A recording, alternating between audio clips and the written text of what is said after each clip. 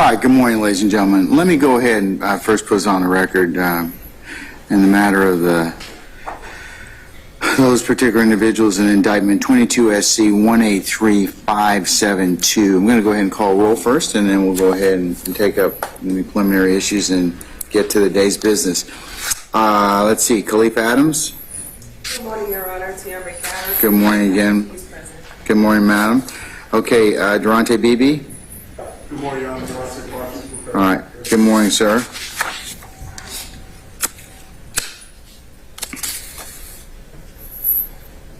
All right, Damone, I should say Blaylock. Good morning, Your Honor. Mr. Hill, good morning, sir. All right. Jeffrey Williams and Mr. Adams, good morning. Hello, sir. Come on, we're All here. right. We're present here. Kadarius Dorsey. Good morning, I'm Sunny Chad. I'm here some guys. Good morning, sir. All right, Christian Eppinger. Good morning, Mr. Johnson. All right, Miles Farley and Mr. Meneas. Good morning, gentlemen. All right, Javon Fleetwood. Good morning, sir. Marcavius Huey. Good morning, Mr. Matthews. DeMonte Kendrick. Good morning, Mr. Weinstein. Demise McMullen. President. Good morning, sir. Tencurius Mender. Ms. Fagan, good morning.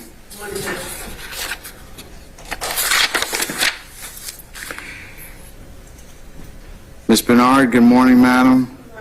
Good morning, Mr. Myrick. Good morning, Mr. Harvey. Good morning, Mr. Nichols. morning, Misty Williams, and good morning, Mr. Ryan. Good morning. Good morning, Mr. Wright and Mr. Sledge. Ms. Gladden, good morning. Mr. Stevens. Mr. Botts and Mr. Sharp. Good morning, gentlemen, and good morning, Mr. Stillwell. Good morning. Where's Mr. Hoover? Right There you are. Oh, you changed positions. All right. Good morning. Good morning, Mr. Hoover. Good morning, Mr. Sumlin. All right, and let's see. I think that's it. I think I've accounted for everyone. Who? Oh, did I miss Mr. Garlington?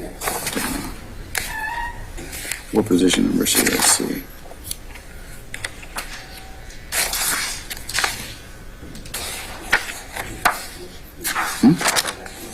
Yeah, I probably skipped. Hold on, let me just see. I get both of them.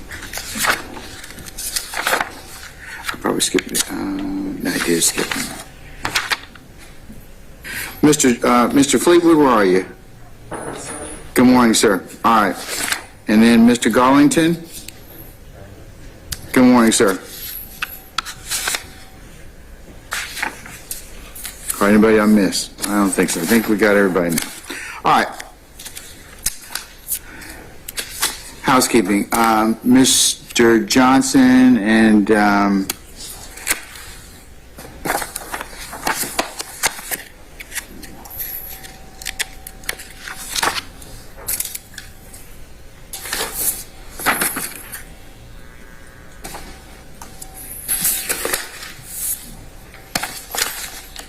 Ms. Rosenwasser, I understand that you have come to an agreement to and would like me to sign an order to dismiss count 35.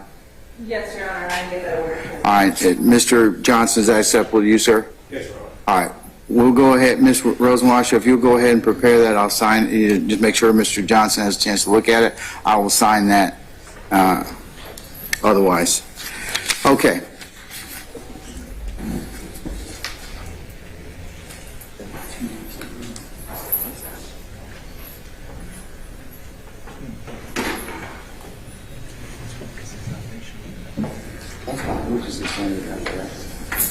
Just check that out.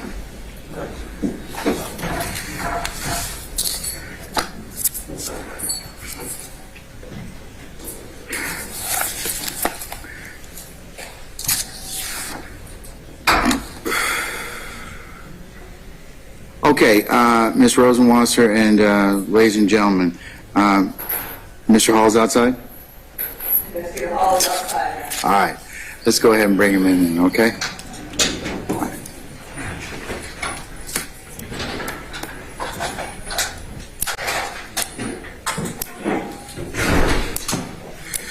Investigator Hall, good morning. I'm Judge Glanville. If you could go ahead and please approach the witness stand. Once you get there, if you'd be so kind to turn and face Deputy Lieutenant Gibson to be sworn as a witness, please. Raise your right hand. You swear to affirm the testimony to the court, the truth, the whole truth, and nothing but the truth, so help you. Take a seat. Quentin Hall. Spell. Can you spell your first name for us, sir? Quinton. Hall, common spelling? Yes, sir. Okay. Thank you. Is the witness's microphone on? Testing. Can you hear me? Yes. it's on. Thank you. Investigator Hall, what is your current position? I'm a gang investigator at the Cobb County Jail. And how long have you been at that position? 3 years. Do you have any previous law enforcement experience? I was detention officer for the sheriff's office as well before I became an investigator. And how long were you a detention officer? Since 2014. Okay. Does your current job or any of your past jobs involve investigating gang members or classifying gang members at the jail? My current job. Can you explain your duties in relation to gang members in your current job? I interview and classify inmates at the jail. I also investigate incidents at the jail that may or may not be gang related. And when you say classify inmates, can you explain that? I interview and see if they are or not gang members. And why is it important to find out whether or not an inmate is a gang member? as for the safety and security of the jail, individuals in the jail, inmates, and sometimes the gang members themselves. Okay. Have you taken any training classes in gangs? Yes. Can you tell me what trainings you've done? I took a gang investigator certification course through the GGIA, the Georgia Gang Investigator Association, in 2021. I've been to the GGIA gang conferences in 2021 and 2022. I took a gang identification and recognition course through GIPSTIC 2022. I took a basic gang class in the Cobb County Sheriff's Office in 2016.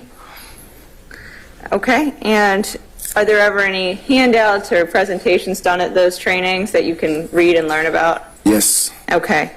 And have you read anything about classifying gang members or had that presented to you at the trainings? Yes, I read things on identifying gang members. Okay. And what work did you need to do to become a gang investigator at the DeKalb County Sheriff's Office? I had to work in the jail for a certain amount of years to get gang experience to become an investigator. Can you explain how working at the jail gave you that gang experience? Being around the inmates every day, basically, and being around their everyday movements. Okay.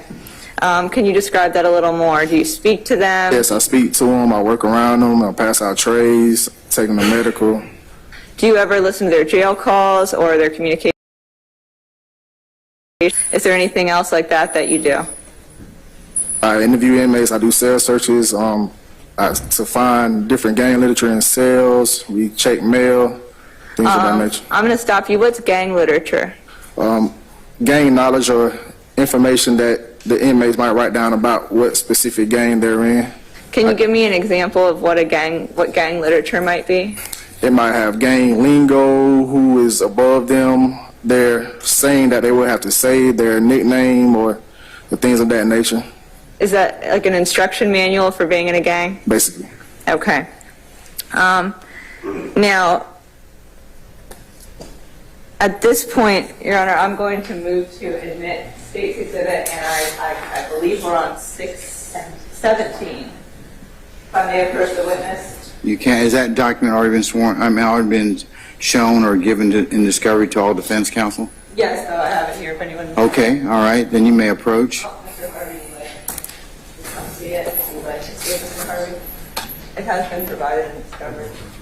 Absolutely.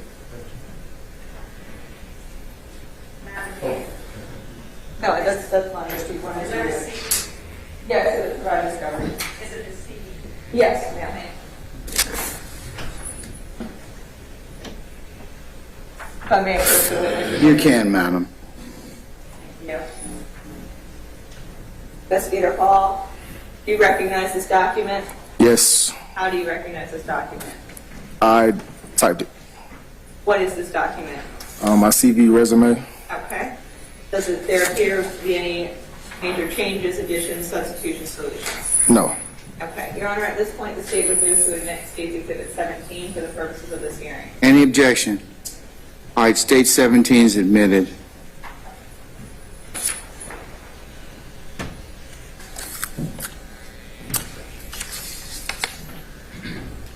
Investigator Hall, and if you need to refer to your CV, I can bring it back to you. Do you know about how many hours of gang training you've had? Would it help me to, would your recollection be refreshed with your CV? Thank you. I may, Your Honor. You may.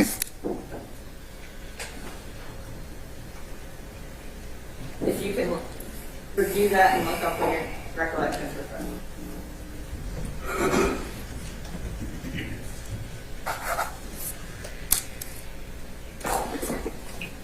It would be over 100 hours. So, I'm sorry, I gotta repeat it. Is your recollection refreshed? Yes, Okay.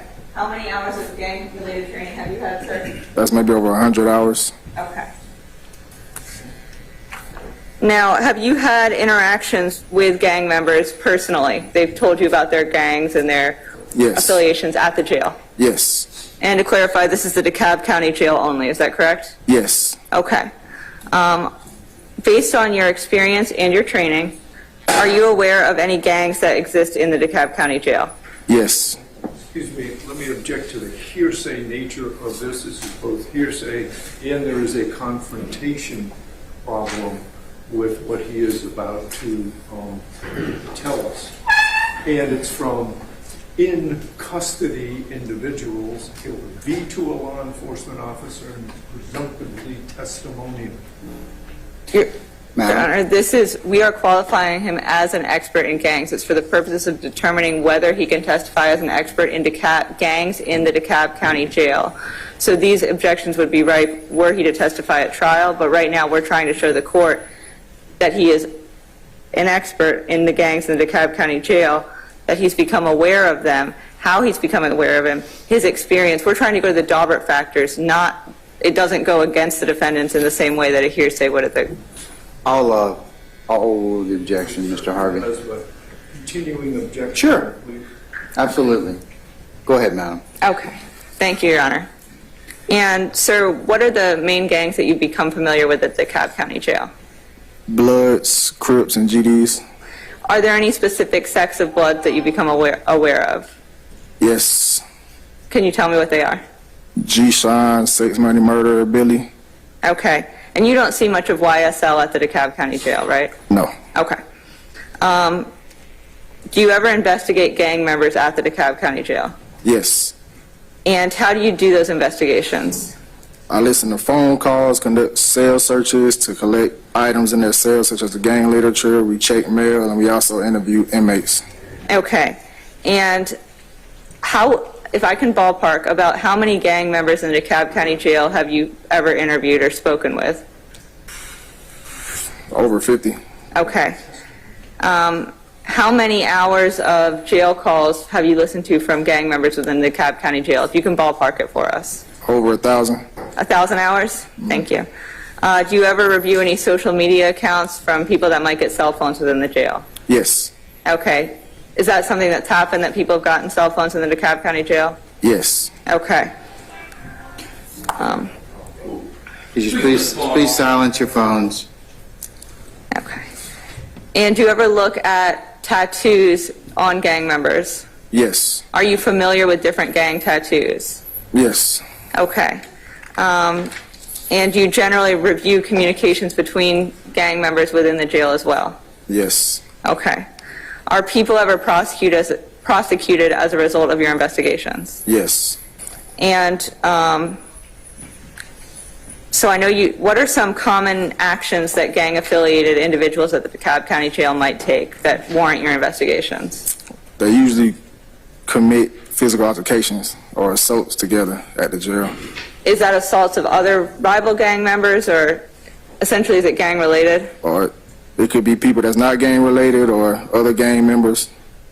So I guess if I'm understanding is that gang members, if put together, may assault others. Yes. Is that a lot of the bulk of your investigations? Yes. Okay. Now, were you trained how to identify and classify inmates at the DeKalb County Jail that are gang members? Yes. Okay. How were you trained? Can you describe that? We were trained to conduct the interviews to look for certain tattoos that might be an identifier, listening to phone calls, conducting our cell searches, trying to find gang literature in their cells. Okay. And was that a specific method, or that was just general ways that you were taught to identify them? Just general ways that I was taught. Are there certain identifiers that you're trained to look for, and be as specific as you can? Yes. Through literature, it might be purposeful misspelling where they're crossing out a C and replacing with a B. Through phone calls, they might replace the C's with B's, or tattoos, it might be a 5-pointed star with a B inside it or a flaming B. It just depends on the person. Is that all for one type of gang that you discussed? Yes. What gang is that? Bloods. Okay. And do other police forces or agencies attend the trainings that you went to as well? Yes. Okay. Now, I know you said you were particularly aware of the Bloods gang at the DeKalb County Jail. Yes. Are you aware of the Sex Money Murder gang at the DeKalb County Jail? Yes. Have you ever classified inmates as being members of the Sex Money Murder gang? Yes. What are ways that you have classified, what are certain indicators if you're classifying someone as a Sex Money Murder member? They might have a tattoo that says Pete Boy, is reference to Pistol Pete, who's over the Sex Money Murder Bloods. They might have something that says Blazer, where that's part of a saying of them, or we might find also gang literature in their cells where it just flat out says Sex Money Murder. Okay. Now, are you aware of have you had interactions with sex money murder members at the DeKalb County Jail? Yes. Okay. Ballpark about how many members have you spoken with or associates? Maybe over 20. Okay. And are you aware if there's any leadership positions within the sex money murder gang at the DeKalb County Jail? Yes. Okay. And how have you determined who might be a leader of the sex money murder organization at the DeKalb County Jail? Through phone calls that the inmates make. Can you kind of describe what might be in those phone calls to lead you to your conclusions? You might hear inmates say whoever the person is running things as far as murder in the jail. Okay, so when you say running things as far as murder in the jail, what does that phrase mean to a layperson that might not understand that? That they're the person that they have to answer to before anything happens in the jail. As far as the gang. Okay. So if I'm understanding, before someone is harmed in the jail, they have to go to a leadership position and confirm? Yes. Has that been your understanding from your past investigations? Yes. Okay. Now, I also want to ask you, before you became a gang investigator, were you aware of any of this stuff we've talked about today? Was this something you just knew about? Or have you learned I knew about of it? basic gang knowledge, but I learned through experience of being an investigator. Okay. So there's certain things that you've learned through your training and experience that someone else might not know. Is that fair to say? Yes. What are some of the specific things that you've learned that somebody off the street or me who isn't a gang investigator might not know immediately? The lingo, some of the numbers that they might use, like 27 might stand for BG, which is blood gang, or just some of the lingo that they might say to try to throw people off. What's examples of lingo? So you said 27 and 27 would be blood gang for certain people, or they might say change the C or B, or it'd be like I'm bull, or something, or instead of cat, bat. That is something of that nature. okay. Now, are you aware of an individual by the name of Cordarius Dorsey? Yes. Was he an inmate at the DeKalb County Jail? Yes. Were you able to determine his position were you able to classify him when he was at the DeKalb County Jail? I didn't do his classification, but he was classified at the jail. What was he classified as? Sex, money, murder, blood. Okay, and were you aware of his status within that organization at the jail? Yes. What was that status? We heard through phone calls that Mr. Dorsey was over the sex, money, murder, bloods at the jail at one point in time. Okay, does that mean he was in a leadership position? Yes. Okay. Now, how do you know, beyond just what you find in their cells, if someone's associated with sex, money, murder at the DeKalb County Jail? Through phone calls, through their interviews of them saying, and just investigating through phone calls. Okay. Now, how might gang-affiliated inmates show support for one another within the jail? It could be putting money on phones or their commissary. And when you say putting money on, what does that mean? Putting money on their accounts. Okay. Is that a way to show allegiance or affiliation with a gang? It could possibly be. Okay. And have you also investigated any conflicts within the gangs between the gangs at the DeKalb County Jail? Yes. Okay. And what sort of things might happen when there's a conflict between gang members at the DeKalb County Jail? Physical altercations. Okay. And is that when you become involved as the gang investigator? Yes. Okay. Is there anything that I haven't asked you about your job that goes into your classifications that you might notice, indicators, anything like that? No. Okay. Your Honor, at this point, the state would move to tender Investigator Hall specifically as an expert in gang classification at the DeKalb County Jail. You said gang classification? At the DeKalb At County DeKalb Jail. County Jail? Yes.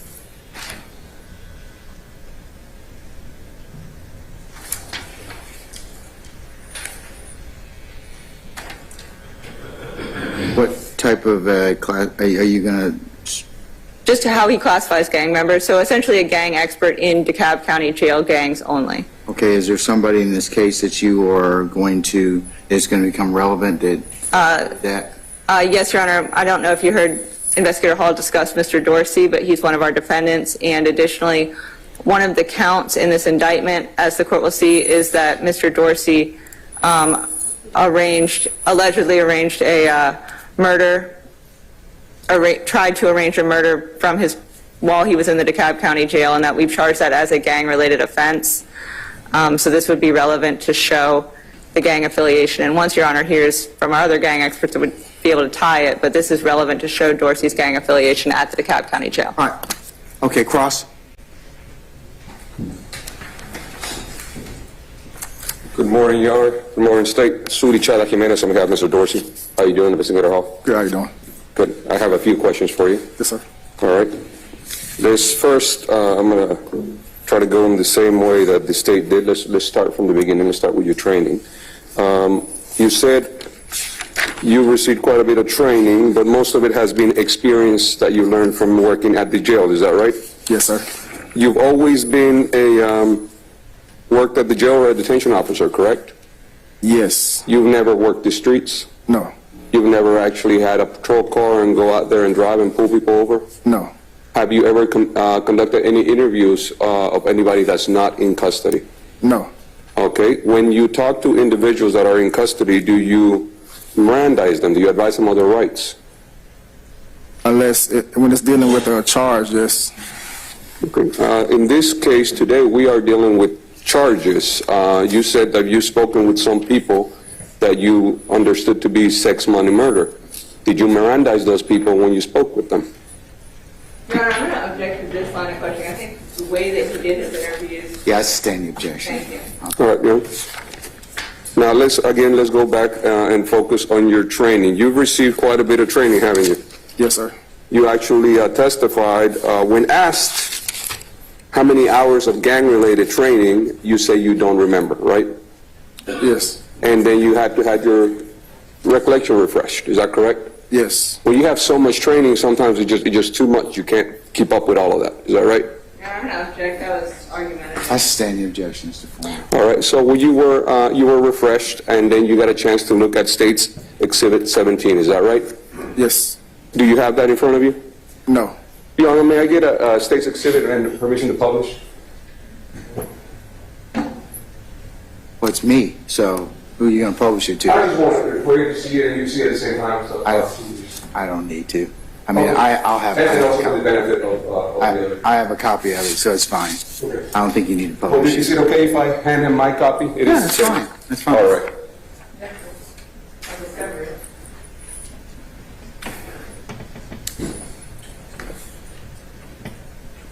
You testified that you have, after refreshing recollection, you testified you have had over 100 hours of training. Is that right? Yes. You want to do a little math with me? Yes. All right. Can you please tell me, according to your resume, you received gang basics in DeKalb County Sheriff's Office on October 2016. Is that correct? Yes. How many hours was that? 8 hours. Okay.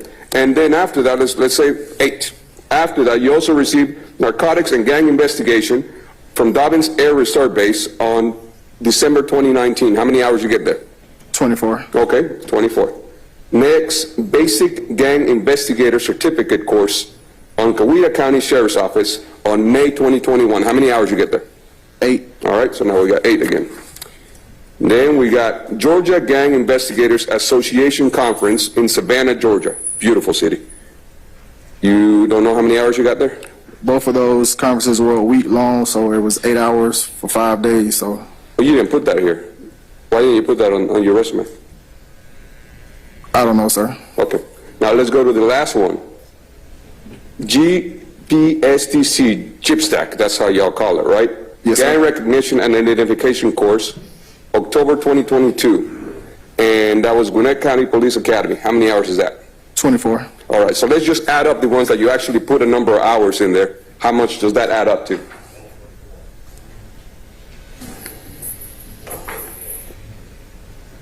I don't think the math test is for you, Mr. Johnson, okay? Just want to help you out, okay? About 66 hours. 66 hours. Would it surprise you to know that actually 8 plus 8 plus 24 plus 24 is 64? 64. Okay, but you said 66. Your Honor, No. I'm going to object. Whether he can do math is not relevant to whether he's a gang expert. No, this is going towards his credibility. I mean, he testified after being refreshed. You know what, you can cross him at trial in regards to that, but could you stick with the Daubert issues, or, Yes, Your Honor. okay, thank you. Just want to ask, is 64 greater or less than 100? Let's move on, Mr. Jimenez. So you received over 100 hours of training, according to you. Most of that training has been pretty recent, hasn't it? Yes. You claim that you've had a chance to talk to a Cordarius Dorsey, is that right? Yes, I didn't do his classification, but his classification was done at the jail. So you said you didn't know his classification, is that right? I didn't do his classification, but his classification is in our files. Okay, so why are you here if you are not the one that did the classification? I'm here for the expertise of the gangs in the DeKalb County Jail. Okay, so as far as you know, you were just given a paper that says that he is sex money murderer, is that right? Yes, it's documented as Okay. a sex murder. Who wrote this document classifying Mr. Dorsey as sex money murder? An investigator that was on a unit at the time. And what is that name? Investigator name was Smith, Taylor Smith. Taylor Smith. Does he Yes. know, is he still working with the cab office? No, And Taylor Smith, according to your knowledge of your business records, is the one that had a chance to interview Mr. Dorsey? yes, Did you ever interview Mr. Dorsey? no, Okay. So all you know is from we're lawyers, a business record that somebody gave it to you, right? yes. Now, I'm going to show you what I will mark as, hold on.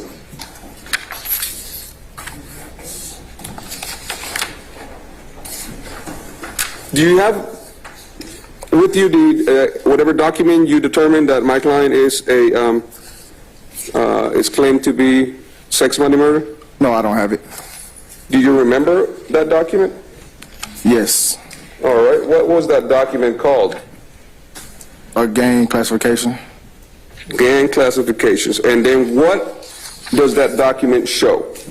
It shows tattoos, it has basic information of the individual, and it also has a narrative that the person who classified the inmate wrote or typed. Did that document that you reviewed, where you determined that someone else has classified Mr. Dorsey as sex money murderer, did that document have any information about the interview that was conducted? Yes, Okay, and in that interview, do you remember what questions were asked? no, Okay. What type of questions would be asked to determine if somebody is or is not in a gang? usually they would just ask the person, are you in a gang? And according to your memory, did Mr. Dorsey answer in the affirmative to that question? Yes, He did. And what did, according to your memory, what did he answer? he stated he was a sex murder blood. Okay. And again, this is a documented record that has been given to the state, is that right? Yes, Okay, so we should have a copy of that somewhere. yes. Okay. Now, in that document, other than, hello, Mr. Inmate, what is your affiliation? What else do they ask them? Basic information as name, date of birth, address, social security, things of that nature. Let me make my question a little more specific. Other than, hey, Mr. Inmate, what are you affiliated with? What other questions are asked that would trigger you making a decision as to whether or not somebody's affiliated with a gang? No other question besides if they are in the gang. Okay? So just to clarify, are you in a gang? Yes or no? And then what's your name, what's your birthday, what's your social? Yes, sir. Now you want to know their basic information, birthday, social, and all that, so you can keep track of them, is that right? No, Well, why are you asking for their social then? You're trying to get a gift card? that's just part of the process of the classification. But processes have a reason. What is the reason for that process? Your Honor, he already answered that he doesn't have a reason for that as part of the I sustain the objection. All right. Now, do you also do their fingerprints? No, All right. Someone else takes their fingerprints, is that right? yes, All right. Does the person taking the fingerprints, do you consider them an expert in fingerprints? Yes, I would. Okay. Now, after having this interview with, I guess you said Mr. Smith, Investigator Smith had this interview, and then the main reason he decided to classify Mr. Dorsey as sex, money, murder is because he said, yes, I am. Is that right? Yes, along with the tattoos or the picture of the tattoos that she took. Are these interviews recorded? No. So it is just what the officer remembers, and we got to take her word for it. Yes. Now, let me correct, actually, we don't have to take her word for it because she's not here. We have to take your word that she did that. Is that right? Yes. All right. Now, you were asked on multiple occasions, what do you do to classify somebody? And if I remember correctly, you kept answering, we look at literature, we search the cells, and we listen to jail calls. Is that right? Yes. All right. Now, when you look at literature, specific to Mr. Dorsey, what literature did you find in his possession? I didn't find any literature in his possession. I'm sorry? I didn't find any literature from Mr. Dorsey. Okay. Now, sometimes there's multiple steps because you want to corroborate, right? Yes. I mean, somebody can tell you, I am Billy, but they're really not. They are hypothetical. They might say, I am Billy, but they're not. They might be a gangster disciple, but they want to be placed with the Billies because maybe they have a reason to go in there and take care of something. Is that right? Yes, that could happen. People lie to you. Is that right? Yes. Okay. So then once you hear something, you go and you look for more information.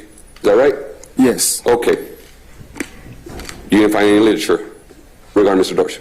No. Now, what are the identifiers of sex, money, murder? You might see a tattoo with a SMM. They might have a Portland Trailblazer symbol on them, or a blazer, or they might show two guns or have two guns, or you might see the word two guns. Okay. And once you have a tattoo, it's forever, isn't it? Yes. All right. And is gang membership eternal? Are you a gang member forever? Yes. Okay. So once you're in one gang, you can't shift gangs. You can, You just told me that you're in a gang forever. How are you going to do that? but it's still considered a gang. Oh, okay, okay. Part of your training, am I right, is that they tell you to also consult with other agencies, correct? Yes. Because what you're doing is you're gathering intelligence, is that right? Yes. And you don't want to have just the intelligence of a small circle of information, right? Yes. Okay. What agencies do you consult on a regular basis? The Cobb County Police Department and Department of Corrections. All right, but that's still just the same group of people you're dealing with, right? Yes. Do you ever go out and consult with the investigators in Troup County? No, I haven't. Now, Troup County has a very big gang problem, don't they? I don't know. We're not qualifying this. I sustain the objection. So today, you're here to tell us that the only thing you only know stuff at the jail. All right. Yes. All right. DeKalb County. At the DeKalb County Jail, Yes. which is a different county than the county we're in today. Yes.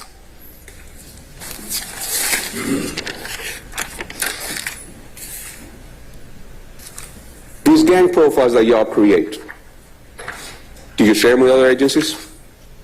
If they ask for them, yes. Okay. Have you looked into gang profiles of other agencies for the same individuals? I have asked for DeKalb County for this individual we're speaking of today. Okay. You had asked, and what did you get as a result of you asking that? I got a gang profile from that department, For what department? DeKalb County. When did you get that? I don't recall the actual date. Was it like a few weeks ago, a few months ago? No, it was months ago. Months ago, okay. But you are DeKalb County, though. Yes. All right. So I'm confused. You being DeKalb County, you asked for DeKalb County's Yes, the Carroll County Police Department has their own separate gang unit. Okay, and who is in that gang unit? Different police officer detectives. All right, who's the detective you spoke with about my client, Mr. Dorsey? I can't recall his name. Okay.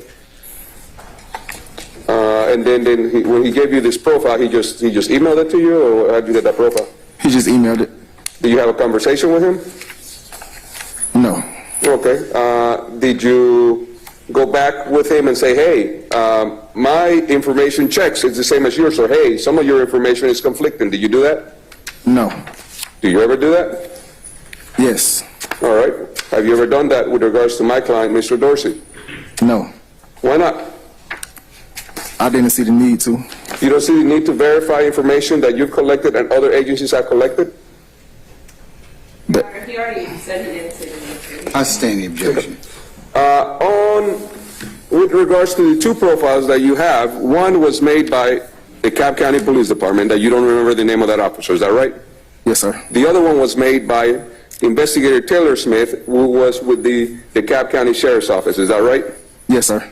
Tell me a little about those profiles. Are they both the exact same, or do they differ in some ways, and in what ways? No, they'll be different. The cab police will probably have more narratives of what they occur on with the individual on the street.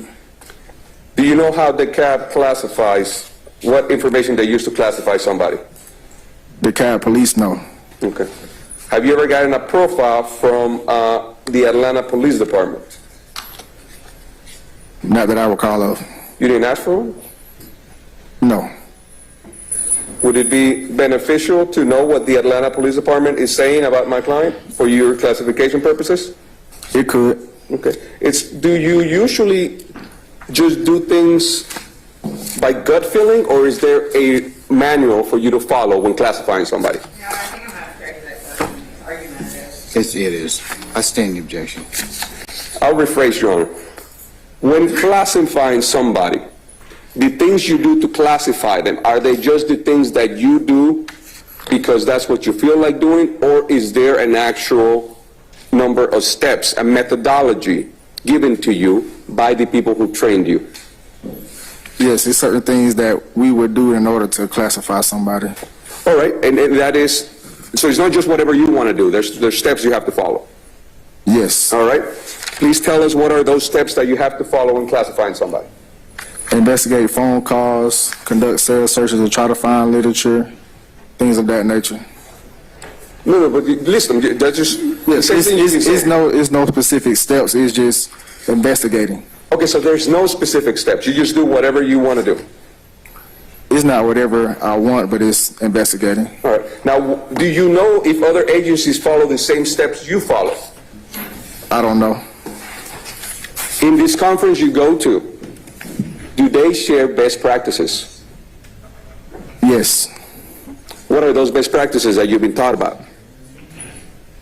Well, as the agency, it's a lot of police departments, so their practices wouldn't be the same as mine in the sheriff's office. Do you know what best practices means? Any practice that benefits you the most? Huh? Did you ever go to this conference? You're going there to learn, is that right? Yes. And as you're going there to learn, what did you gain from it? What did you decide, I'm going to start doing that because I like the way they do it? Definitely phone calls. Definitely phone calls. So you weren't doing phone calls before? I was. Okay. Have you ever learned anything new from this conference you go to? Yes. What? Just how to prosecute different cases or bring about charges for different cases. Okay. And you talked about that. You talked about part of your duties are to investigate and later prosecute. How many cases have you prosecuted as a result of your gang investigations?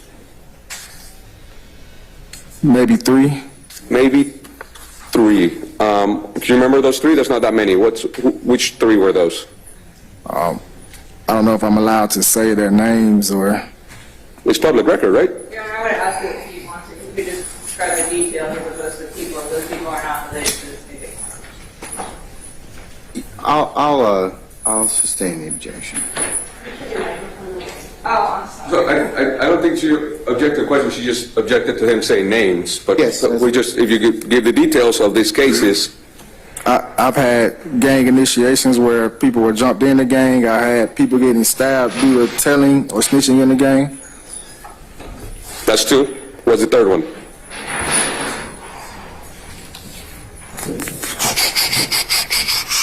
It's pretty much the same. Usually jumping and physical altercations for the same. I maybe had another one where it was a physical altercation. Okay. None of those involved Mr. Dorsey, did they? No. Okay. What gangs were involved in those that you prosecuted? Bloods. Blood's a very general term, isn't it? Yes. Okay, which bloods? G-Shine, sex, money, murder. Okay. Now, you said that you determine leadership in part based on phone calls. Is that right? Yes, sir. Because when people want to do something, they have to get permission from leadership. Is that right? Yes, sir. You made a very big claim that my client, Mr. Dorsey, is sex, money, murder leadership. Is that right? I did hear that at one point in time, yes. You heard that at one point in time. When did you hear that? Months or maybe a year ago. A year ago? Mm-hmm. What did you hear? We heard that Mr. Dorsey was over the sex, money, murder, bloods over the jail. Is that what you heard somebody on the phone saying? Mr. Cordarius Dorsey is the chief executive officer of sex, money, murder. Is that what you heard? Not in those words. Okay, well, then tell me what the words were. The words were, yeah, his nickname, Juicy Boy Polo, he's running things in here. Okay, who was in that phone call? I don't recall the name. Do you have that phone call saved? I don't know. So you don't know who was in the phone call, and you didn't even save the phone call. I could have said, I just don't remember if I did. You guys have the capability of saving calls. Yes. Right. Now, I guess you don't have more information about that, so let's move on. Sometimes in calls, you determine somebody is leadership because they need to give the blessing for something to happen. Is that right? Yes. They need to approve a murder. Is that right? Yes. More specifically, I think you said that they need to approve the murders that happen at the DeKalb County Jail. Is that right? Well, sometimes assaults, yes. Okay.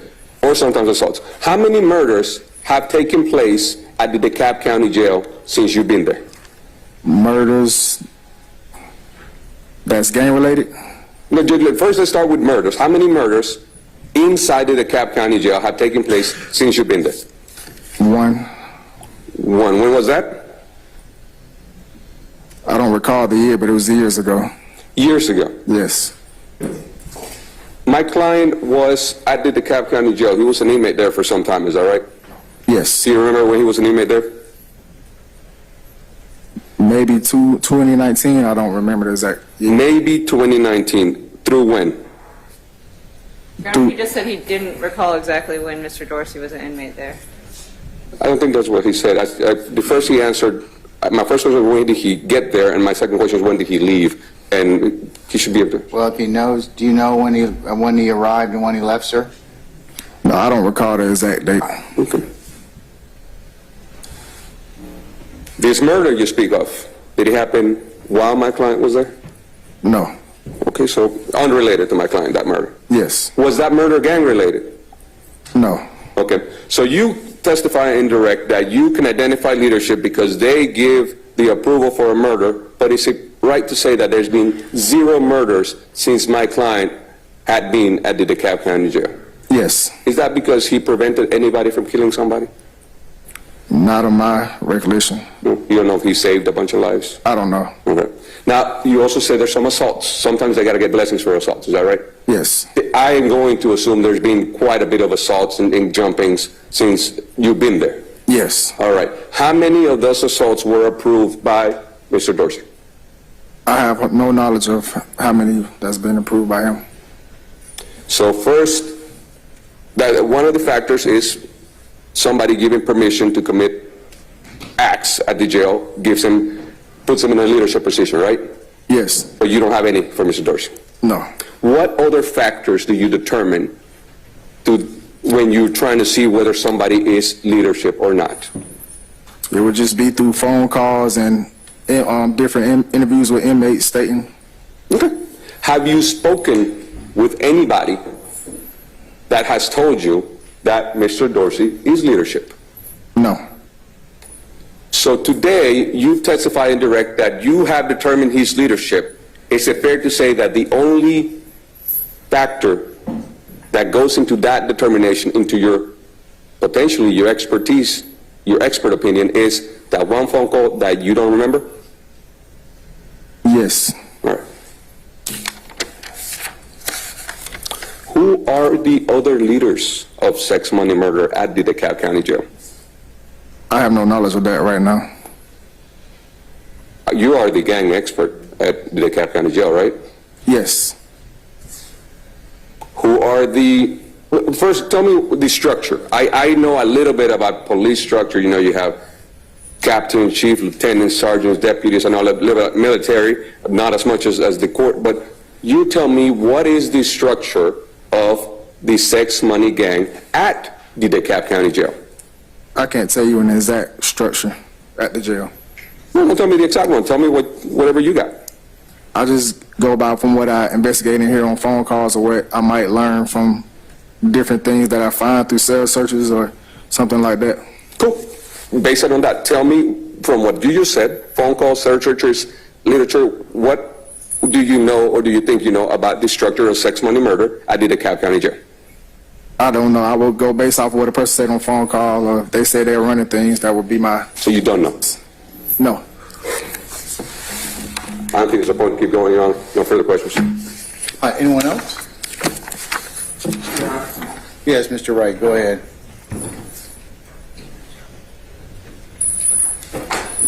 Good to be back up here. Hello, sir. Quick question. In DeKalb County, you said you're not familiar with YSL, correct? Yes. As in correct, you're not. I'm not familiar yet. Okay. And you're not familiar, well, I think you said Billy's, correct? You know them. I know them. And sex, money, murder, correct? Yes. And these are all separate gangs, correct? Separate gangs under the blood gang. Okay. But as far as you know, does YSL, is it just some sort of conglomerate, some big group that everyone gets to belong to? Is Your Honor, I'd object. We're not trying to qualify him at all in YSL. I sustain the objection. going to speak on YSL. And your familiarity, or I think it's about 2 to 3 years back that you started your training? Yes. Okay. So you wouldn't know anything going on back in 2015 related to gang activity, correct? Yes. Okay. Thank you. Anyone else? Just one or two questions, Judge. Well, just a few One or two? Just a few questions. Okay, oh. So you've learned, you got the Menendez method, huh? Is that exactly. right? Okay, all right. All right. Investigator Hall, I heard you use the word prosecute, that you have assisted or you've prosecuted at least, not at least, you said 3 cases, gang cases at the DeKalb County Jail. Is that correct? Yes. Does prosecute mean that you testified in court in regards to those cases? I've done hearings, but I haven't been to actual trial for the cases yet. Okay, you've never been called as a witness at a trial of a case involving any sort of gang activity at the DeKalb County Jail? Yes. You have never been qualified as an expert, is that correct?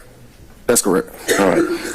And in regards to your duties at the jail, you classify individuals at the jail. That's what you testified to, right? Yes. And that is based upon a variety of different information that you get. You can get it from a hearsay statement of another officer, correct? Yes. You can get it from a document, or your duties can get that information from a document prepared by somebody else, correct? Yes. That you have no personal knowledge of yourself, right? Yes. You can get that from a phone call that you might listen to, correct? Yes. Just a phone call like anybody else could listen to, correct? Well, they would have to have the rights to listen to them in the jail, but yeah. Sure, but I mean, if hypothetically a phone call is made at the jail and it's provided to, let's say, me in discovery, I can listen to that same phone call and get the same information that you get from that phone call, right? Yes. Okay.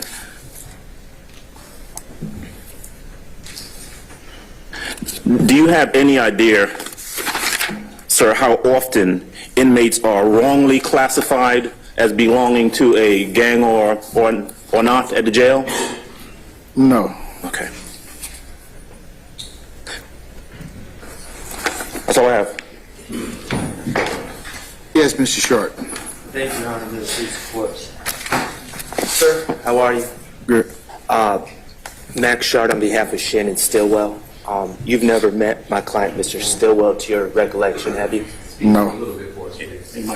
You've never met my client, Mr. Stillwell, to your recollection, have you? I never met him. Okay. I just want to talk to you. I'm not going to ask you anything about Cordarius Dorsey. I just want to talk about your methodologies. When Attorney Jimenez asked the steps you followed, you spoke about listening to phone calls and looking for gang literature, correct? Yes. Okay.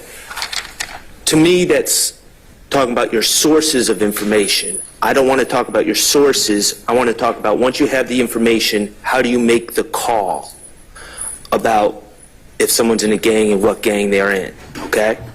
Okay. All right. So, you've attended conferences? Yes. Okay. To your understanding, as a gang, you would consider yourself a gang investigator, correct? Yes. Okay. To your understanding as a gang investigator, is there a universal classification system used across the United States? I wouldn't say universal. I don't know the other agencies' practices involving their classification. Well, do they teach a certain classification system at the conferences that you attend? No. Okay. Are there a specific list of factors that you have been taught to consider before you determine if someone is in a gang or what gang? Yeah, it would be based on investigating. I understand that you investigate, but after you're done with investigations and have compiled all your information, do you have a set of factors that you consider to determine if someone is in a gang or not, and if so, what gang? It would be based off what they give us or what we find. If I'm understanding the question right. Well, you indicated that if someone says, I'm in so-and-so gang, when you talk to them, you might consider that in making a determination if they're in a gang. Yeah, I would consider it, but I wouldn't just base it off that one statement alone. Okay, so you would find it to be incorrect methodology to identify someone as a member of a specific gang based solely on self-admission. Solely off self-admission, I would say it needs to be more investigating to find out if it's true. Okay, so as an expert in gang investigations, basing it solely off of self-admission would be incorrect. No, but I would say that you need to investigate more, find out more things to prove that that person is part of that gang. Right, so it'd be incorrect to base it solely on self-admission. Okay. What other factors as a gang investigator do you consider? Tattoos, the gang literature, as far as the jail, what we find, maybe statements by the person. The person being the person you're investigating? Yes. Okay.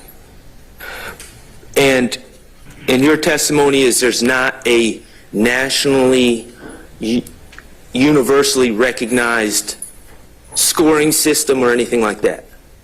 No, not universally recognized. How about in Georgia? Is there a Georgia universally recognized scoring system?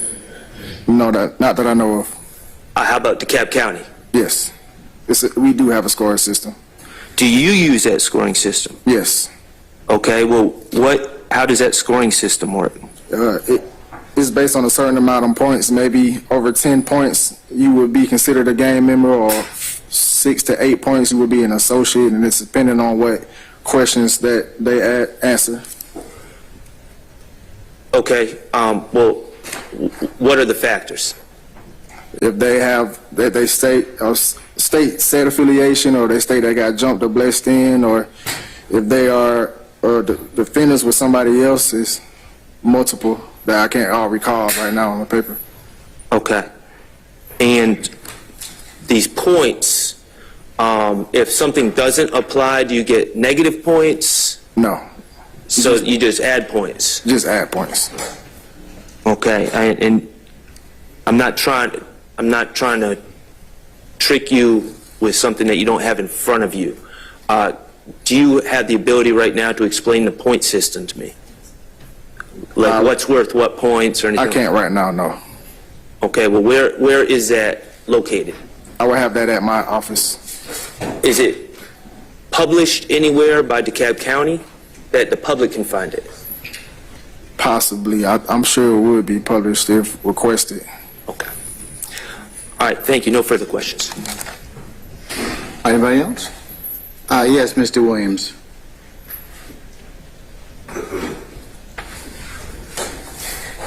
Good morning, Angela D. Williams for Mr. Ryan. You're aware that people join gangs for safety? Yes. Do you classify someone who joins a jail for safety? Yes, we will stick. Do you know? Basis. I'd ask to clarify, she said, do you, she asked about people who join a jail for safety? I don't know if that was just a... Well, yeah, why don't you, I'll stand this form, Mr. Williams, why don't you rephrase that? Okay, do people join gangs in jail for safety? Sometimes, yes. Do you classify somebody who's in jail who joins a gang for safety? Yes, we will still classify. And do inmates get tattoos in jail after they've been through intake? Yes. Okay, nothing else. Thank you. All right, anyone else? Yes, Your Honor, short briefly. Well, I guess I should say less than 100 questions, Your Honor. Oh, So I just have to figure something out. Are you a gang expert?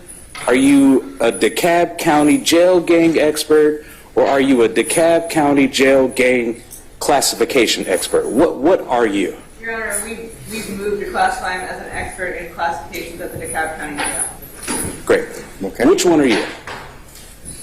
I'm the DeKalb County expert in classifying at the jail. Okay, so it's just classifying gang members Yes. At the DeKalb. At the at the DeKalb County Jail. Okay.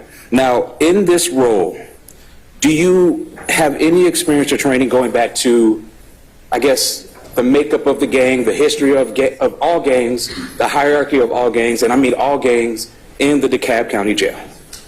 It would be based on what I find and what I investigate in the jail. So, well, your training isn't based off of what you find and investigate. My question was, from your training, do you get that information to go into At what you're finding? some trainings, yes. Okay, so tell me about that. What type of trainings do you get with the background, the history, the hierarchy of gangs that you've been trained to help you do your job? I haven't been trained. Well, the trainings I've been to, it doesn't go into the hierarchies, but it goes to basically identifying and recognizing.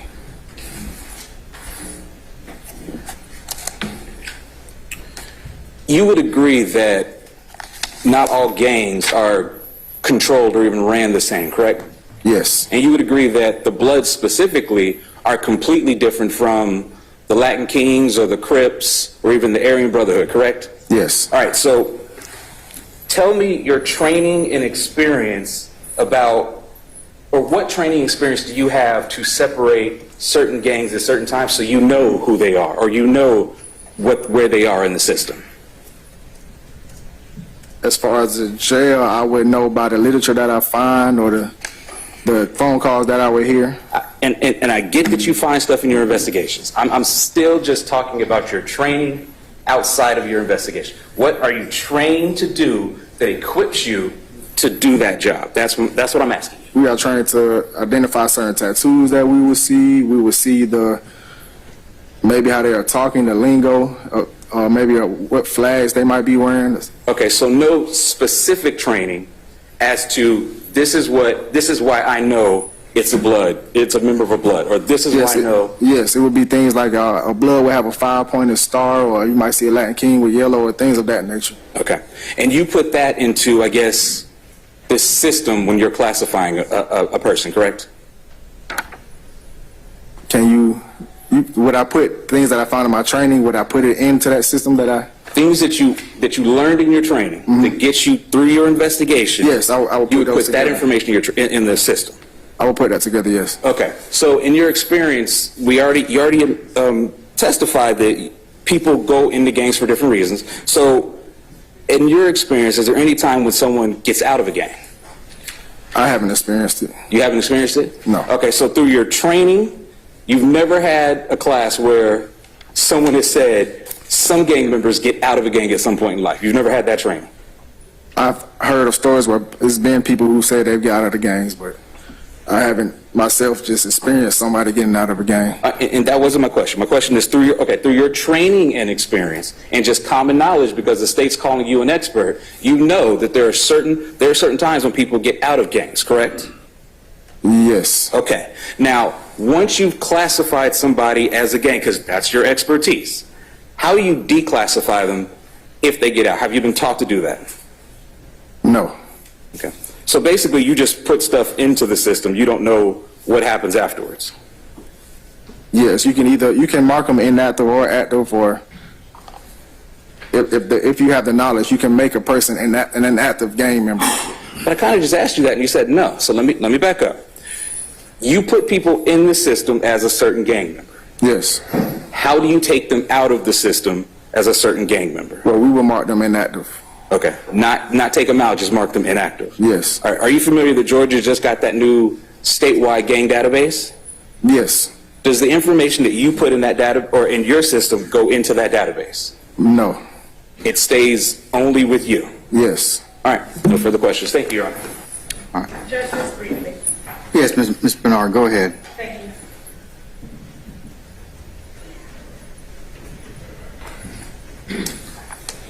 Gina Bernard for Jaden Myrick. Good morning, investigator. How are you? Good, how you doing? So you are aware that when somebody gets arrested in DeKalb County, they go to first appearance, correct? Yes. And when they're at first appearance, every single person that comes in and is arrested is represented by, gets a public defender and is represented by a public defender, correct? Yes. And your interviews of these individuals comes after first appearance or before? Usually after. Okay, so you are interviewing people without their attorneys being present, is that correct? Yes. And you're not Mirandizing them either? I've already objected to this line of questioning the different attorneys. I stay in the objection. Thank you, that's all that I have. Thank you. All right, anybody else? Okay.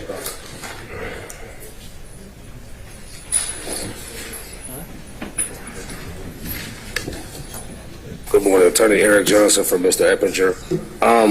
Just had a few questions to ask you. You stated on your examination earlier that majority of your information regarding this classifications come. Use the microphone. Sorry, Your Honor. All right. I'm kind of tall. But you stated on your examination that majority of your, I guess, expertise comes from listening to jail calls, correct? Yes. And also from reading stuff that you might see in someone's cell, correct? Yes. So with these jail calls, you have no way of determining the veracity of anyone that's on the phone call, do you? Regarding who's talking? I mean, as far as the truthfulness of what they're saying. No. So basically, you're taking what they're saying and speculating as to what it means, correct? Yes. Okay. Now, when you go into the jail cells and you retrieve the literature, you're speculating as to what that literature means, correct? Yes. Okay, so you don't have any signed statements from anyone saying this is what it means, any sign? No. Nothing like that? No. So basically, majority of the information or the conclusions that you have reached is mere speculation. Objection, argumentative. I stay in the objection. So, I'll rephrase the question, Your Honor. So, is it safe to say that majority of your conclusions are merely your opinions and not based on any particular fact? Well, it'll be based on what I think, the knowledge I gained from what I heard. Right. But in your opinion of that information, correct? Yes. Okay, and it's possible that opinion could be wrong? Yes. Okay, thank you. No further questions. All right. Anybody else, any other defense counsels wish to ask any questions of Mr. Hall? Okay. Argument. Your Honor, permission to redirect briefly?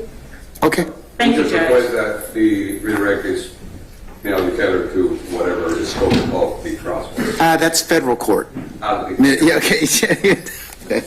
Georgia has no scope, rule, remember? Judge, Okay. I will keep it One to witness, what has been one attorney. Yeah, one witness, one attorney, though, Ms. Love. You're gonna need to let your colleague handle that, though.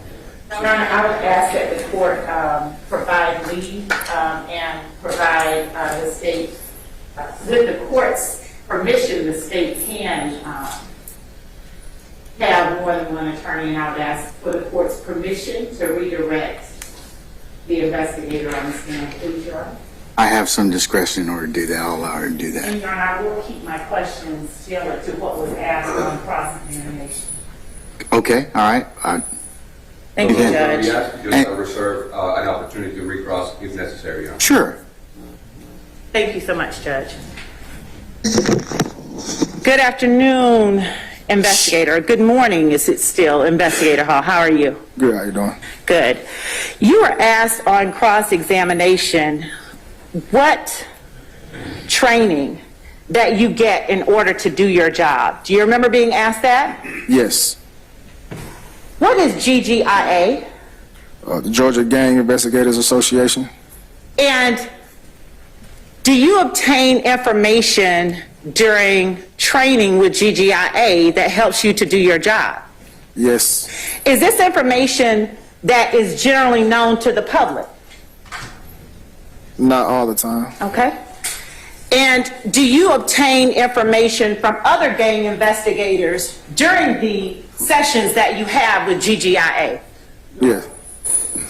Yes. Respectfully, Your Honor, I know Honorable Deputy Attorney Lobo's not here, but ask an answer. Some of the questions were asked by us already. Well, she got here when you all started your examination, your cross, so, and she may have been here a little bit before that, but Ask an answer. Not by me, Your Honor. I'll overrule the objection. Go ahead, ma'am. Thank you.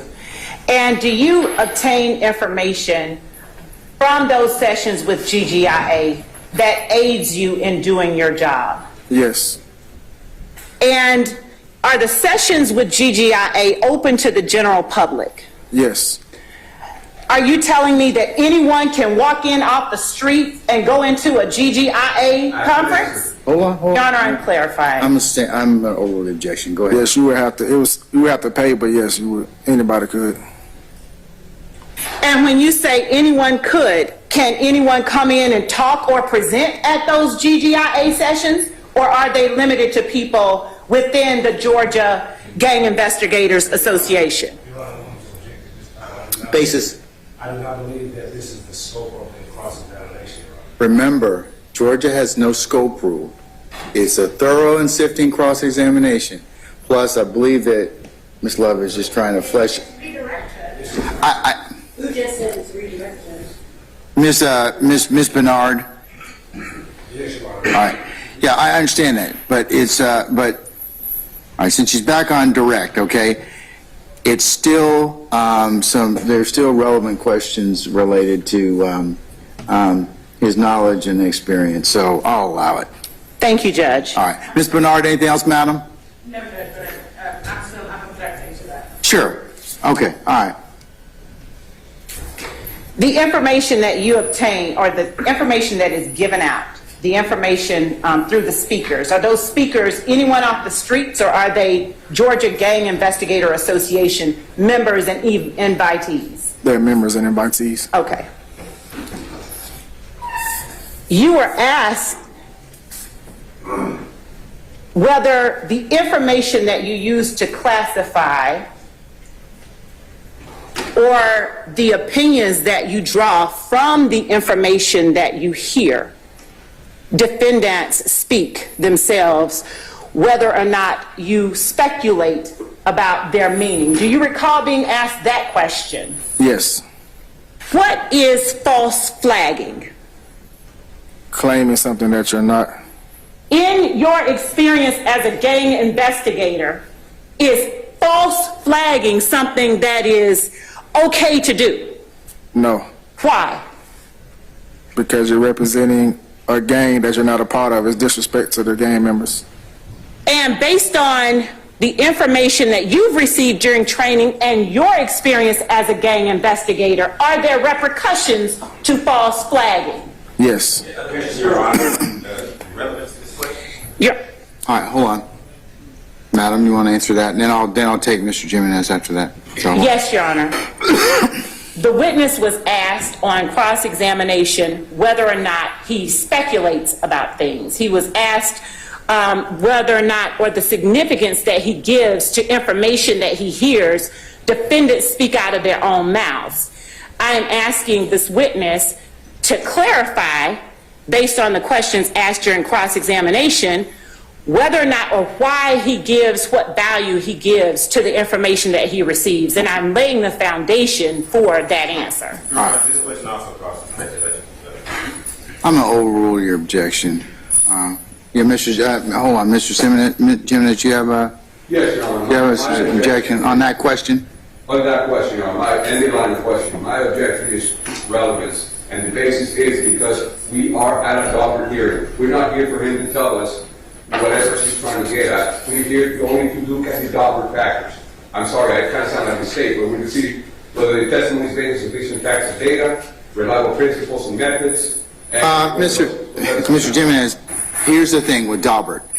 When you're dealing with non-scientific witnesses like he is, the Daubert factors may not apply, but it more so you look at knowledge and experience of the expert rather than a particular methodology. So I have to evaluate some other things. I mean, I'm not supposed to ignore all the factors if there are some other factors that apply, but this pertains more so to knowledge and experience, and she's clarifying some of the things that he brought up during the fleshing out more of the direct. And they're relevant for the court's analysis as a gatekeeping function. Thank you, Your Honor. Hold on. To make it very clear that when we were trying to get into very similar questions, we were objecting over relevance because of Daubert. And that's fine, I understand, but I just want to say that whatever's good for the goose is for the gander. If she can ask, we should also be allowed to ask. If we can't ask, neither should the state. Thank you, Your Honor. All right, well, remember, gatekeeping is different than cross-examination and weight and the jury's issue on credibility. Ms. Bernard? Your Honor, my objection is, in addition to what my colleague indicated and my other colleagues indicated, this is beyond the scope of the redirect. And that is my additional objection. Okay, so noted. Mr. Harvey, did you have a... You just stretching? I just didn't want to ignore you. Okay. And for the record, it's what's sauce for the goose is sauce for the gander. It's the goose-gander rule, which has been adopted by the Georgia Court of Appeals. Too much sauce. All right, okay. Madam, I've overruled all their objections. You can proceed. Thank you, Your Honor. Investigator, would you please tell the court what it is that is, or what are some of the repercussions, rather, of false flagging that you know of based on your training and your experience? Physical assaults or any type of assault. And have you had occasion, through your investigations and through your training, to see evidence of and instances of retaliation based on false flagging? Through my investigation, I haven't had to deal with that. Have you seen it during your conferences with GGIA, during presentations? Have you seen instances of retaliation due to false flagging? Yes. I'm sorry? Hold on. Yes. Hold on. Basis, Mr. Menez. I'm Michael Farley, leading. I suppose to continue to answer. I stay as the form. Thank you. All right. And Your Honor, thank you, Judge. I will ask the court to, once the state does ask a question, the fact that a question contains a yes or no answer, the case law, and I can present it to the court and to Mr. Menendez, is clear that yes or no answers are not leading questions that have yes or no answers. Rather, if I were to ask, isn't it true that X, Y, or Z is a sign of retaliation for false flagging, that may be a leading question, but asking whether or not if, is this a sign of false flagging? Yes or no does not make it a leading question. If I suggest the answer by saying, isn't it true that this is a sign of false flagging? That's a leading question. But asking, is it sunny outside? Because it's a yes or no question does not make it a leading question. If I said, it's sunny outside, isn't it? That would be leading, and I'd ask that. I would rather you just use the who, what, when, where, why, how. I can do that, Judge. Yes, sir. That's a lot easier. Thank you, Okay? Judge. All right. Yes. And during your conferences and during your sessions and training with the GGIA, what type of things or information are you able to obtain that isn't necessarily available to the ordinary public? I'm asking a broader question now. Information on different cases that's been completed and prosecuted, different tattoos from prison gangs, or different maybe videos that they have of altercations or things of that nature. How is it that the training that you receive as a member of GGIA, how is it that you obtain information, if you do, that isn't available to the general public en masse? A lot of the information is available to the general public as far as the basic knowledge of the gangs. What about specific instances of gangs and crimes that are being or still under investigation? Yes. That information available to the general public? No.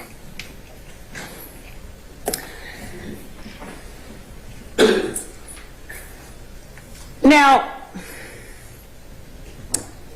you said you work in classification at the DeKalb County Jail?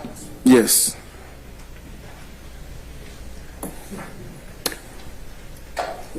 Why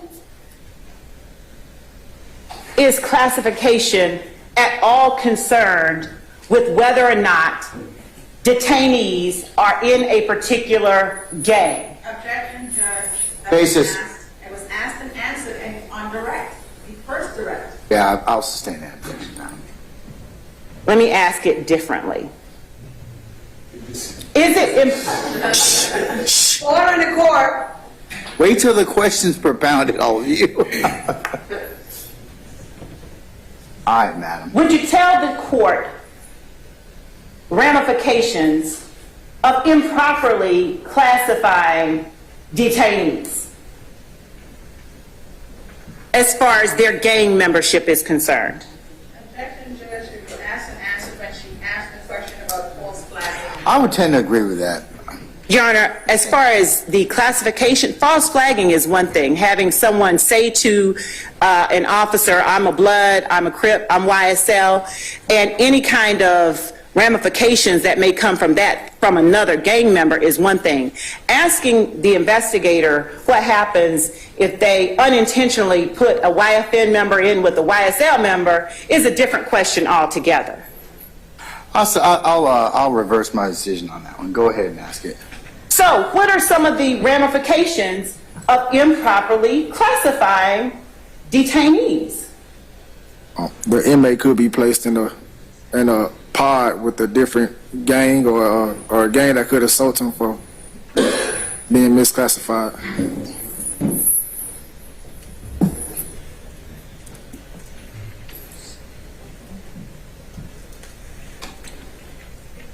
You were asked, I believe, by one of the last counsels for defense that crossed you, several questions regarding whether or not you are speculating when you draw certain conclusions. Do you recall that? Yes. When you make a determination in terms of classification, do you rely solely on information from one source that is not supported by anything else? Objection, Your Honor, that's a leading question. I sustain the objection, Mr. Foreman. I'll ask a different question. Would it be proper to make a classification decision based solely on one thing without any other information? Objection, Your Honor, that's also legal. And that's an answer. I'll sustain it.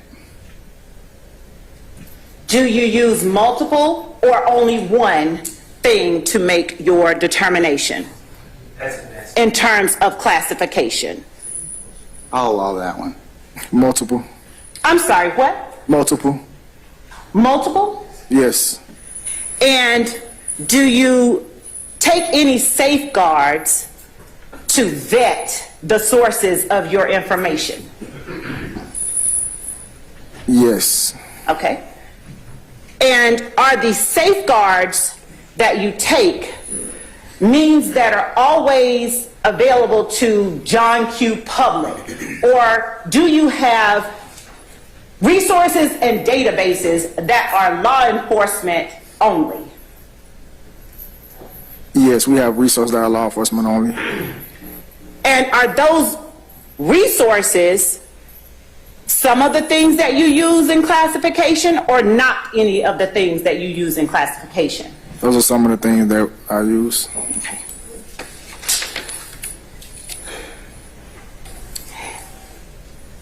To work in classification, did you have to have any specialized training in gang identification, culture, and protocol, or did you not have to have any just to work in classification at the DeKalb County Jail? It was not mandated, but it was highly recommended to have the training. And when you say that it was not mandated, what was mandated in order for you to be an employee in classifications at the DeKalb County Jail?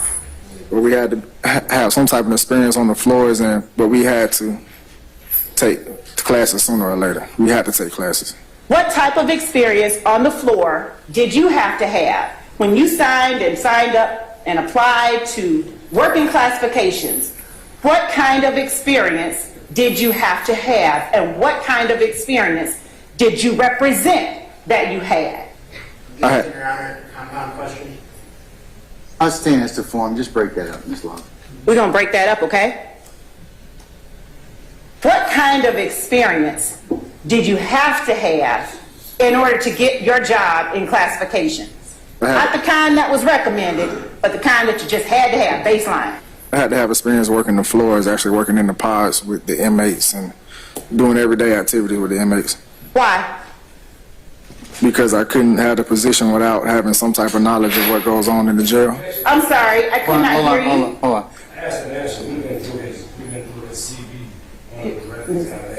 Yeah, I'll sustain the objection now. Your Honor, that question specifically was not asked. Why it is that he had to have that baseline experience, that was not asked. So this broad objection based on what was asked during direct. I'll reverse myself on that one. Okay. Thank you, Your Honor. Why is it that it was important that you have personal knowledge working with inmates in the pods in order for you to get the job that you have? So I had to have a familiarity, some understanding of what goes on in the jail and the inmates and the everyday activities of the inmates. Why? Because it would help me understand what I need to look for as far as investigating and conducting my classifications. Does everybody in the general public have that same experience? No. Now, you spoke about what was highly recommended. Why is it that gang training is highly recommended for the job in classifications? Because you have to know information about the gangs and identifications before you try to classify anybody. And did you indicate on your application for the job you now hold your specialized gang training? Yes. Okay. And apart from what has been covered in direct and cross, what did you put on your application? First of all, were you truthful in your application? Yes. And what training did you put on your application that you possess that caused you to get this job? Objection, Your Honor, speculation. He doesn't know why. Your Honor, he got the job, and I'm asking simply what training he listed on his application for the job. That's stage 17, it's already been admitted, so. Your Honor, his resume has been admitted. I'm asking what he listed on his application for the job. That's fine, Your Honor, but she said that caused you to get the job. Yeah, that's speculation. I'll change the format if the court will permit me to do so. I'm still Oh, yes, Your going Honor. to sustain the objections to form. Yes, Your Honor. On your job application, did you list all of the training that you indicated on your resume? Yes. Did you list any additional training that you did not indicate on your resume? No. Okay.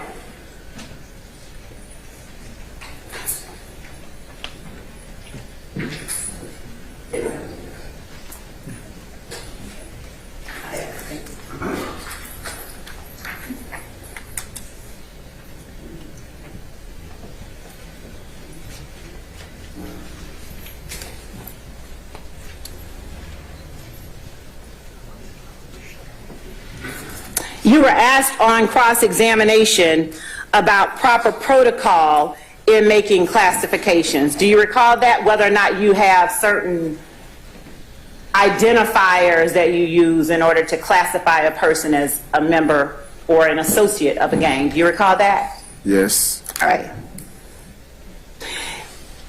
Is that process one that is as simplified as 1 + 1 = 2, or is there a degree of subjectivity that goes into making your classifications? It's a degree of subjectivity. Is that subjectivity in any way based on your own experience working with inmates and working with gangs and Yes. other training?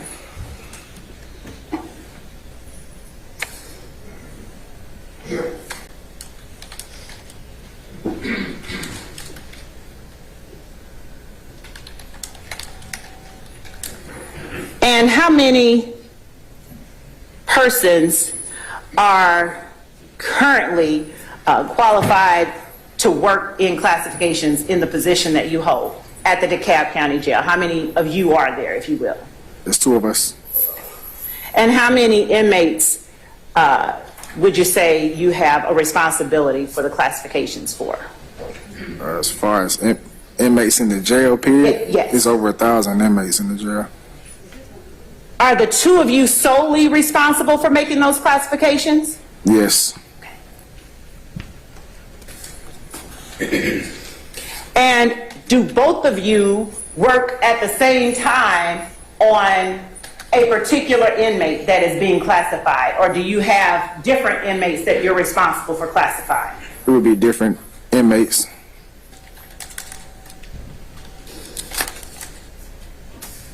Were you asked previously how many inmates that you've classified so far? Yes.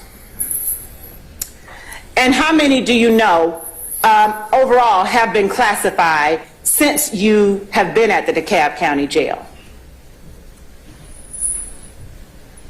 Over 50. I don't have an exact number. Okay. Let me ask a clarification question. Is it 50 that you classified as gang members, or is that correct? Yes, over, yes. Okay. And do you classify every person who comes into the DeKalb County Jail as a gang member? No. How many, if any, retaliatory or acts of violence have you had or that you are aware of at the DeKalb County Jail based on a misclassification since you've been there? Objection, Your Honor. This has been asked and answered already. I'll sustain the objection. Are you aware of any acts of violence that have occurred as a result of your misclassification? No. Would you be aware? Would you be made aware that, hey, you said this person was YSL and they're YFN and you put them over here and they got beaten up? Would you be made aware if that happened? Yes, the inmate would state it. Would your superiors let you know? Yes. Would it be something that would be formally addressed with you by Yes. your superiors? Yes. And that's never happened? No.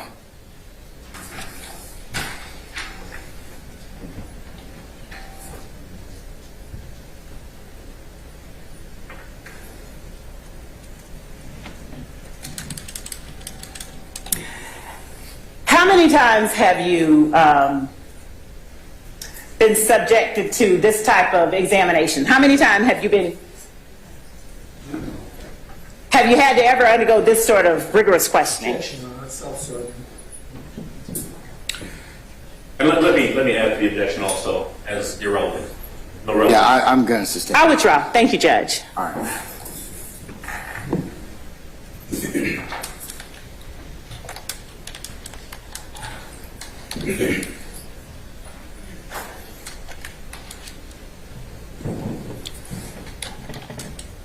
You were asked by, I believe, Mr. Chada about his client in particular and what gang his client in particular was classified as being a part of. Do you recall that? You were shown some documents.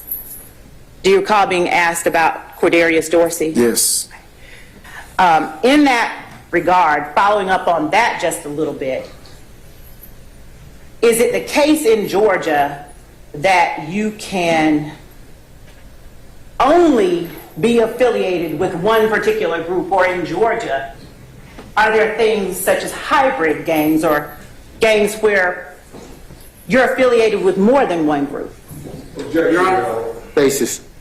These are compound questions that are being, and these are leading questions that are being masked as non-leading by making them compound, when she already gave him the answer she expects. There's a lot, this feels like a police interrogation, where they're telling him what they want to hear. Some of the examples are... I got it. I agree with you. It's in terms of form. I'll sustain the objection. Thank you, Your Honor. Okay. Are you only allowed to be associated with one group in Georgia if you're a member of a gang? No. Say that louder, please. No. Okay.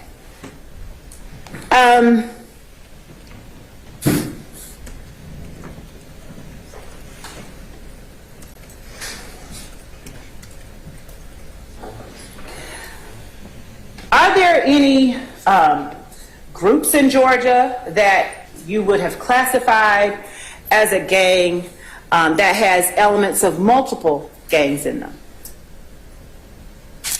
Objection, Your Honor. This question calls for speculation.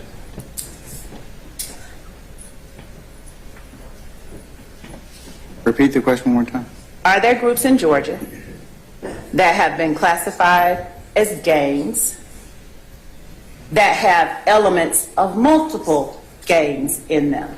I'm sorry. She asked if there were any groups that he would classify as gangs that have multiple elements of other gangs. No. No, I don't think so. I think their question was, are there, if he can answer it, I'm gonna overrule your objection. If he Your can Honor, answer I'm the going to question. object to the broadness of the question. I mean, by definition, every gang has multiple elements of every gang. I mean, the answer is obviously yes. Multiple elements of other gangs is what I said. It's still an extremely broad question.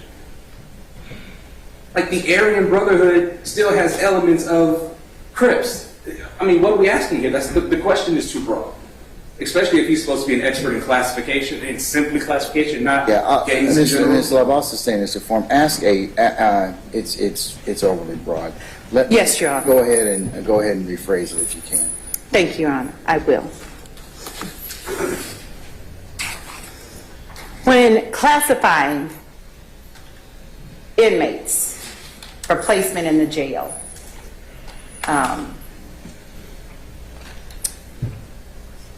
are Are you looking for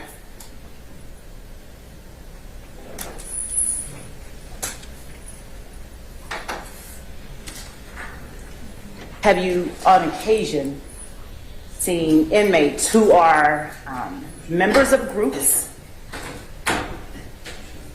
that have, for instance,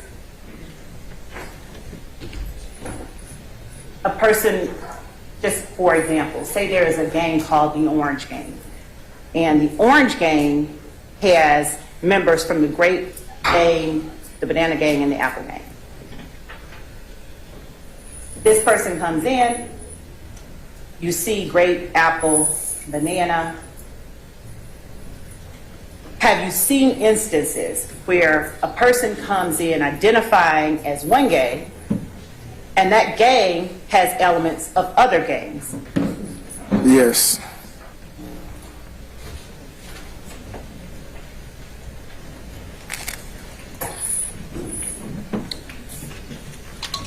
Just one moment, Your Honor.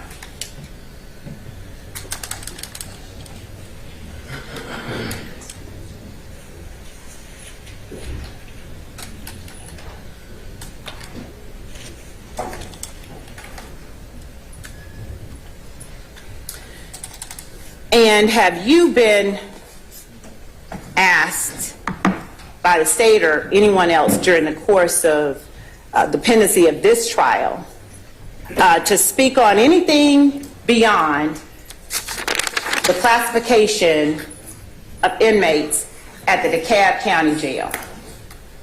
Have I been asked other than the Have you classification? been asked to do anything other than speak about how it is that you go about classifying inmates at the DeKalb County Jail in preparation for this trial? No.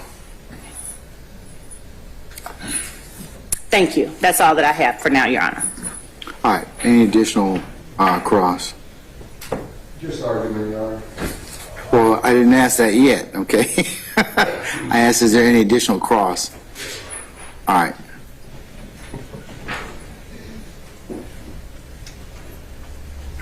Mr. Johnson for Mr. Eppinger. You were asked on redirect, basically regarding your knowledge and whether or not as to whether or not that some of the information that you learned was public knowledge. Now let me ask you this. The gang that we were speaking about, the sex, money, murder gang, what area of DeKalb County do they operate out of? Objection, Your Honor. Relevance. The relevance is, Your Honor, he's basically stating that the state asked him questions about whether or not he had information that was not readily known to the public. I'm trying to establish his situation. It's still, it's not relevant for the inquiry, right? At least for what he's being tried to be qualified for. I mean, it's just a response to what was asked on redirect, Your Honor. But you're asking him something that's not relevant. So, is it your position? I stand the objection. Okay, is it your position today that only a person in your position would know what a gang tattoo is? Objection, Your Honor. Grossly. I stand the objection. And what was the basis for the objection? Argumentative, grossly mischaracterizing any particular testimony. There's a couple bases, so I Okay. sustain. So, is it of your opinion that the existence of gang tattoos is something that is not known by other individuals in the public? No. Okay. So it is possible for members of the public to know and to be able to identify gang tattoos, gang markings, gang colors, gang insignias, gang... Objection, compound question. I'll break it down, Your Honor. And Your Honor, also objection as to asking the witness to get into the province of the court in this hearing. Your Honor, the state made numerous attempts in bolstering this witness to say that his knowledge was something that the public did not know. I believe there are 4 or 5 questions asked for that particular point. So I'm basically coming back asking, are this information something that the public would know? Because one of the factors in consideration at Daubert is that he would be able to say something to assist the public that the general public would not know. Assist the jury. Assist the jury of something that they commonly don't know. To basically say that he has testified that majority of his information has come from individuals in the jail and stuff that he found in their rooms and stuff like that. Although he has received specialized training about this, when he's been classified as an identifications expert. So if the identifications that he's used and he's testified about are the markings, the tattoos, gang insignias, I believe he mentioned flags and all of these other things, the state made the effort to say that the knowledge of these things are not within the purvey of the public and the common individual. I'm just merely asking questions to establish that they are, that the things that he's talked about. Okay, all right. So I'm going to overrule the objection. Go ahead. Thank you, Your Honor. Thank you. So, is it possible for the public to know, individuals in the public or throughout the area? Speculation, is it possible? Okay. Well, Just ask, do you know? do you know if individuals in the public know about gang markings? Yes. Has your experience and training shown you that?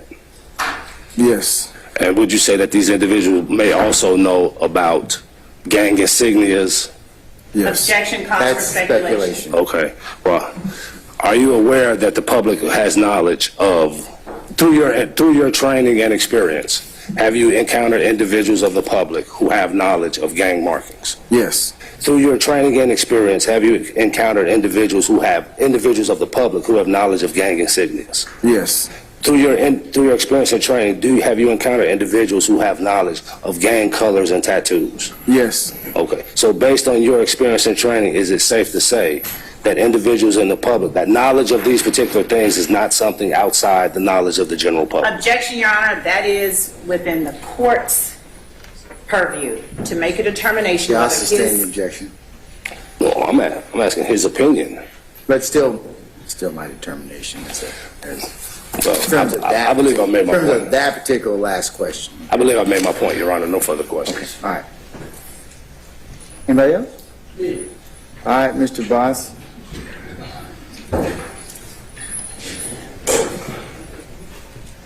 David Boston, Mr. Stilwell. You ever testified in court before?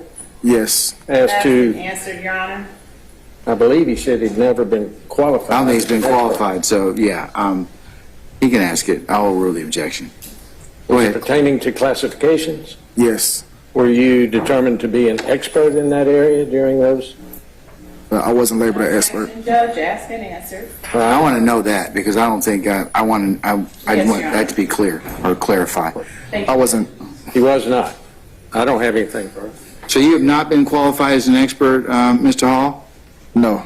Have you been qualified as an expert in any other area or gang affiliation or gang classification in any of the courts in Georgia? No. How many oh, you did say earlier that you've done at least 50 classifications of gang members at the DeKalb County Jail. Is that right? Yes. Okay. And you've been a police officer since 2014? Yes, I was a detention officer in 2014, and I was a peace officer in 2021.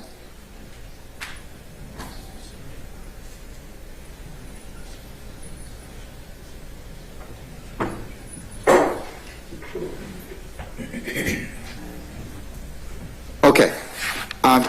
Anybody else have any questions based on the court's questions? Okay. Argument now, Mr. Jimenez. The state wants to go first, so I'll go first. Now, you all go first, and I'll let them respond. Can we ask Mr. Hall to start? Mr. Hall, just stay there for a second. Okay, all right. Go ahead.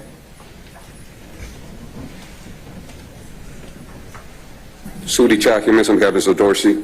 May it please the court state. It's, you know what I'm going to ask? I'm going to ask that you do not qualify him as an expert. And basically the reason for that is because the testimony today showed that he just doesn't meet the qualifications. He doesn't meet the standard to be qualified as an expert. There's very likelihood that there is a body of work out there where people are able to classify and understand and identify gangs. Wouldn't you have don't you have the ability, and I'm not saying your client has any responsibility to present any evidence in this case, but wouldn't that be the area of a contra expert or somebody that somebody would come in here? Because remember, we're dealing with non-scientific specialized knowledge. So the state basically has offered Mr. Hall to say, okay, look, I've got I've got about 10 years of policing and detentions experience. They're classified. They want to classify him as a, in their words here, as a gang classification expert at the DeKalb County Jail, and he's been in some training in terms of classification classes in 2022. He's testified about some other things. He has about 100 hours of gang training. He's listened to 1,000 hours of phone calls, and he's familiar with gang tattoos. So, you know, in terms of the, you know, the court looking at that, deal with the issue of this particular expert. It may be, or I think the state's trying to qualify him by experience. Absolutely, Your Honor. That's not the argument. No, that's, and I'm just trying to get to there. I'm going to be hopefully not too long-winded, but, Your Honor, certainly there is a body of expertise out there for people that classify people in gangs. Ideally, yes, I can call my own experts. And if that comes to that, hopefully the state won't get into that because that'll be burden shifting. I ain't got to call nobody. This is not my burden. You don't. And I don't want you to think that that this court's going to impose that upon you either. Absolutely. Thank you, Your Honor. All right. But my point is, based on this, respectfully, officer, based on Officer Hall's experience, I say that yes, there's a body of work out there that makes this something that somebody can have an expertise, but he doesn't. He is not an expert. He's never been tendered as an expert. Actually, he's never, don't know if somebody's tried it before, but he's never been qualified as an expert before. I do know that with regards to the DeKalb County Jail classifications of gangs, he is top 2. But there's only 2 people there that have ever done that. So that doesn't make him an expert. I want to focus on 24-7-702, Your Honor. This shall apply to all proceedings, and a witness is qualified as an expert by knowledge, this is it, skill, training, education, may testify in the form of an opinion or otherwise. If, there's a big if, and that's when we get into the factors. The expert's scientific, clinical, or otherwise specialized knowledge, yes, there has to be, it doesn't have to be science, it doesn't have to be hard science, and that's the point. Everybody keeps focusing on Kumo tires, and that's what it said. It doesn't have, you don't have to be a scientist. It can be anybody. You can be an expert on social media. You can be an expert on Instagram and getting a bunch of likes. There's plenty of experts out there. So, sure, this body of work can be developed into an expertise, but if the knowledge will help the trier of fact to understand the evidence or to determine a fact and issue. At that point, in this case, I don't know how much help he can be to the jury, because when I asked him, how do you classify my client, Mr. Dorsey, he only based it on, according to him, self-admission, we don't know, we don't object that's hearsay, but self-admission to somebody else, to a party that's not even here. They can call that investigator, that witness can come and be a witness, and you know what? That comes as a statement of a party opponent. It's going to come in. You don't need to bolster it by giving somebody the nice little badge of I am an expert. It's not an opinion. If it was self-admission, then just say it. And then the other only factor, he says he had a methodology that he created, and funny enough, he's gone through all this training, over 100 hours, if his math is correct, over 100 hours of training, where, I'm paraphrasing, but pretty much he said he didn't really learn anything from it. Whatever he heard that was good, that was a best practice, he was already doing. Jail calls, great, that's a great thing. And I'll submit to the court, absolutely, jail calls are crucial. When I used to be in the office under Mr. Howard, I would listen to jail calls like it was my iPod. I listened to those things 24/7. I was in court, I was at home, I was on my drive, I was listening to jail calls, and people say some really stupid things. You know what? Absolutely nobody said anything about my client. He claims that there's a call where somebody said something, but he doesn't have that call. He doesn't even remember who was in that call. That's the only other factor. He has not testified, he found any literature, he didn't testify as to anything else regarding to my client. So, if the only thing you have is self-admission, that's a statement of a party opponent.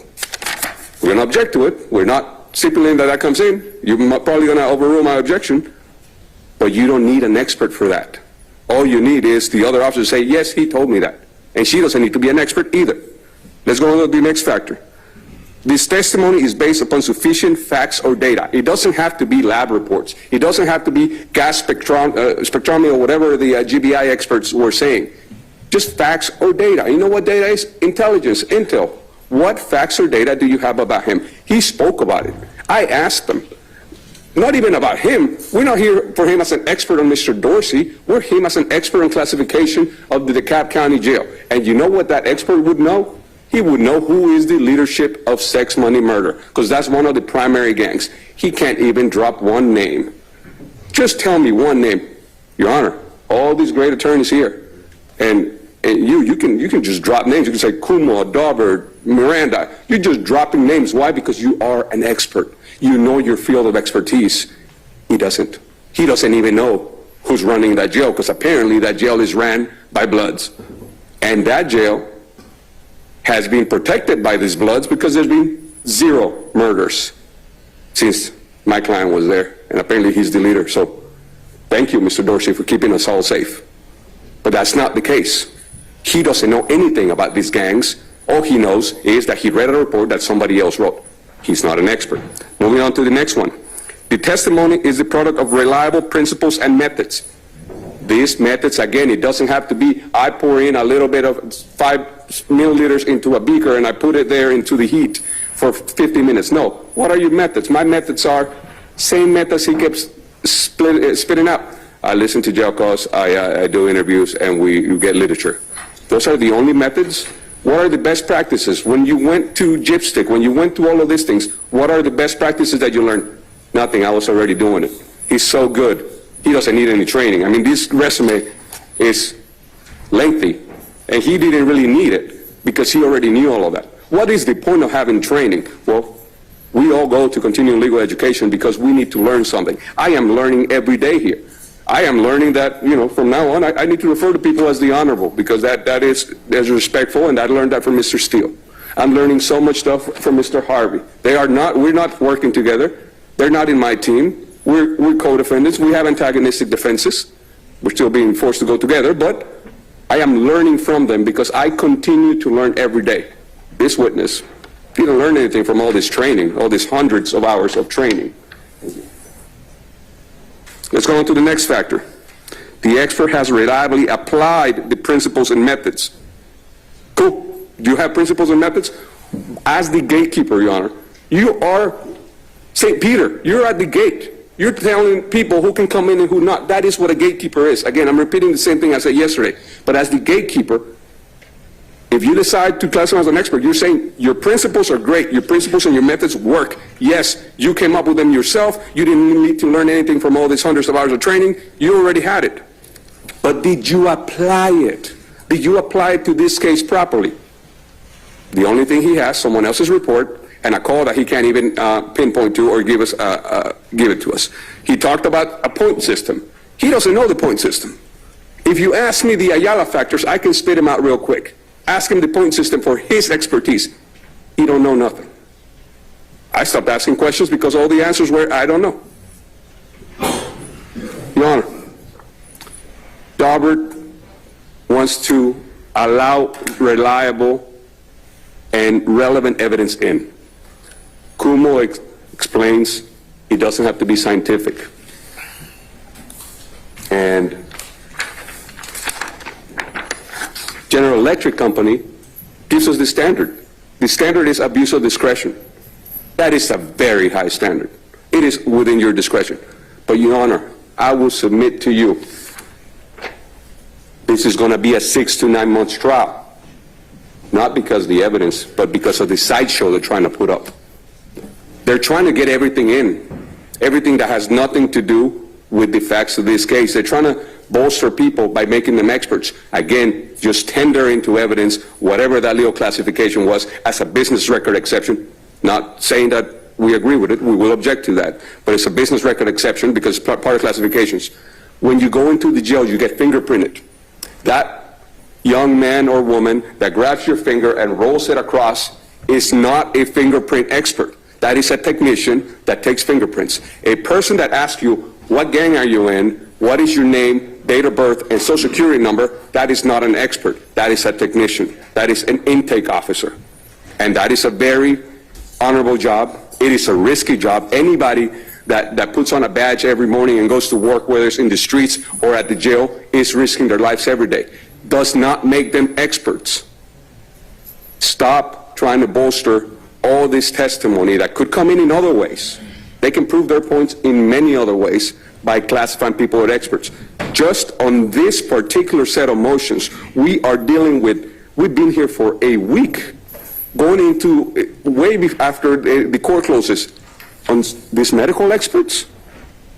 I was never approached and asked. I mean, I know I'm not the shot caller, but we can stipulate to all these medical experts. You don't need to put in, I think one of the experts that came in yesterday, I love his answers. Like one is, he's a medical expert, and he asked, have you ever been published? No, he's not an academic, but he's still an expert. Have you had any awards? Nothing beyond my paycheck, but he's still an expert. But you know what? This is what the trial is about. They are trying to get in all these people that are not experts, and if you mix them in with the actual experts, with the medical examiners, with the GBI forensic chemists, if you put them all there, then they all sound very important, but they're not. Respectfully, Mr. Hall, you're not an expert, and we ask the court that you do not allow them. Your Honor, to the commentary addressed to the witness during Mr. Chavez's argument, he flow with. All right, I'll sustain that point. My apologies, Your Okay, Honor. all right. Thank you, sir. Thank you, Your Honor. All right, anybody else wish to be heard in terms of argument before I let the state go ahead and finish up? Your Honor, Sean Hoover for Mr. Sullivan. I'm just going to bring this up because we've heard what the state's going to say. I mean, we heard it all day yesterday. Well, not yet. But Well, no, we heard it all day yesterday. We heard the script. What I'm saying is they're going to harp on the fact that this gentleman said that his training gave him outside information that the regular everyday person doesn't have. The testimony that he said Well, was he's kind of inconsistent on that, so. agreed, but the testimony that came from this witness was on different cases being prosecuted, which has nothing to do with what's going on here, and specific crimes that are being investigated. So the state's going to get up and say there's all this outside information. I just want to remind the court, put on the record, this witness didn't tell us any of that outside information. It applies specifically here, so he is not an expert. The information that he's providing is not relevant to any of the however many co-defendants are still left in this case. So I just want to make sure that's clear because I'm pretty sure we're about to hear that again. All right.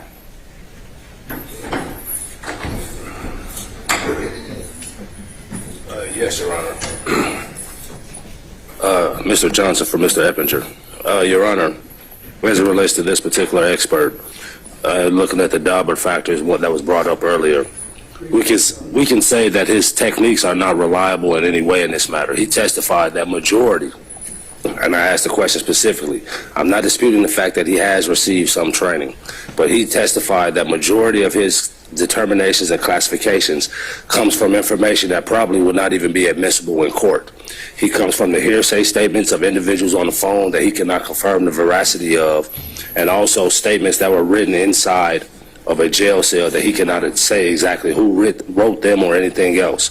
And as Ms. Bernard brought up, all of these conversations take place when individuals are in custody, and most of them are represented by counsel, so would not possibly be admissible anyway. So, and also, Your Honor, as it relates to his classification and knowledge of the gangs, the district attorney who presented yesterday got up here and stated that Georgia, Atlanta has a gang problem. So to act like the public does not know about or have any knowledge about the gangs is kind of disingenuous. The state is going to allege through this trial that there's a great intersection between the gangs and the hip-hop community. So that in and of effect gives a wide range of individuals who would have knowledge about these things that we discussed as it relates to the markings, the identifiers, and all the stuff that he uses in his classification. This is not something that the public does not know about.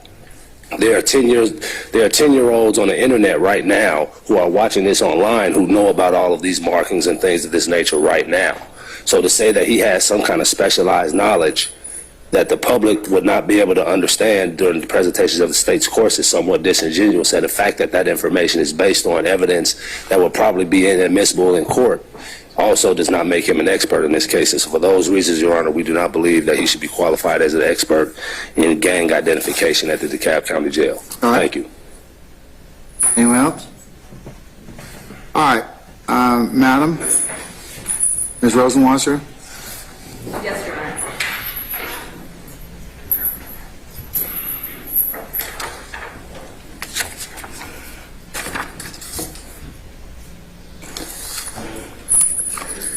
Your Honor, I'd like to start my argument with a quote from the Second Circuit.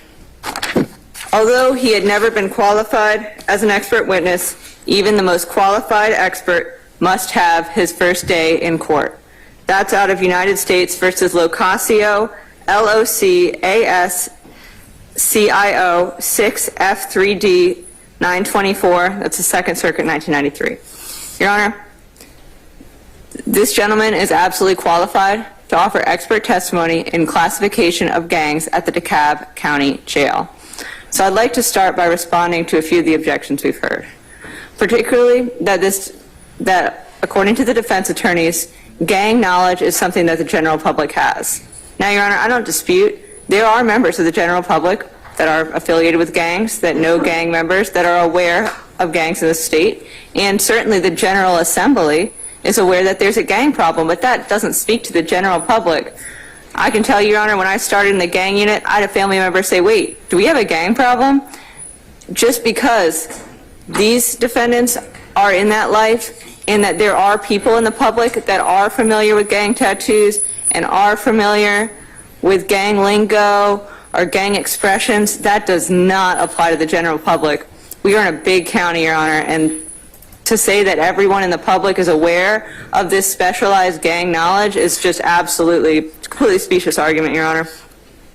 This individual testified, Investigator Hall testified, that he has specific information that he learned through training at the GGIA, which certainly not everyone can go to, and he has learned, he's one of only 2 people that can do the classifications at this jail.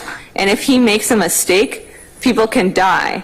And while Mr. Chadha wants to take credit for Mr. Dorsey keeping the jail safe, I think it actually speaks as circumstantial evidence the fact that Investigator Hall is reliably applying the methods, that there hasn't been a murder at the jail, that he has been able to correctly classify over 50 gang members so that there are not these incidents.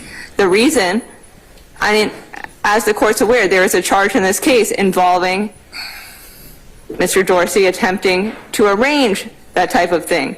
This investigator's job is to stop that through his classifications. That's what he does. The fact that no one has died speaks to the fact that he's good at his job, not that he's bad at his job and he doesn't know how to do it. There is circumstantial evidence that he's reliably applied the principle and methods. And, Your Honor, the question specific to, who wrote the report, who listened to exactly what, who made the jail call, that's all questions that go to weight, not to admissibility. And they are more than welcome to cross him at trial. They are more than welcome to call their own expert and say, he doesn't know what he's doing, he's wrong, my expert, I'm ready for battle of the experts, Your Honor. We can certainly do that, but that does not mean that this expert is not qualified. Your Honor, I'd like to point the court to a few gang cases that are out of the 11th Circuit, and I don't even remember which hearing I did this in yesterday, but I think I gave the court some of these sites yesterday, but I'd like to provide them again. United States versus Augustin is a pretty seminal case out of the 11th Circuit, and that's AUGUSTIN. That's 661F3D 1105. That's a 2011 case out of the 11th Circuit. And that was one of the first cases to look at gang expert testimony in the 11th Circuit. So, as I quoted yesterday, the 11th Circuit found, we note that Federal Rule of Evidence 702 does not define an expert in a narrow sense. And the court found, in the light of the substantial experience that Agent Young had with respect to street gangs, we conclude that the district court was within its discretion in determining that Agent Young was qualified to give expert testimony about the organization in question in that case. Here, we have the same situation. Investigator Hall has a ton of experience. All he does all day is make sure that he doesn't mistakenly classify someone, because if he does, people will die. He has looked at gang lingo. He has looked at gang writing. He has looked at gang literature. He has attended gang trainings. He has attended over 100 hours, even if he might not be great at math, but he's sure great at gangs, Your Honor, and he knows what he's talking about. He is aware of the different ways to classify these individuals when they come into the DeKalb County Jail. That is experience that he has. That's what he's gained from not only his training, but his years there. And as he testified on redirect, he's interacted with inmates. He knows them. He couldn't have got his current job if he hadn't spoken to inmates, if he wasn't aware of them, if he hadn't learned how to have conversation with these folks so that they will be honest with him and they will tell him what gangs they're affiliated with, and he's able to obtain that information. That's his whole job. And for the defense to claim that this is something that the general public is aware of, I think that's just absolutely misunderstanding the reality of the situation. While the general public certainly might be aware, okay, yeah, there's Bloods, yeah, there's Crips, sometimes they have tattoos, they're not going to know. I didn't know until this morning that 7 and 2 are Bloods lingo. That's something I didn't know. And I'm going to guess it's something that most of the people in the public don't know. Maybe people here do, but, Your Honor, that's not going to be something that somebody just coming out of their house one day and coming to jury duty, they're not going to know that. And that is exactly the type of thing that we need expert testimony to show, because the general public is just not going to be aware of those intricacies that someone is going to learn from years doing gang investigations, speaking to gang members, listening to thousands of hours of jail calls, and basically having these interactions day to day with gang members, Your Honor. This is the exact type of experience and knowledge that's necessary. That's why we need to have these experts to explain, so it makes sense why we're doing this, and we're not just calling someone off the street to be like, yeah, I think he's in sex, money, murder. No, this is someone who has understood that and can make the classifications and can explain why they've made those classifications. In United States versus Wilson, that's another 11th Circuit case. That was 2015. That again goes to the qualification of a gang expert. What's the citation? I'm sorry, Your Honor, that's 634 Fed APPX 718. Now, in this particular case, the court found that where the defendant testified about his, I'm sorry, Your Honor, where the detective testified about his experience and his training, and that how he had spoken to multiple gang members and about the gangs themselves, and showed the connections between the gang and why that was related to the case, the court found that that was going to be sufficient. And I want to point out something specific about Wilson that I think is important. At Penn Site 727 in Wilson, the particular gang expert that testified in Wilson was actually admitted as a general gang expert. This particular gang expert didn't actually have any direct information about the appellants in the Wilson case. He just testified about the background of the gang. And the court found that that was acceptable. The court found it didn't matter if he did not have personal knowledge if any of the appellants in that case were in the gang. It was that he was able to provide that specialized background about the Bloods gang in that case based on his training and experience and his the fact that he knew about how these gangs worked, his history, the traditions about gang membership, the distinction between West Coast, East Coast Bloods. He was able to explain statuses in the gang. He was able to explain tattoos in the gang. And that's a lot of what we heard today from Investigator Hall. And Investigator Hall even does have that boots on the ground knowledge, but I wanted to bring Wilson to the court's attention to explain that it's not a question of specifically, okay, it's whether he's an expert in this particular field. What he knows or does not know specifically about Cordarius Dorsey or what he's done. Part of his application, though. Absolutely, Your Honor, but I wanted to point that Dauber does require that, when you have training, when you have with non-scientific specialized knowledge, you still has the testimony still has to be based on data, reliable principles, and the experts reliably apply the principles to the facts in this particular case. Yes, Your Honor. So, we wouldn't call him if he had no knowledge of DeKalb County jails or any classifications, but I wanted to point the court to Wilson to show how far that is stretched, just to show the court that this is not a situation where he's in no way involved. Wilson absolutely applies.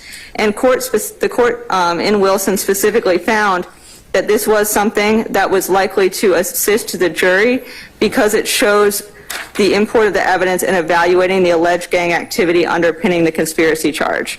Obviously, we have a RICO conspiracy here, and we also have Mr. Dorsey charged with a gang activity count as a result of his actions in the DeKalb County Jail. So that is directly related, Your Honor. and the court found that this was highly probative, and here's why. They said evidence of the appellant's membership in or affiliation with the blood gang tended to make the prosecution's theory of the case more likely, so it was admitted in this case. Your Honor, another case out of the 11th Circuit that I'd like to point the court to is United States versus Lobo Lopez, LOBO-LOPEZ, 468 Fed APPX 186. That's an 11th Circuit case from 2012. And in that particular case, an individual was qualified as a gang expert. That individual testified that he had been assigned to a gang task force. That individual testified that most of his job focused on one of the gangs at issues. He testified that he'd gone to training at various conferences about gang activity. He testified that he had been involved in gang investigations and that he participated in surveillance of gang members approximately 50 times and had interviewed 50 gang members during his career. The court affirmed the admission of this expert testimony. The court found Rule 702 does not require that a court rely solely on an individual's education to qualify him as an expert. Rather, the text expressly contemplates that an expert may be qualified on the basis of experience. Here, and I'll just say the expert's name to make it make sense. Here, the expert testified to extensive experience in investigating the gang, surveillance the gang, interviewing the gang members, and training with law enforcement on this gang and another gang that was related. Accordingly, we cannot conclude that the district court abused its discretion in qualifying this individual as an expert on that particular gang. Specifically, the court found that the expert's testimony, quote unquote, shed light on the various rules, terminologies, and methods of the gang, and they concluded that the testimony was proper and that it should be admitted, and that the court properly admitted it. And there's a lot of cases from other states too with this same, other circuits too, and I do want to note that Rule 702 doesn't just confine courts in this state to looking at the 11th Circuit. It actually says specifically to look to all federal courts and other states. So briefly, Your Honor, United States versus Ledbetter, that was out of the 6th Circuit. And the district court, in that case, a notable line that I want to point out is that an individual was qualified to testify as a gang expert, where the court found, notably, this line, the district court sensibly noted that it could not imagine too many people having more credentials. So essentially, he said he's one of only 2 people that knows how to do this. He has the credentials, he has the experience, he has done this, he knows how to do it, and if he does it wrong, people will die. So he has a real incentive to do it right. And the fact that nobody's died speaks very, very highly to his abilities. Your Honor, additionally, specifically, the court found in that Ledbetter case that the gang testimony helped the jury to determine whether the charged gang was a criminal enterprise. What's the citation for Ledbetter? Yes, Your Honor, I'm sorry. That's 929 F3D 338. That is a 6th Circuit case from 2019, and the spelling of Ledbetter is Ledbetter. And additionally in that case, and this is at Pin Site 348, the court said, as we said in United States versus Johnson, which is another case, courts generally have permitted police officers to testify as experts regarding drug trafficking as long as their testimony is relevant and reliable. There are innumerable trades and practices that employ their unique devices and codes that may mean nothing to the untrained observer, but may speak volumes to a maven qualified by experience or training. So I think that's what we have here, Your Honor. Contrary to the defendant's statements, while maybe their clients or someone else may have detailed inner workings about how a gang operates, your average layperson in Fulton County certainly does not know that 2 and 7 are Bloods lingo. They don't know that a 5-pointed star tattoo can go for the Bloods. They don't know this. This is exactly the type of stuff that he has learned only from years and years of interacting with gang members at the county jail and classifying those gang members. This is not something that you could take any old person off the street and just do. You couldn't. I've been working on this case for, 7-8 months. I think I do a pretty bad job trying to classify gang members because I do not have that same experience. I don't know what he knows, and I'm essentially a gang prosecutor, and I don't know that. So what he has to offer is way beyond the ken of the average juror, Your Honor. This is exactly the type of thing that experts need to inform the jury about and explain why they're able to classify folks in the DeKalb County Jail. Your Honor, United States versus Hankey, Hankey, that's 203 F3D 1160. That's a Ninth Circuit case from 2000. And in that particular case, it just again says the relevant reliability concerns may focus upon personal knowledge or experience. And it also says what's kind of what I like to point out in this case at Pin Site 1169. Here, the witness had devoted years to working with gangs, knew their colors, signs, and activities. He heard the admissions of the specific gang members. He had communicated and worked undercover with other gang members. This type of street intelligence may be understood as either remote or hearsay, but FRE, Federal Rule of Evidence 702, works well for this type of data gathered from years of experience and special knowledge. That's exactly what I've been saying, Your Honor. He knows things that I don't know, and I'm sure a juror doesn't know. Maybe one juror might, but I can tell you, Your Honor, this is not the type of thing that every juror is going to know. There are jurors out there that might not even recognize what the legislature has, that we have a serious gang problem. They are going to need to be educated, and he can provide that education. That's exactly the purpose of expert testimony. Again, Locasio, I provided the court to that site earlier, and that again says, just because an expert's never testified before doesn't mean he's not an expert. Sometimes we have to be the first ones to pave this ground. And I think, Your Honor, it's important to note, of course, that 702, as applied to criminal cases, is brand new. So we're doing a lot of these. If it sounds like we're doing stuff for the first time, it's because this is a brand new statute, and we're having to make sure that they're qualified in a way that maybe we were not having to before. So that's why we're here today, Your Honor. And again, I'd also like, in Fourth Circuit, United States versus Thomas, 490 Fed APPX 514, a gang expert was qualified. Here it just said, this is important about the factors. The Daubert factors simply are not applicable to this kind of testimony from a gang expert whose reliability depends heavily on the knowledge and experience of an expert rather than on the methodology or theory behind it.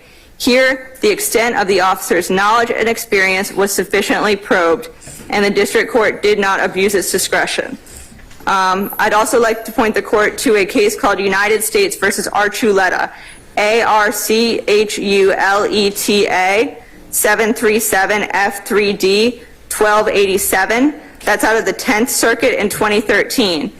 Specifically, what I'd like to point the court to in that is that in that case, the court found that the average juror is unlikely to be aware of those facts. Those were facts referred to structure and activity of the gangs. That's exactly what I'm saying here today. Although there are some people that might know that, that's absolutely not knowledge of the average juror, Your Honor.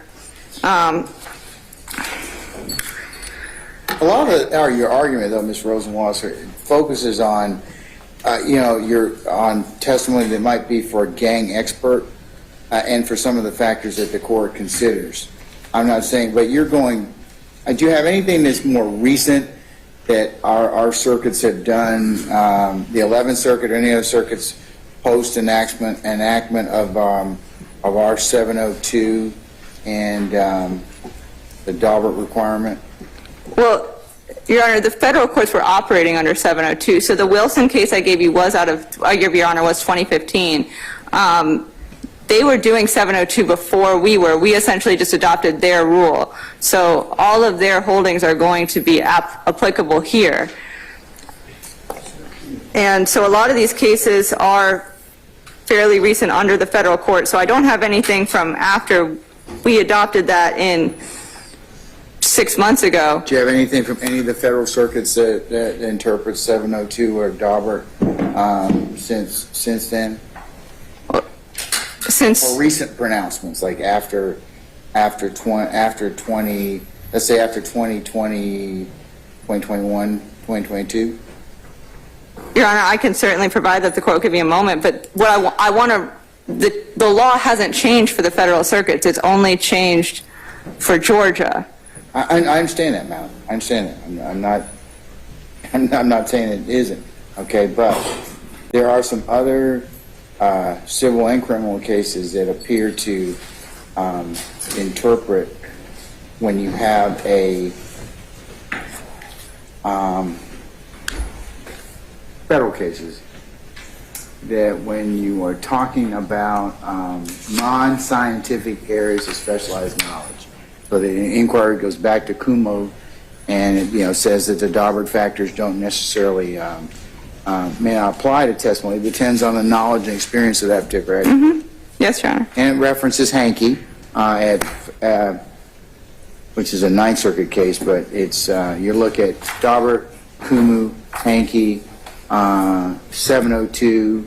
For example, I'm looking at MedCorp versus Airmark Sports and Entertainment LLC. Entertainment Service LLC. It's out of the United States District Court of Arizona, April 23rd, 2021. It's a slip opinion.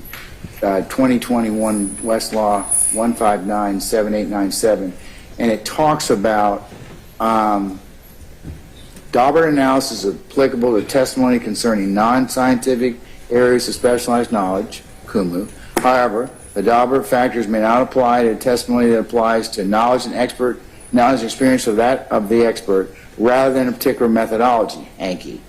Finding the Daubert factors not apply to police officers' testimony, but they talked about that issue. But an expert qualified by experience may testify in the opinion if his or her experiential knowledge will help the trier of fact to understand the evidence and determine a fact and issue, as long as the testimony is based on sufficient data, is a product of reliable principles, and the expert has reliably applied the principles to the facts. 702 in Daubert. So, and of course, it does the advisory committee that talks about amendments to 702 talks that vigorous cross-examination, presentation of contrary evidence, and careful instruction on the burden of proof for traditional and appropriate means of attacking shaky but admissible evidence under Daubert. But even though that's a civil case, it kind of gives me some roadmap in terms of what I'm supposed to look at in terms of non-scientific evidence, which this would be. Yes, Your Honor. I believe Your Honor stated the factors exactly as I've stated them. I think that is the analysis. And I've just been trying to provide the court. Well, how do we know he applied these correctly to this particular facts and circumstances? And I haven't heard any testimony about that. That's kind of, I've only heard one thing. I've heard that he made a statement to another, and as Mr. Jimenez mentioned a little earlier, you may have some foundational issues in regards to that, but I'm struggling in whether or not he applied it to applied it correctly to Mr. Dorsey. Now, you haven't told me and you needed this evidence for some other reason other than classification, and it hasn't been brought out in terms of that, but that's my concern with Mr. Hall. Okay. Your Honor, I believe that, first of all, as I've stated, we have circumstantial evidence that he's reliably applied his methods generally, and the fact that no violence has occurred, that he's been doing the classifications correctly. That's a stretch. Your Honor, with these experts, it's different than when you have, for example, a scientific test, you put it in, let's just say, as a general proposition, I'm glad that people who are in custody haven't been harmed in DeKalb County, but the fact that he's classified may or may not necessarily go to that particular issue. So. Well, Your Honor, I think the fact that Mr. Dorsey, his ability to discuss that Mr. Dorsey is a member, that he was classified as a member of Sex, Money, Murder, and how they did that classification, I think that's absolutely how he applied his methods, and it was reliably done, And that can be inferred by circumstantial evidence. And it's different with these gang experts because they're essentially testifying about, they're not testifying about the results of an experience. Did he testify that Mr. Dorsey was a member of Sex Money? Your Honor, yes, he testified that they classified Mr. Dorsey as a member of Sex, Money, Murder. That was my belief about what he testified to. He also testified to that he listened to that he heard communication showing that Mr. Dorsey was a high-ranking member in the jail. That was the testimony that I recalled. And Your Honor, if the court would like me to provide additional case law, that I can... I don't need more case law. Or if the court would like further questioning, we would have no problem with the court reserving ruling and revisiting this later should the court wish to recall him at a later time if the court feels that this is not ripe yet. All right. Just give me a minute. Okay.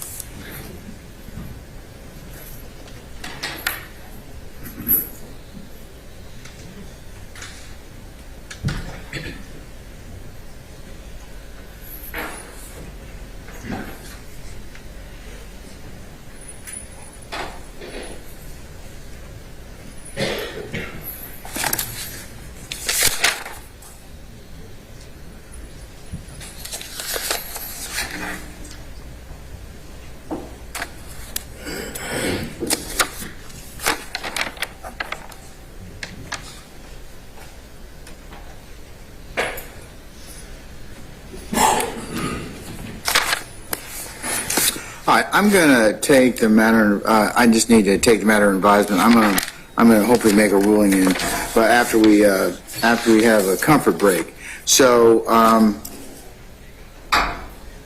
let's reconvene at 12 o'clock and then we'll go ahead and see where we are at that point in time, okay? Okay, thank you, Your Honor. We'll be in recess about 10 minutes.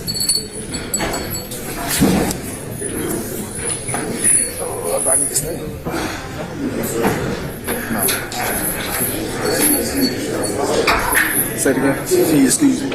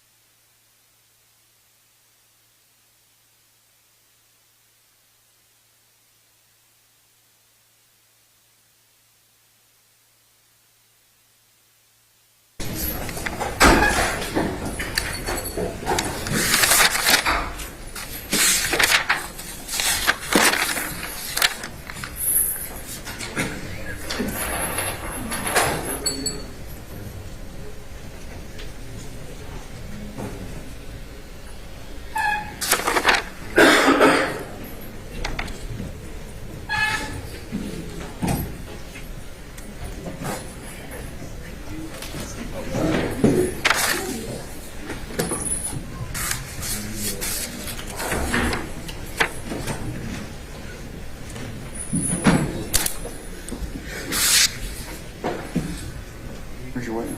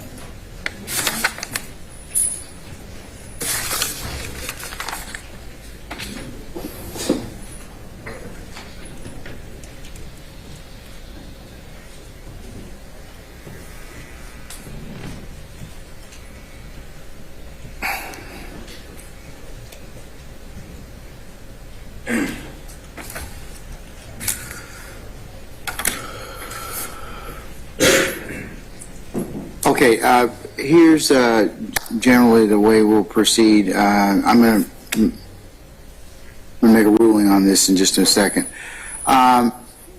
Ms. Rosenwasser, do you have the other two experts available? Your Honor, I believe the court told me to put them on call. Well, yeah, they're on call. They're available. They're available? I mean, they have to get here, but I think they're going to be 20 minutes. All right, can you call them and tell them to be here for 1 o'clock? And we'll go ahead and take up those at about 12:30 or so. Those individuals in here who have not had lunch, who lunch is provided for, people in custody need to eat. So I'm going to go ahead and recess at 12:30 and let them eat. So if those two experts could be here by 1 o'clock, Mr. Tanner and Mr. Kilgore, I can take up those and we can clear those, and then I can spend the rest of the afternoon, depending upon how much time we need with your questionnaire. So that's my intent. All right, Your Honor. We'll have them here. Okay, all right. Okay, turning to the issue of qualification of Mr. Quentin Hall, who is sought by the state to be qualified as an expert in gang classification at the DeKalb County Jail. He has offered through counsel that he has been held that position for the past 3 years. He started his law enforcement career in 2014 as a detention officer. He has various trainings and certifications and classes through GIA, GIPSTIC. He's taken the gang identification classes. He is familiar with gang literature.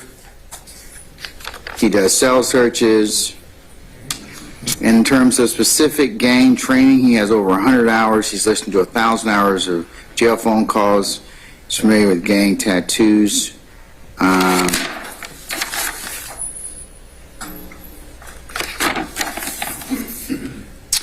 He's testified about some part, or attempted to testify about the point system at the DeKalb County Jail in terms of some of the factors they utilized, but in terms of statements, gang leadership, tattoos, speech, flags. He's never been qualified as an expert.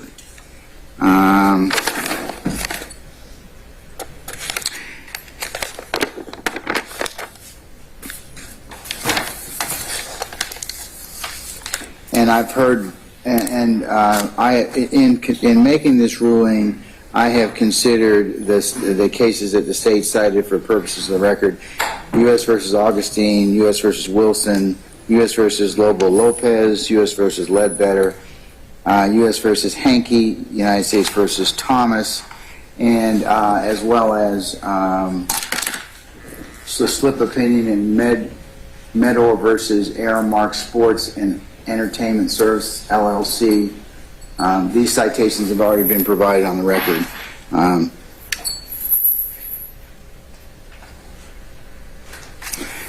the issue that the court has to, and with a non-scientific witness or expert, is to make sure that the knowledge and experience of that particular expert.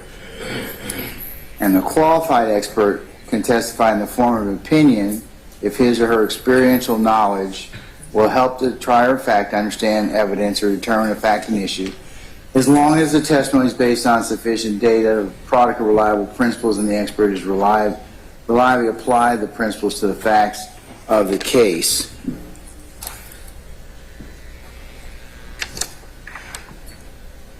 The court further finds that this is the area of general knowledge that not necessarily, even though defense counsel has tried to intimate or make that, is not everyone in the public is aware of gang information. Not everyone is in the GGIA. That there's been testimony that false identification will get people harmed. But the question I posed to Ms. Rosenwasser, which still is not, I'm not satisfied as to as of yet, is that even though he's classified over 50 gang members, I have to be assured that he's reliably applied the principles and methods as to Mr. Dorsey. He couldn't explain the point system. I have a problem with that at this point in time. And even though he's testified that Mr. Dorsey's a member of Sex, Money, Murder, how did he specifically do this? I haven't heard testimony in that regard. So I'm unsure at this point in time from his testimony. So at this point, I'm not going to qualify him as an expert. However, I'll revisit that should the state repackage his particular he testifies more succinctly as to that. I'm not satisfied as of now. He's got a lot of experience, but I still have to be assured that he can apply that to Mr. Dorsey. And it may have just been, I don't know if he's nervous or if the questions he was asked or whatever else, but it's like you have to be able to testify, okay, these are the things that we in the gang expert, whatever, take a look at. We do X, Y, Z. My training tells me I do X, Y, Z, A, B, C, L, M, N, O, P. As it pertains to Mr. Dorsey, I did A, B, C, D, E, F, G, X, Y, L, M, N, O, P. Boom. He hasn't testified anything such as that. That's why I'm not going to qualify him at this point in time. I'll revisit it at a later point. Mr. Hall, you're doing a fine job. Don't want you to think you're not. I'm just not going to qualify you as an expert at this point in time. But State will get with you, and we'll see you at another point in time. Okay, sir? Don't discuss your testimony with anybody except the attorneys in this case. All right. Thank you. Thank you, Your Honor. All right.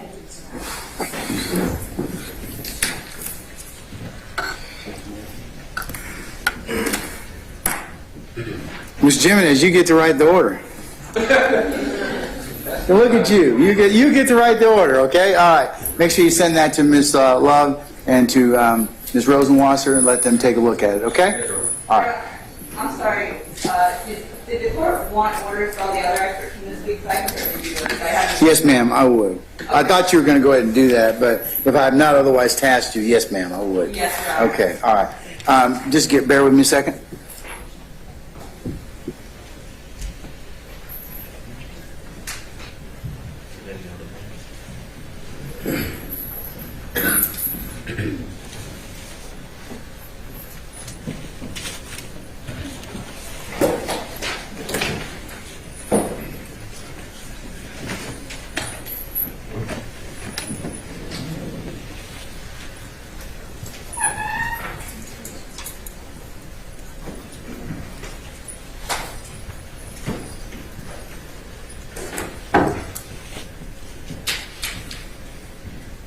Bear with me a second.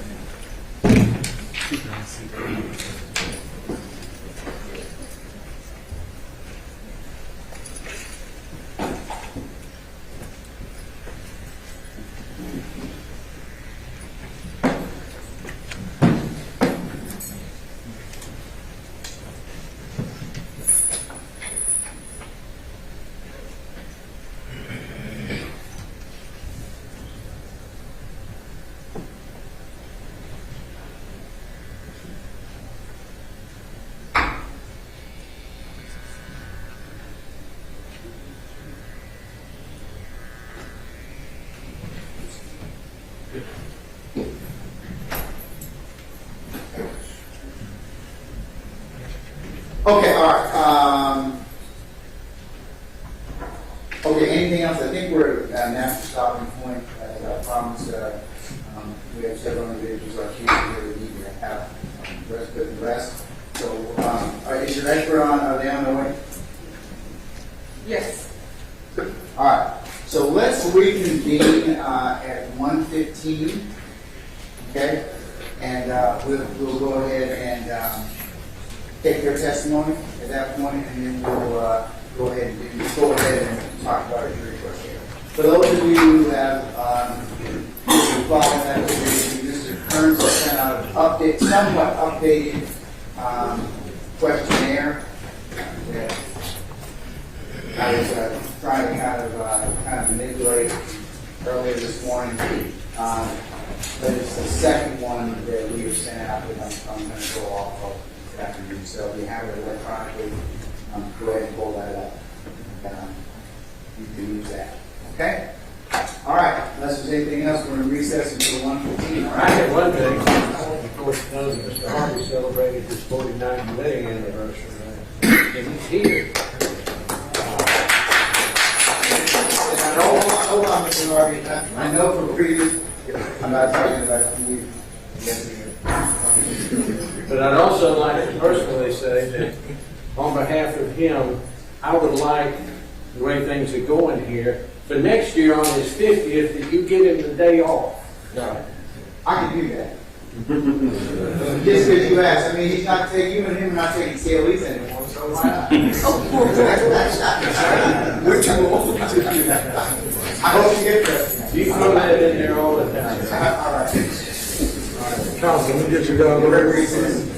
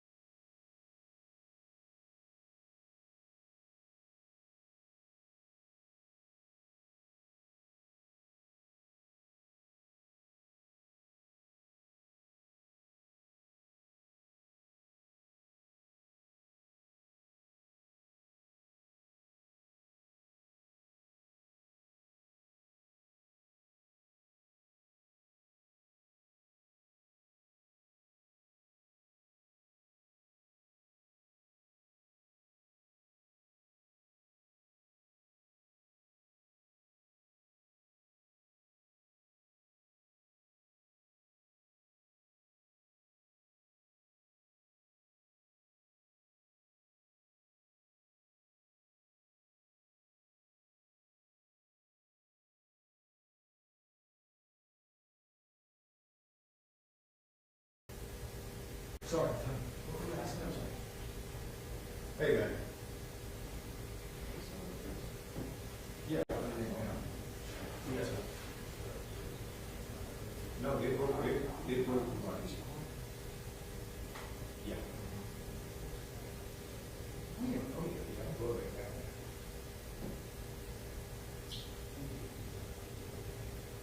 Yes.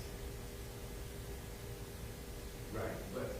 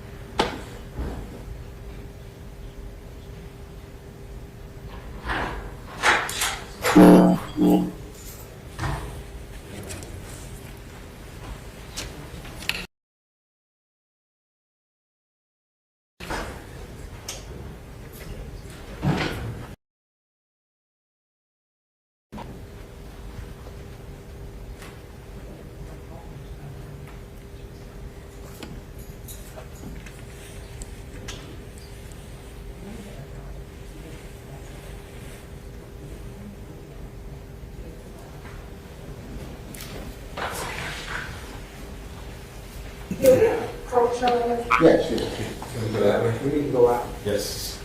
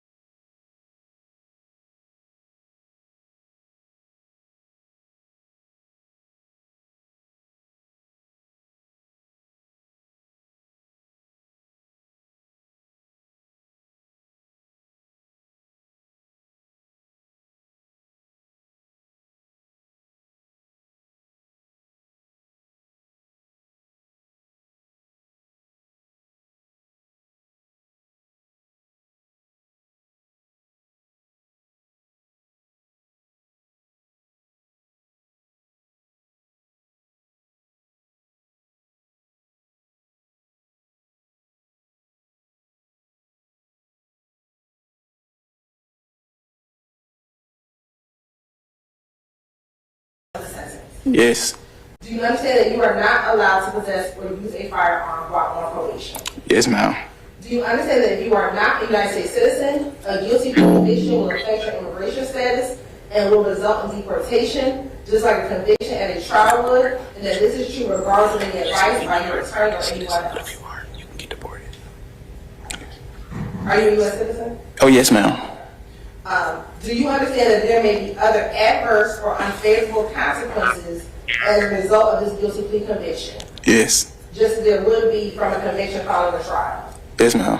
For example, your guilty plea may affect your right to vote, your right to hold public office, your right to serve on a jury, your right to obtain a passport, your right to receive, possess, or transport a firearm, or the ability to obtain employment. Do you understand that? Yes, ma'am. Do you understand that by pleading guilty to a felony, if you use, receive, possess, or transport a firearm, or use a firearm in a crime, you will be guilty of a felony which may carry a sentence of 1 to 15 years in prison? Yes, ma'am. Do you understand that you waive any and all offenses, including any mental health offenses, by entering a plea of guilty? Yes, ma'am. Do you understand that if you went to trial, you have the right to a trial by jury, the right to see, hear, and confront witnesses called to testify against you, and the right to testify to remain silent and not incriminate yourself? Yes, ma'am. Do you understand that by pleading guilty, you are giving up the following rights, and after each right, I want you to answer if you understand that, okay? Yes. First, the right to a trial by jury. Yes. Next, the right to remain silent and not incriminate yourself. Yes, ma'am. The right counsel hired by you or to court-appointed counsel if you cannot afford an attorney at the trial of your case. Yes, ma'am. The right to the presumption of innocence. Yes, ma'am. The right to testify on your own behalf and to present other evidence. Yes, ma'am. The right to subpoena witnesses.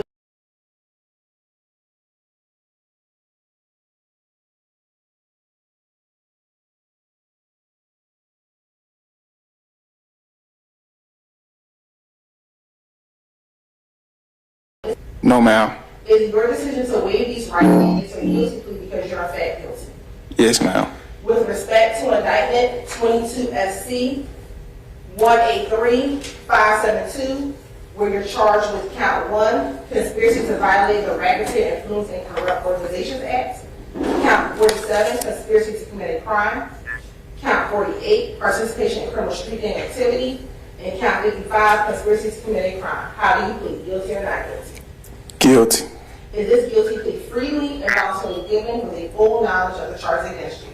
Yes, ma'am. Do you understand that you have only a limited right to appeal this guilty plea conviction? Yes, ma'am. Do you understand that you have 4 years from today's date for the felony charges to file a habeas corpus petition challenging the voluntariness of this guilty plea? Yes, ma'am. And Your Honor, if this case were to go to trial, the state would expect to show and prove that between January 24th of 2013 and May 8th of 2022, that the enterprise known did unlawfully conspire to acquire and maintain and control of the United States currency and other personal property through a pattern of racketeering activity, and also, while members were associated with that enterprise, did unlawfully conspire to conduct and participate in directly in activity as described in our indictment, Your Honor. Associates of the enterprise, YSL or Young Slime Life, they did conspire to associate together with others for the common purposes of illegally obtaining money and property through a pattern of racketeering activity and conducting and participating in the enterprise through a pattern of racketeering activity. And in furtherance of that conspiracy, the defendants engaged in the activities enumerated within our indictment. Some of the objectives, Your Honor, include but not limited to preserving, protecting, and enhancing the reputation, power, and territory of the enterprise through acts of racketeering activity, including murder, assault, and threats of violence. Also preserving, protecting, and enhancing the reputation, power, and territory of the enterprise by the posting of messages, images, videos, and songs demonstrating an allegiance to the enterprise and a willingness to engage in violence on its behalf. And those are just some of the ways in which they try to further the enterprise. Your Honor, the state would expect to show that this YSL started in the late 2012 in the Cleveland Avenue area of Atlanta, Georgia, and that some of the founders of this enterprise was Jeffrey Williams, also known as Young Thug, also known as Slime, Walter Murphy, also known as DK, and Trotavia Stevens, also known as Tick, and also known as Slug. That this group uses a variety of identifiers, including colors, clothing, tattoos, and hand signs, as well as verbal and written identifiers. And Your Honor, specifically, how Mr. Sullivan will contribute to this enterprise is that we have a number of Instagram postings of Mr. Sullivan. The first being, Your Honor, Mr. Sullivan was incarcerated, I believe, between 2014 and 2017. Upon his coming home from prison, we have a picture of him in that video. It was a video. In that video is one of the co-defendants, Jeffrey Williams, and they posted this on social media, and the tag of that was original slime shit, and that was posted and tagged by this defendant, who's also known as Obama. We also have some imagery, Your Honor, also posted on social media with this defendant wearing red clothing with, on that clothing, it has MAXA, which is a play on MAGA, which is Make America Slime Again. And then he also has several tattoos identifying YSL on his body, Your Honor. We also have a couple other postings of this defendant with other members of YSL posted on the internet. Specifically, two of the crimes that he is charged with, Your Honor, in this indictment are actually two telephone calls of individuals who were both housed at the Fulton County Jail. The first phone call was on February 22nd, 2022, Your Honor. And this is a phone call by one of the co-defendants, Christian Eppinger. That individual called this defendant asking permission from a person known as Slime, whether or not he would have permission to harm Wyatt Benalucci, also known as Rashard Bennett. Your Honor, that phone call came after Mr. Bennett had already been attacked by other members of the YSL gang in the jail. Your Honor, although Mr. Sullivan did take the phone call and agreed on the phone and Slime, it does not appear that that ever took place. Nothing happened to Mr. Bennett subsequent to that phone call. Second, Your Honor, we have a phone call on April 7, 2022, where another co-defendant by the name of Cordarius Dorsey also called Mr. Sullivan on a jail call and asked Mr. Sullivan to either rob or kill an individual known as Head. Mr. Dorsey provided Mr. Sullivan with a phone number to kind of set up an armed robbery and whatever would happen after that armed robbery. We later found through investigation that Head was an individual by the name of Harold Bennett. What we learned is there was nothing that happened to Mr. Bennett afterwards. So there was this agreement on the telephone. However, it does not appear that anything happened subsequent to those two telephone calls.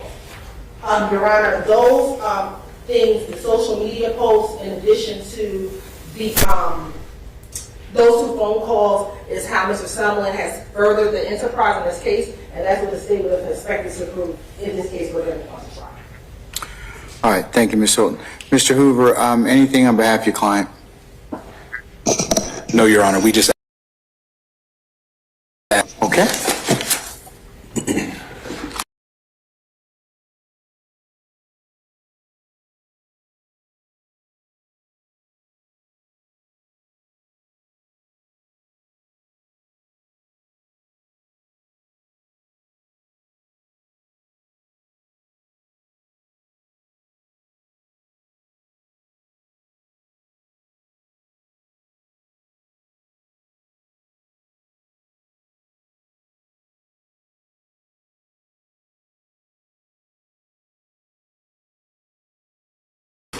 Yes, sir. All right. Before signing this indictment, did you have the opportunity to fully discuss all of the facts and circumstances therein with your attorney, Mr. Hoover, to your satisfaction? Yes, sir. Is there anything about the indictment you wish to ask me or ask any questions about? No, sir. All right. I'll note the indictment's been signed and the plea has been entered. Mr. Sumlin, based upon the responses that you've given during the court's inquiry, I find that your guilty plea is freely and voluntarily entered. I find a factual basis for your plea. I'm going to accept your plea as tendered and as negotiated. As it pertains to you in count 1, that's conspiracy to violate the Racketeering, Influence, and Corrupt Organizations Act.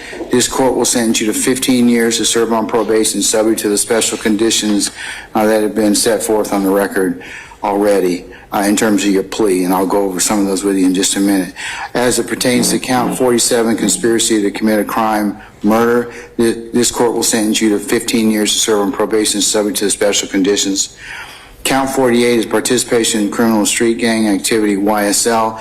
This court will sentence you to 15 years to serve on probation subject to the special conditions already set forth. And on count 55, as it pertains to you, conspiracy to commit a crime, murder, this court will also sentence you to 15 years to serve probation subject to the special conditions therein. All counts 1, 47, 48, and 55 will run concurrently to you. That means that concurrent means they run at the same time, okay? Yes, sir. All right. As part of your this particular plea in this particular case, you understand that you need to abide in full by each of the terms of your negotiated agreement between you and the state. You understand that? Yes, sir. You also understand if you fail to do so, that may constitute a violation of your agreement. Yes, sir. You also agree that you'll testify truthfully about any and all matters in regards to this case if you are further asked in any further judicial proceeding stemming from the facts and circumstances in this indictment. However, you reserve your right to assert your Fifth Amendment privilege against self-incrimination. Is that correct? Yes, sir. All right. You also agree to testify as to the acknowledgments that you have made within the terms of the plea agreement. Is that correct? Yes, the factual acknowledgments. Yes, right? sir. Okay, all right. And then also you agree not to possess any guns during the term of your sentence unless your rights to do so have been restored. You understand that? Yes, sir. You also understand and agree that you shall not commit any criminal acts. Is that right? Yes, sir. You wouldn't be able to do that as part of the general conditions of probation anyways, right? So, okay, all right.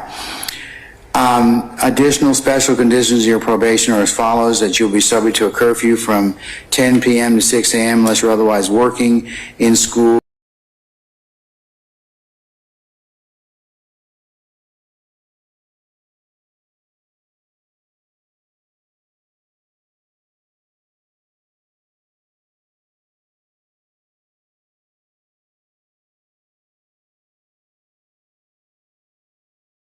situation like yours is that it's for two reasons. One, to protect you and those you better ensure that you'll complete your probation without a hitch. It is empirically established that a lot of crime occurs between about 11 and 4 in the morning. So if you're at home, you got family, you got other things that you are responsible for, it's less likely that something may happen. Meaning, I'm not saying that there's no guarantee somebody won't come to your house and knock on your door and try and offer you harm, but it's less likely that that will happen because you won't be in the street. Now, the other thing is, if you work the second shift, third shift, or say, for example, you got a small child, or your parents or your mother gets sick, you can certainly go and see about them. You can certainly take your child to urgent care or whatever. You can certainly pick up somebody from the airport if that becomes necessary. But you can't be at some other place if probation kind of finds you at 2 o'clock in the morning and you're at a strip club, you have some problems. You understand me? Yes, sir. All right. See the difference between the two? Yes, sir. Okay. All right. Just want to make sure you understand that. Things that make common sense won't violate your terms of your probation. And Ms. Purdy, my probation officer, will, and whoever it is that's assigned as your probation officer, as long as you let them know you're working or whatever else, that, like I said, you get a job second or third shift, they'll just need to know that so that they're trying to check up on you, that you'll be good, okay? Yes, sir. All right. And then also, for the pendency of this case, you can't have any contact with anybody else in this indictment, okay? Yes, sir. All right. That would also go along with, as Ms. Perry's going to tell you, you can't be associated with anybody else with a felony record, so that's why you couldn't necessarily have any contact with anybody. There's probably a few people on this who have had some prior contact with the law in terms of felony convictions, okay? So don't have anything to do with anybody in this particular indictment, okay? Yes, sir. All right. The terms of your probation may be suspended after 5 years, provided you don't violate the terms of the agreement and you violate no laws. You understand that? Yes, sir. Your probation may terminate after, so that's suspended, the first part. Your probation may terminate after 10 years, provided you don't violate any terms and conditions of this agreement and violate any laws. Do you understand that? Yes, sir. All right. Sir, do you have any questions about your sentence? No, sir. Counsels, that is Mr. Hoover or Ms. Hilton, any clarifications on the court's entry of sentence or defendant's entry of plea? Nothing from the state, Your Honor. Nothing on behalf of Mr. Sumlin, Your Honor. All right, Mr. Chamberlain, anything, sir? Okay, all right. Ms. Purdy, anything, ma'am? Anything from probation's perspective? You're going to give them reporting instructions? Yes, I will go back there and. Okay, all right. So, sir, once you're taking it back, Ms. Purdy, my probation officer, will give you some reporting instructions, and we'll tell you when you need to report probation, and that'll be it. I wish you the best of luck, okay? Thank you, sir.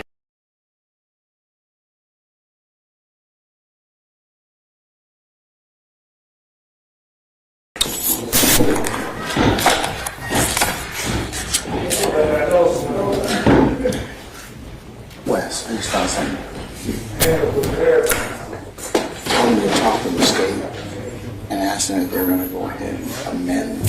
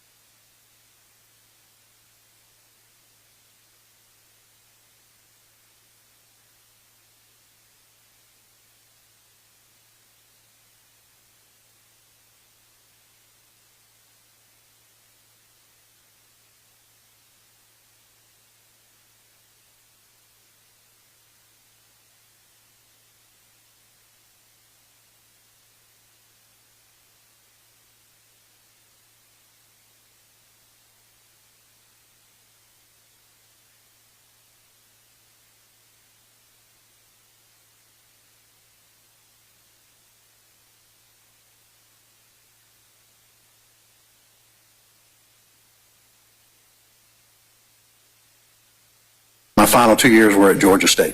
And what did you major in at Georgia Tech? International business. Okay. I'm going to show you what's been marked as State's Exhibit 17 and has already been provided to Defense Counsel. But if any of them would like to see it, I'll show it to them again prior to me tendering it. Mr. Evans, are you good?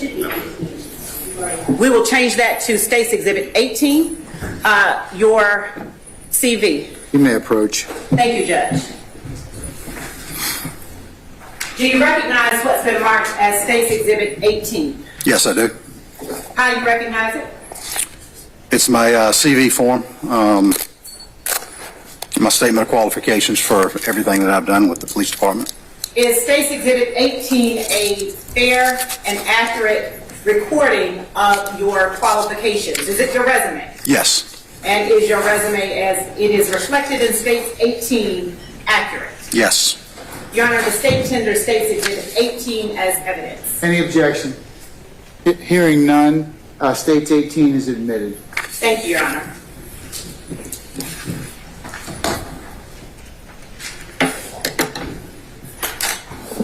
Mr. Kilgore, you indicated, you stated that NIBIN stands for the National Integrated Ballistics Network. Did I hear you correctly? National Integrated Ballistic Information Network. Would you tell the court what exactly that is? Yes. NIBIN is a conglomerate of currently 272 computer systems throughout the United States, Puerto Rico, and the British Virgin Islands. What it does is it takes high-definition 3D images of cartridge cases recovered from crime scenes and also from cartridge cases from test-fired firearms that are confiscated by the department. It has a complex algorithm that assigns that cartridge case a value. It then searches the database for any other cartridge cases in the database to see if there's any similarities between the two. Who maintains that database? The Bureau of Alcohol, Tobacco, and Firearms. And is that also known as ATF? Yes. Would you please, using State's Exhibit 18, would you please read into the record the other training that you have listed on your resume and the firearms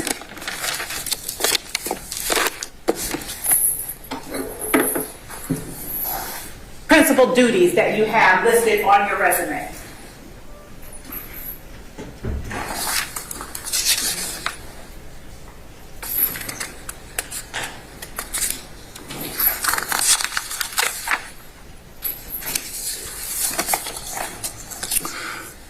So we receive firearms and firearms-related fired cartridge components from the APD property unit. We enter that evidence onto our Justice Tracks software program. We test fire evidence firearms. We enter those test fires and evidence onto the IBIS system, which IBIS is a subsection of NIBIN. It's the Integrated Ballistic Information System. We then correlate results for potential leads and hits on IBIS. We prepare reports. And I'm capable of in-house training on the NIBIN acquisition system. And would you turn over and read from your resume the listing of other trainings that you have in NIBIN? I believe that it is on page 2 of your resume. Am I correct? Yes. Okay. Would you read your other training? Yes. I'm a graduate of the Smith & Wesson Automatic Pistol Course. Graduate of the Forensic Technology Incorporated Integrated Ballistics Identification System Data Acquisition Course. I'm graduate of the Forensic Firearm and Tool Mark ID course. Graduate of the Sig Sauer Automatic Pistol Course. Graduate of the Colt M16 Series Armorers Course. Graduate of the Sturm Ruger Automatic Pistol, Revolver, and Rifle Course. Graduate of the Smith & Wesson M&P Pistol Course. Graduate of the Advanced Firearms Firearm Tool Mark ID Shooting Reconstruction Course. Attended and graduated for the Glock Automatic Pistol Course again. Attended the Advanced Armament Silencer Shoot and Seminar, 2008. Attended the Advanced Armament Silencer Shoot and Seminar, 2009. Attended the manufacturer's annual SHOT Show, January 2010. Graduate of the Smith & Wesson M&P Pistol Rifle course. Attended the BATF NIBIN Correlation School. Attended the Forensic Ammunition Service ammunition class taught by George Cass. Attended the Forensic Firearm and Tool Mark Identification course taught by Don Micco. Attended the Basic Metallic Cartridges and Shotgun Reloading class taught by Tyler Black. Graduate of the Glock Automatic Pistol course. Attended the BATF NIBIN Authorized Trainer School. Completed the IBIS Tracks HD 3D Match Point Brass Tracks and Bullet Tracks e-learning module. Graduate of the Glock Armorers course. And C-Glass review of ISO IEC 17025 requirements. Tell the court, if you will, what is it that the Atlanta Police Department Crime Lab consists of? Currently, we have the NIBIN unit, and we have the fingerprint identification unit. What is it that the NIBIN units specifically do, and how are they utilized? Again, we take cartridge cases from crime scenes, and we test firearms that are confiscated. We enter those into the NIBIN database to see if any potential leads come up. Can anyone off the street come in and access those NIBIN units? No, it is a lockdown access by the Bureau of Alcohol, Tobacco, and Firearms. They have to grant you access and password to get onto the system, and they are currently utilizing fingerprint identification to be able to log on also. Do you have to have any specialized training in order to utilize the NIBIN units? Yes, you have to have attended the NIBIN acquisition school to be able to access the system. You talked about acquisition and correlation. Yes. Could you please explain to the court what those two terms mean in the context of NIBIN? Acquisition is when we actually take the photographs of the cartridge cases. Correlation is when you review the results of the results that come back once it's been submitted to the database. How many employees work currently in the Atlanta Police Department Crime Lab that have access to the NIBIN units? Currently, there are only 5 people that have access to the login system. What are their positions? 4 are, including myself, NIBIN technicians. The other position is our lab manager. And what is it that your lab manager does? She is actually a firearms examiner, so that she's able to review any results that we get. And distinguish, if you will, for the court, a firearms examiner and a NIBIN technician. A NIBIN technician, we only enter the stuff on the system. A firearms examiner can confirm whether or not cases that we get as a potential match are actually linked together. If you, as you put it, only enter stuff on the system, why is it that being a NIBIN technician or accessing NIBIN units requires such training as you've described for the court? Because you have to be able to look at the cartridge cases and know how to put them in and the exact reason you're putting them in order for the correlations to come back correctly. And what is it that distinguishes you as the lead NIBIN tech from the other NIBIN techs that work within the Atlanta Police Department Crime Lab? I have more years of experience. The next person under me, the most she's done is she's on her 6th year. Now, as a NIBIN technician, and specifically the lead NIBIN technician, do your duties entail test firing weapons as they come into the crime lab? Yes, it does. Why do you do that? We test fire the weapons so that we can enter that cartridge case on the NIBIN system to see if it has any potential links with any other crimes. And explain to the court what you mean when you say cartridge case. Cartridge case is one of the 4 components of a cartridge. So a cartridge consists of the casing, the primer, the gunpowder, and the bullet or projectile. And when you speak of a cartridge, are you talking about what ordinary lay people would just call a bullet? Yes. An unfired bullet? Yes. All right. And does the number of cases that you entered into the NIBIN system at all inform or expand your knowledge in the field that you work? Yes, it's a constant learning position. So anytime a new firearm comes out, the markings and everything on the casing could be different. So anytime something new comes out, it's always changing. So you're constantly having to keep up to date on new technology. Why is it that it is important, if it is important, for you to be aware of that type of information? Because the way the NIBIN system searches, it can search by firing pin impression and type. There are several different types of firing pins out there. You've got elliptical, you've got circular, you've got rectangular.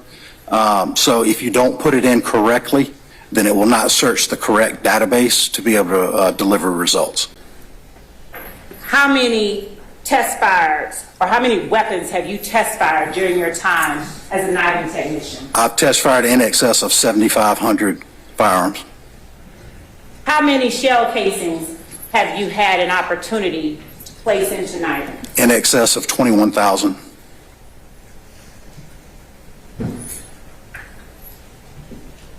And have you been designated a trainer of any sort with Yes. respect to NIBIN? Yes, I'm a NIBIN authorized trainer.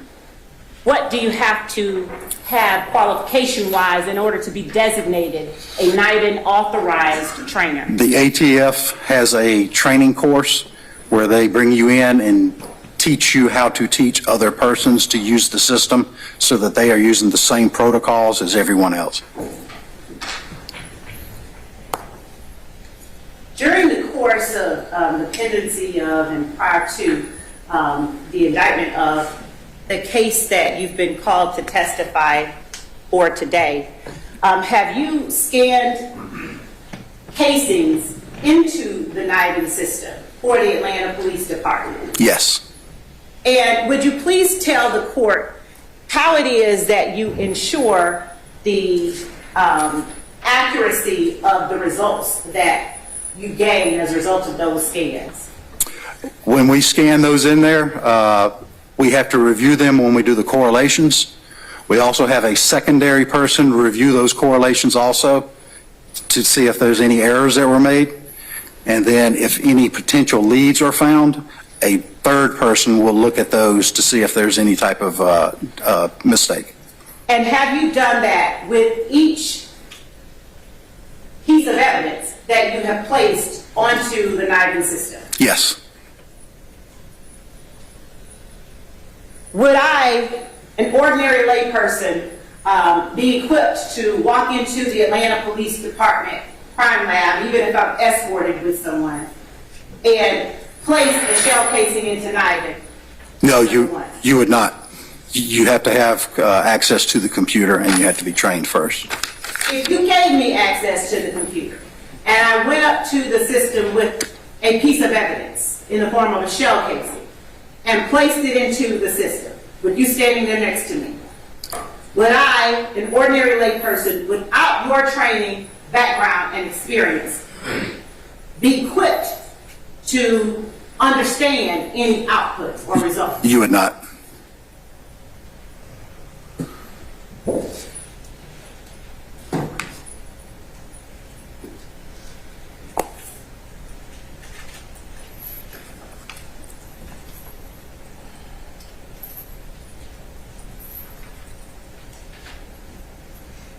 Explain to the court what it is exactly that happens when you take a piece of evidence and input it into the NIBIN system. We put the evidence in. It takes upwards of 7 to 7.5 minutes for it to take all the pictures of the cartridge case. Again, it's high definition 3D imaging. Once it does that, it assigns that cartridge case a numerical value, done so by a complex algorithm. Once you submit it, it then takes and searches that value against any other cartridge cases in the system to see if there's any similarities close enough to call it a potential lead.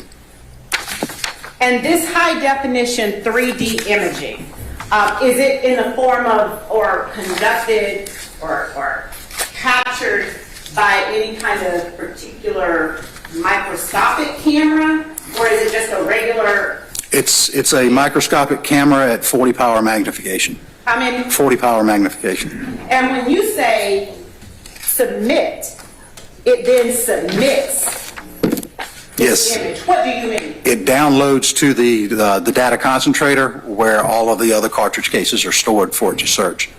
And what is it that your training allows you or causes you to do that I wouldn't be able to do if I went up and just put a shell casing into the system? You wouldn't be able to open the system up without having an access code password to be able to get into the system, and then you would need to learn or know how to create the case. How to do what? Create the case, which is putting all the parameters in, the case numbers, the caliber, the firing pin impression shape.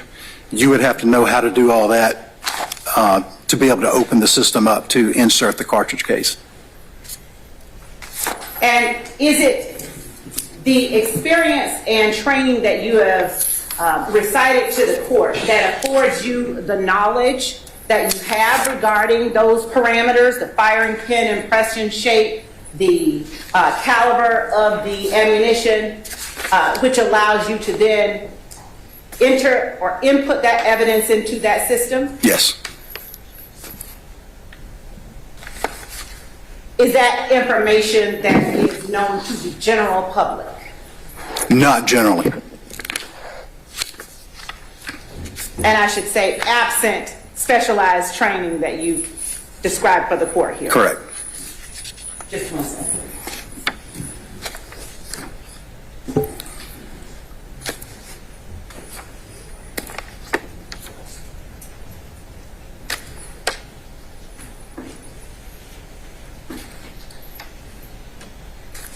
Your Honor, the state tenders Jennings Kilgore as an expert in NIBIN technology.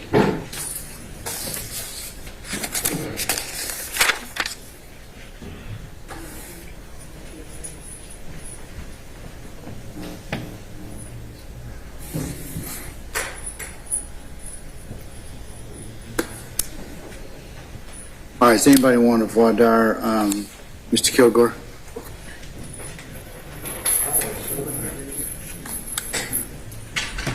Judge, I'm sorry. I'm going to need a little bit of clarification if I can. He's being intended as an expert in NIBIN technology. I'm not quite sure I know what that means. Is he just the expert in explaining what the system does? I don't know. What does that mean? Your Honor, Mr. Kilgore has testified as to his training and experience that allows him to speak specifically about the results from NIBIN. I don't want to use the word examination because there is a separate person that does the firearms examinations. But the results of the input into the NIBIN system of leads that are generated and evidence that is input into NIBIN. This is a technology that is background and training specific. The ordinary person on the street wouldn't be able to speak intelligently about what a NIBIN lead is, what it does, what it means. So yes, NIBIN technology.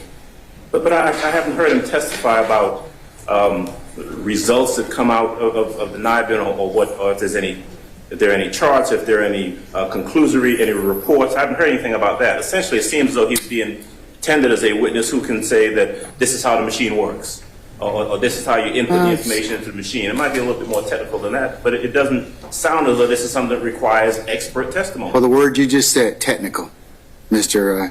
Adams, is the reason why it's a subject matter that would be that the average person wouldn't Technical know. meaning it's a machine. I mean, I can put something into a Canon copier but I can't tell you how the Canon copier works or explain anything that comes out of it. So it sounds as though he's being tended. Would you like to lodge an objection?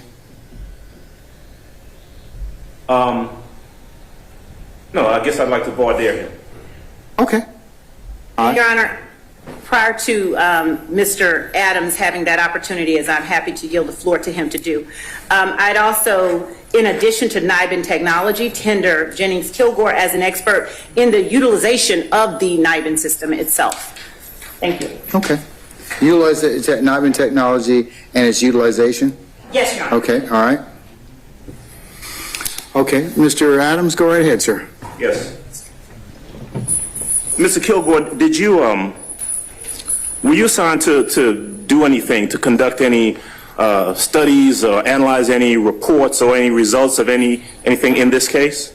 Yes, well, with the NIBIN system in general, the correlations is where we view the results of the cartridge cases that we submit to look for any potential leads. Okay. And so were there results of submitted cartridge casings that you were tasked with looking at? Yes. Okay. Is there a report that has that information that you reviewed? We do have reports at the lab on the cases that we submit. Okay. And do you have those reports here with you? I do not. Okay. Are you in a position to explain anything that is in those reports, exactly what they say, how they're interpreted? I would have to look at each one. If it has a NIBIN lead, it would say in there that the two cases, there was a potential lead between the two cases. And when we say potential lead, that means that the NIBIN system, as well as us with our eyesight, has found enough similarities between the two different cartridge cases to warrant further microscopic examination by a firearms examiner. Okay. You said us and the NIBIN system. So you were actually tasked with looking at something, at a report of some sort, a generated report, and making some sort of conclusion based upon your review of that report? Yes. Okay. And where is your report or your conclusions that you arrived at? Our reports are on our computer system back at the crime lab.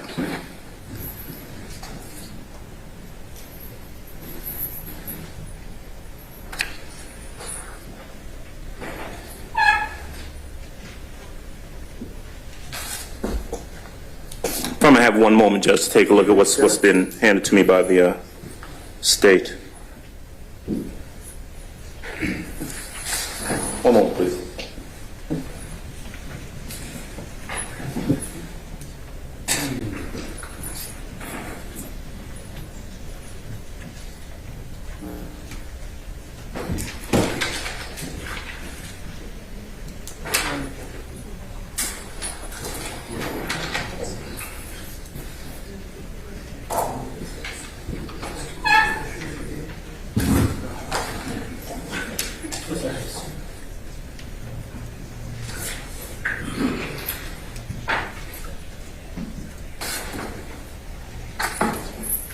This has not been tendered yet, am I correct? I will tender that as State's Exhibit It'd be 19.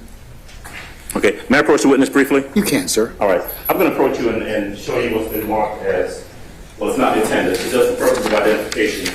It has a marking on it as State's Exhibit number 19. Do you recognize what it is I'm showing to you? Yes, sir. All right. Tell me, if you would, without going into the substance of it, what it is generally. This is a NIBIN report where we have entered cartridge cases onto the system. Okay. Now, let me hold on to that a second, if you don't mind. So this is a report that's generated based upon information entered into the NIBIN system. Is that correct? Yes. Are there additional either reports, graphs, readings that go along with this report? No, that would be a final report. Okay, this is a final report, and this was prepared by yourself. Is that correct? Okay. Is there anything else that's generated by the NIBIN system other than this report? If not for just a general report, but if there's a lead, then there's an additional report that we do if there's a NIBIN lead. Okay. Was there a lead? Not on that one. Okay.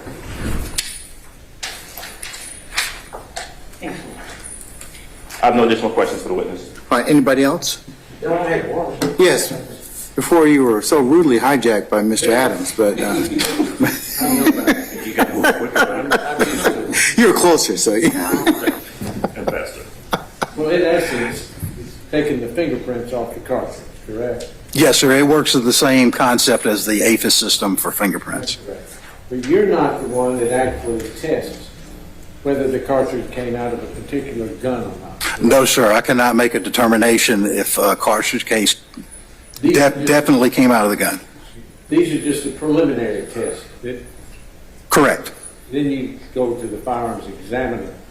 Yes, sir. For a final report and confirmation, a firearms examiner would have to microscopically examine it. Right, and that's done by a microscope, not this highly technical machine. Yes, sir. They use a comparison microscope, and they look at it through the scope with their eyesight. And they look at the same thing, the firing pin, the mark. Firing pin striations, markings, The everything. marks on the cartridge when it comes out of the gun. Yes. Okay, I don't have anything further. Okay, all right. Anybody else?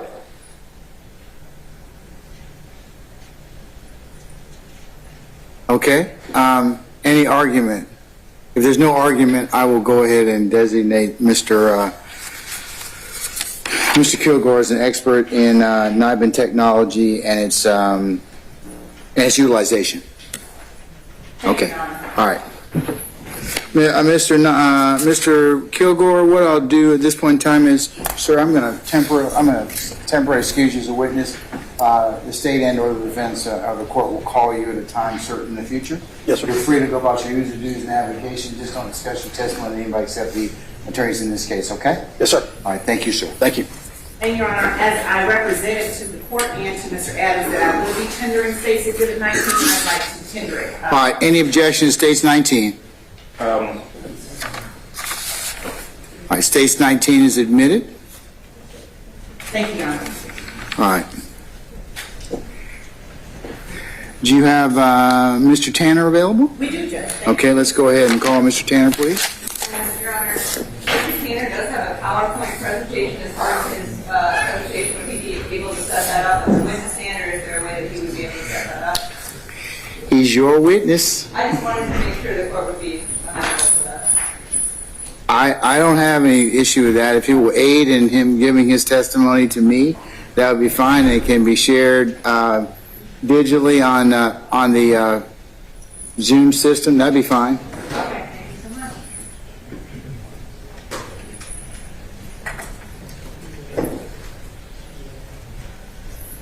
Folks, we're just going to recess in place. We'll go ahead and swear him. He come in. I'll just recess in place till he's ready. Mr. Tanner, good afternoon, sir. Good afternoon, sir. All right, sir, if you would please approach the witness stand. Once you get there, if you'd be so kind and turn and face Lieutenant Gibson, be sworn as a witness, please. You swear or affirm that the testimony you give in this court to be the truth, the whole truth, and nothing but the truth, so help you God? I did. You may lower your hand. You may be seated once you step. For the record, please state your name, spell your first and last, and state your occupation. Please speak to the microphone. If I may, Madam Prosecutor, where is that PowerPoint presentation located in the discovery material? He brought that today. I can send it to you via email if you'd like. Well, now so we have an opportunity to at least take. I'm just going to recess in place. Why don't you just pause, show it to those that are here that want to see it, and then he can resume. Okay. Yes, Judge. Thank you. All right. Sure. I can send it to whoever, to everybody. If that's, okay. Mr. Tanner, you okay with us sending your presentation to all those concerned here? Yes, Your Honor. Okay. Thank you, sir. All right. Your Honor, if I may ask Mr. Kearns to send me the All right. Do you have it or Violetta? Okay. All right. We're just going to recess in place for the technology piece to catch up. Trying to get everybody's email.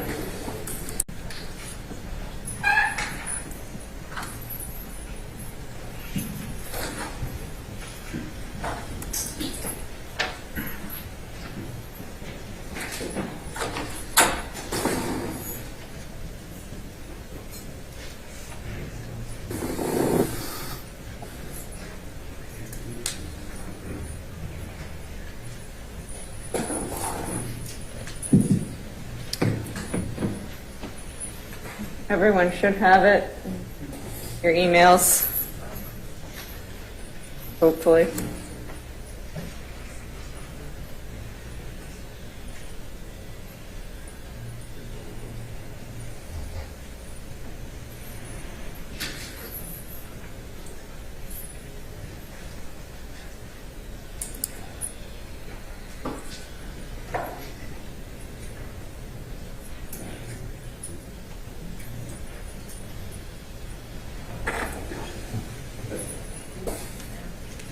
It says it's sent. I don't know.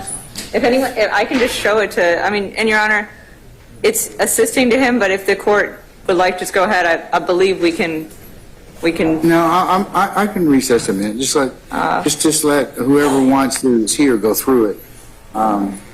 Has anyone received it yet? It's saying sent, so I don't know where it went. It'll take a moment. It's a PowerPoint, probably a bigger file, so.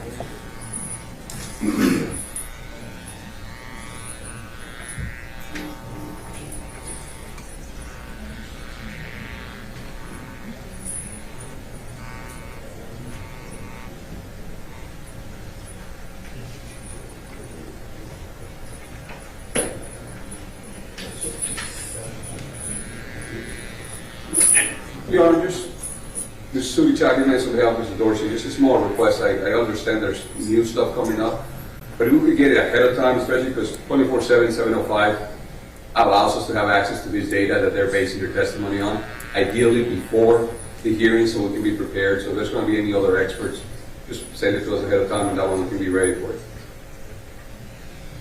Yes, sir.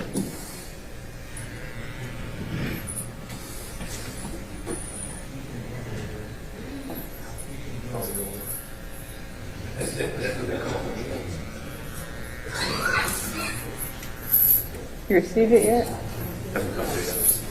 All right.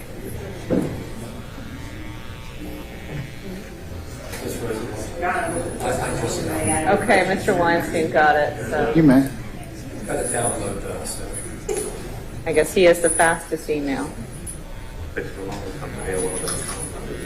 AOL.com.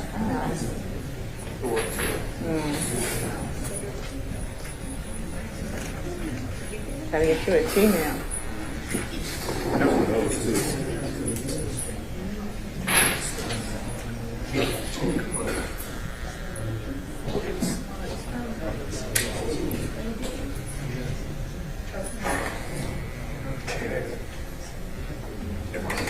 It doesn't detail any of, it's just the presentation. It doesn't detail the findings. You have the findings in discovery.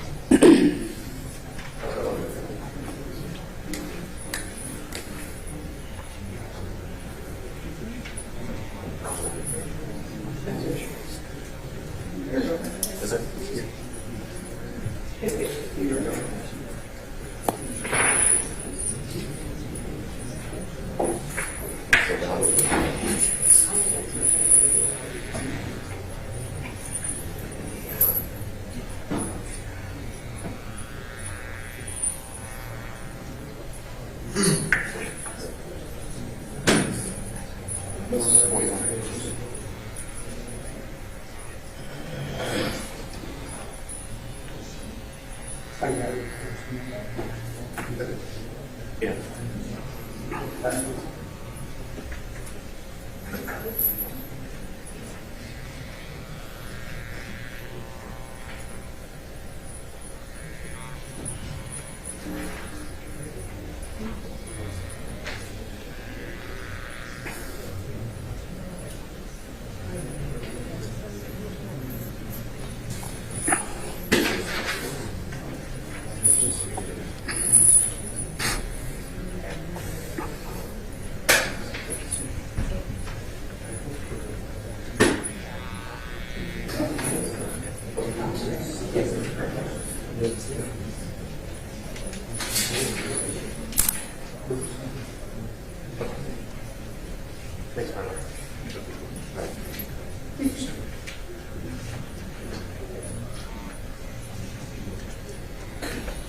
I'm gonna just use the restroom right quick and use the restroom real quick.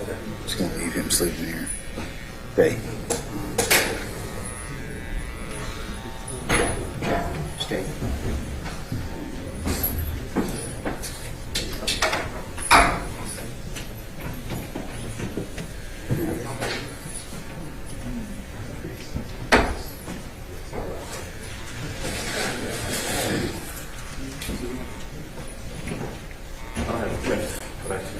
I can pull it up. It's we pull it drops on the second.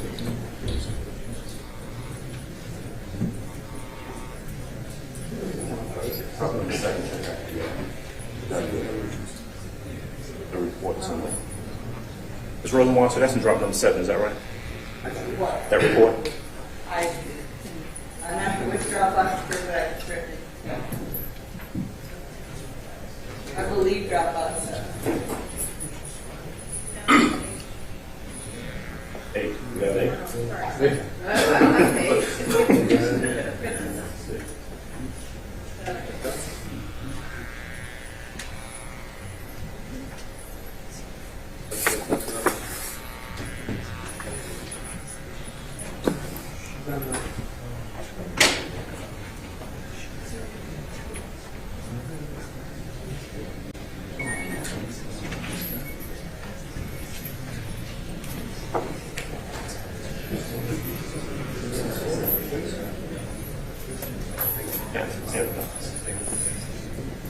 Okay, there goes.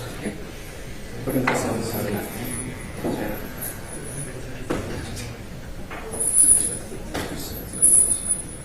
So this is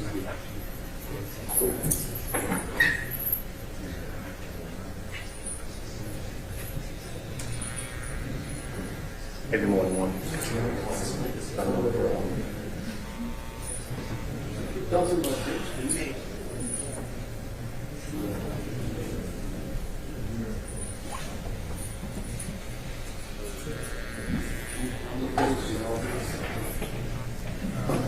If I take a quick look at the question, please.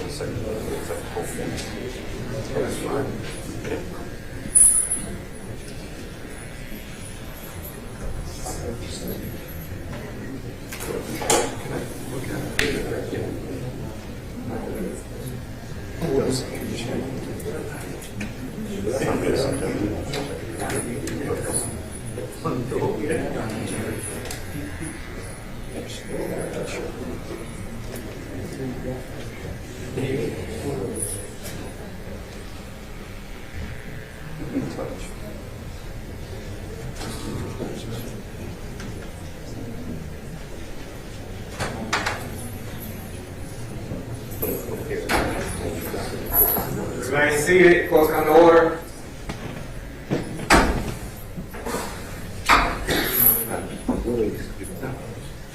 Come to the floor. All right. Judge,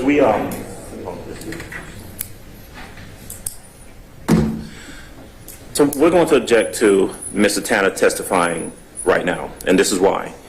My understanding is that he's going to testify to an official report, GBI report that was conducted back in 2019, but that we received in the last discovery drop last Friday, about 6 days ago. So we have that. We have his report.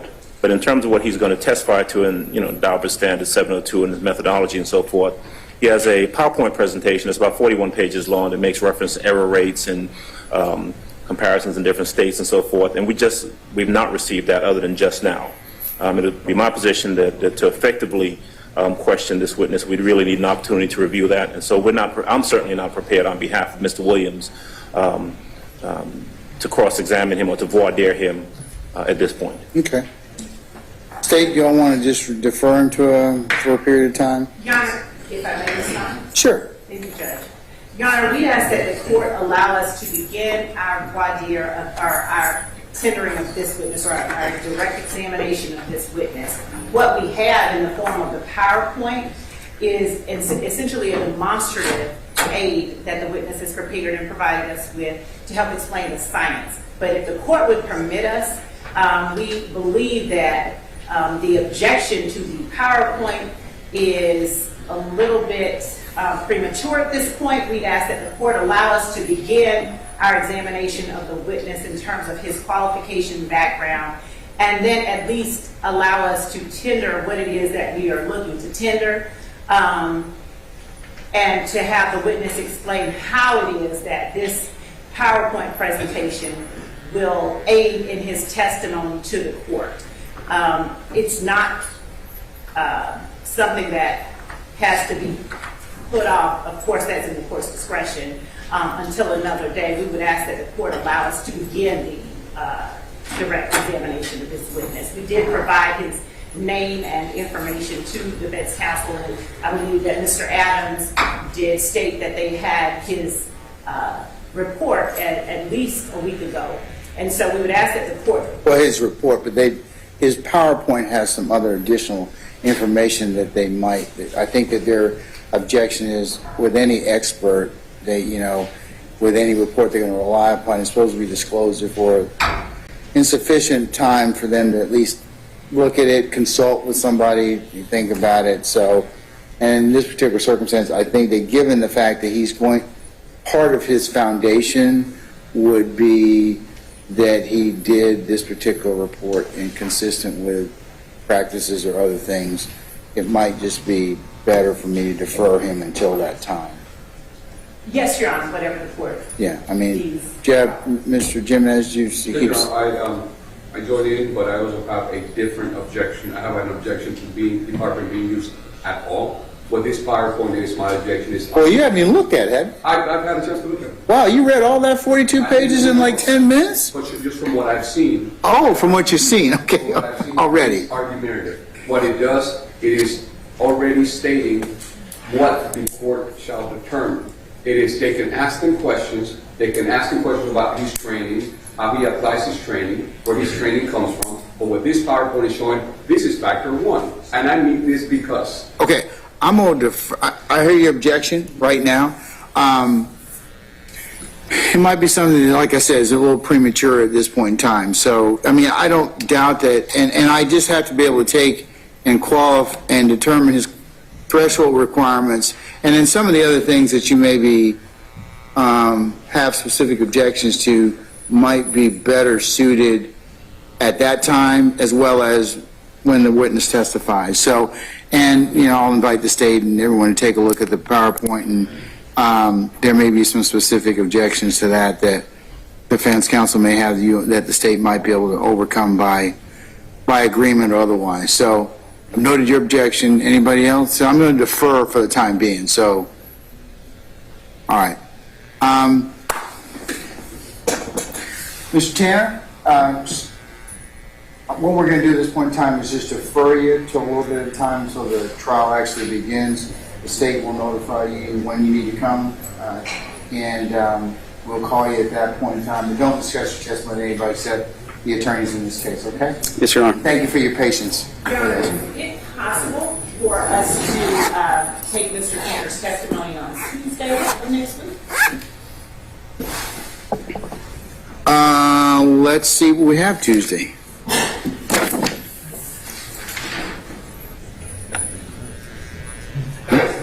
Okay.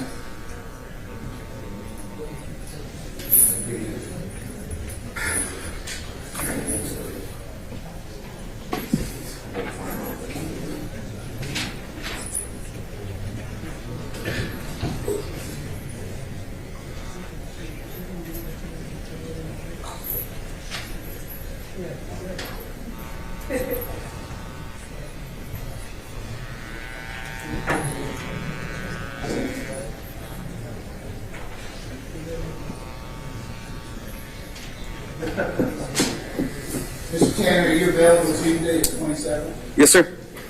Council, you've got sufficient time?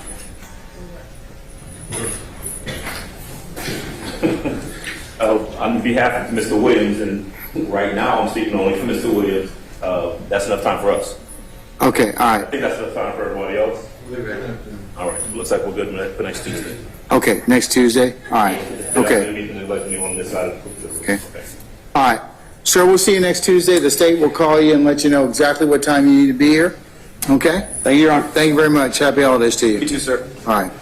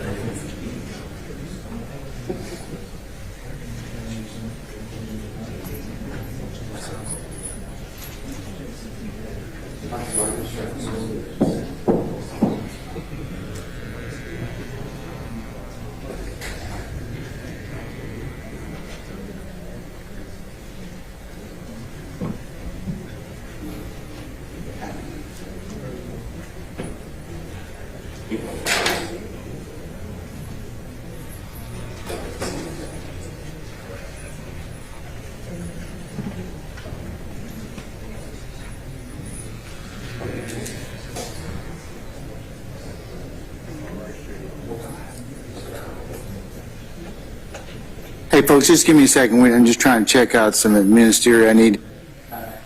So, just bear with us.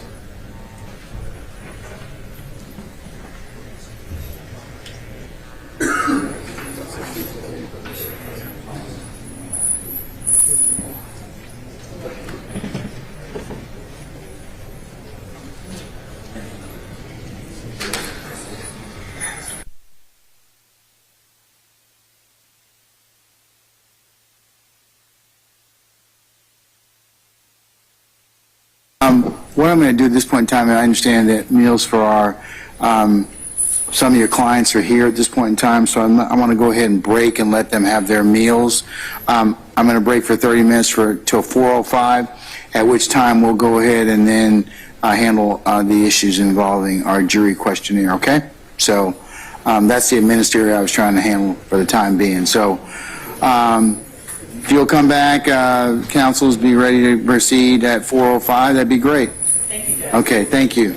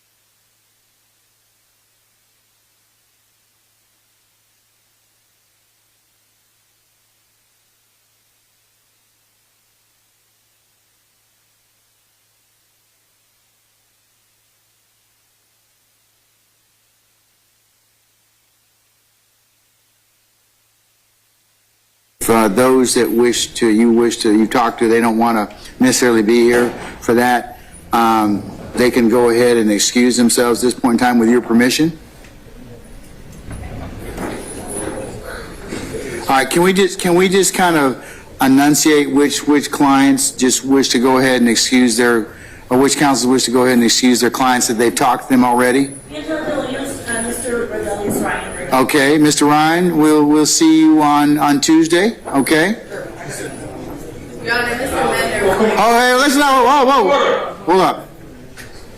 Your Honor, Mr. Mender would like to be excused. All right.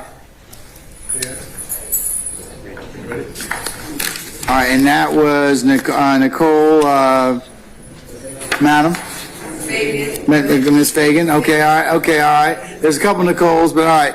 Thank you. Moving, my right, your left. We sorry on behalf of Mr. Nichols. Mr. Nichols agrees to be excused while we handle these matters. All right, sir. Thank you. Mr. Nichols, we'll see you on Tuesday. Hold on. Mr. Matthews Jr., sir? On who? Mr. Huey, okay, all right, thank you very much. All right, Mr. Huey, we'll see you on Tuesday, okay? Your Honor, Mr. Fleetwood would like to be excused. Mr. Fleetwood, see you Tuesday, okay? I know, we're working on it. Mr. Hoover's working on it, sir. And Mr. Sledge. Mr. Sledge, do you wish to excuse him, Ms. Gladden? Mr. Stevens would like to be excused. All right, Mr. Stevens, we'll see you Tuesday. Khalif Adams would like to be excused. Who, I'm sorry? Khalif Adams. Mr. Adams? We'll see you on Tuesday, okay? Mr. Blaylock. Mr. Blaylock, we'll see you Tuesday, sir. Mr. Williams, you were pointing at the gentleman in front of you. Who's that, right here? Mr. Sledge. Mr. Sledge, would you like to be excused, sir? All right, sir. See you Tuesday, okay?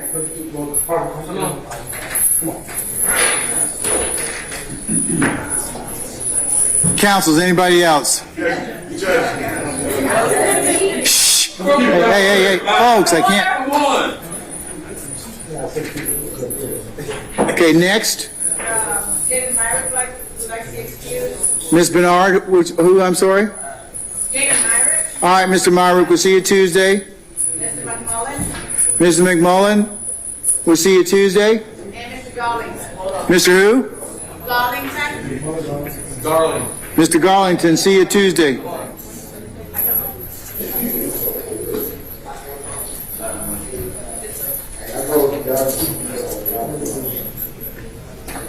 Mr. Meneas? Yes, Mr. Farley would like to be excused, Your Honor. All right, Mr. Farley, we'll see you Tuesday, okay? Judge, Mr. Beebe would like to be excused as well. All right, Mr. Beebe, we'll see you Tuesday, sir.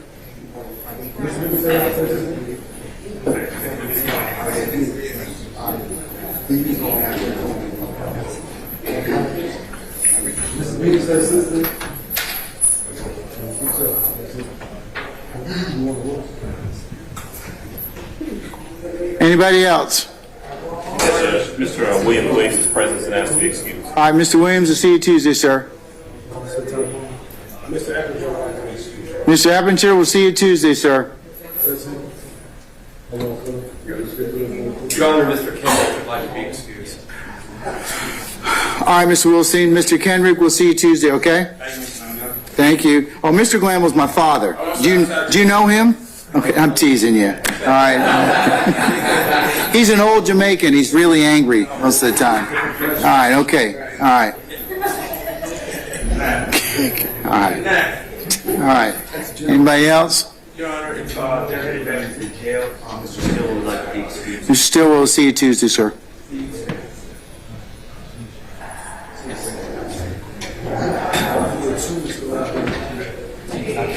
Anybody else?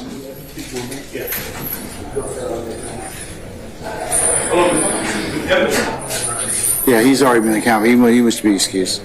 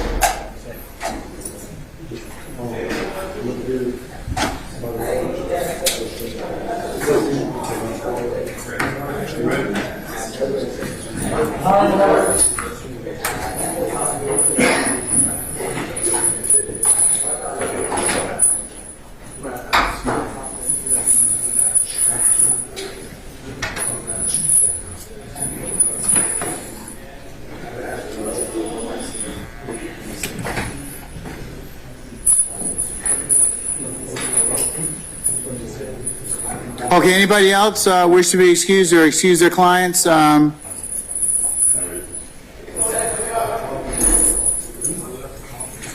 think there are two. Sir, in the orange, who's your attorney? Judge Woodward, this is Mr. Beebe. Okay, he wants to stay? No, he wants to be. Okay, all right, okay.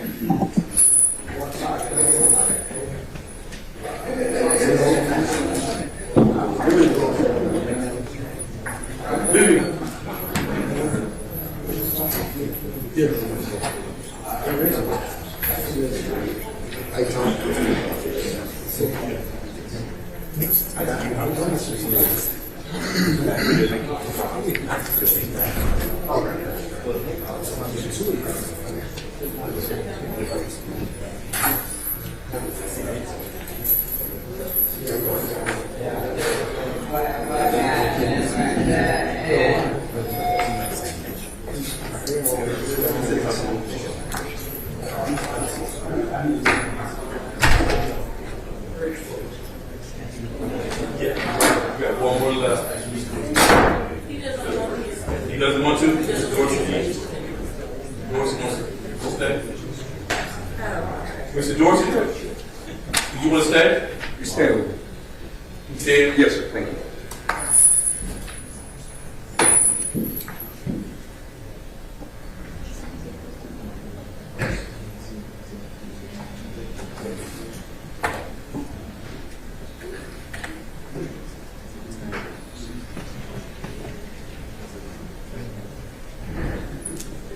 All right, councilors,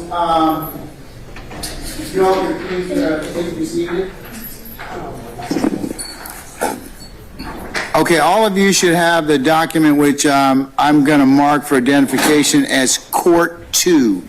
It is a 56-page document, and it's a compendium of the questions that those of you who have submitted for as a jury questionnaire. Now remember, Ms. Von Kels, my jury clerk, is going to go ahead and replicate this so that on the 5th, 6th, and 7th, those particular jurors that are being summoned for that day will go ahead and I'll swear them in.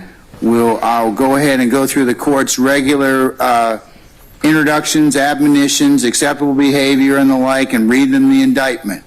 I plan on recording a script much like the introductory comments that you'll find in criminal cases in the Superior Court bench book tailored to this particular case. I'll also record the indictment so that those two things can be played for our grouping of 200. So this particular questionnaire will get us I call it the 97% solution.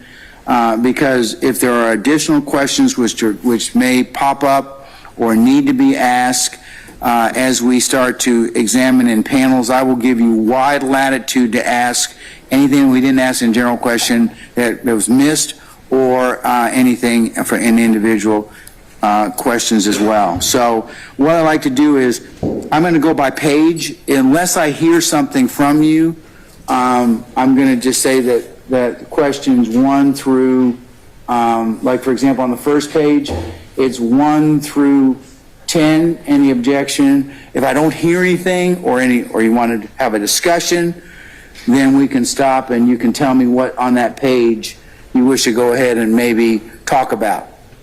So with that, page number 1, anything? Not All right, page 2. no objections to the state. All right, page 3. Your Honor, as to page 3, would the court add criminal justice to the area? Mr. Kearns, does that appear anywhere later in the questionnaire? The next page is criminology, is that more? It actually appears later on. I think it does. That's why I asked you, Ms. Law. I was just testing you. So you see, you've already flunked part of that already. So, yeah, no, but it's. I think where does it appear? What question, Mr. Adams? Since you were Page 50, question 275. page 50, 275. Can we just maybe move that up, Mr. Kearns? That question. We'll move that up. Okay. Yes, sir. All right. Anything else on that page? Page 3.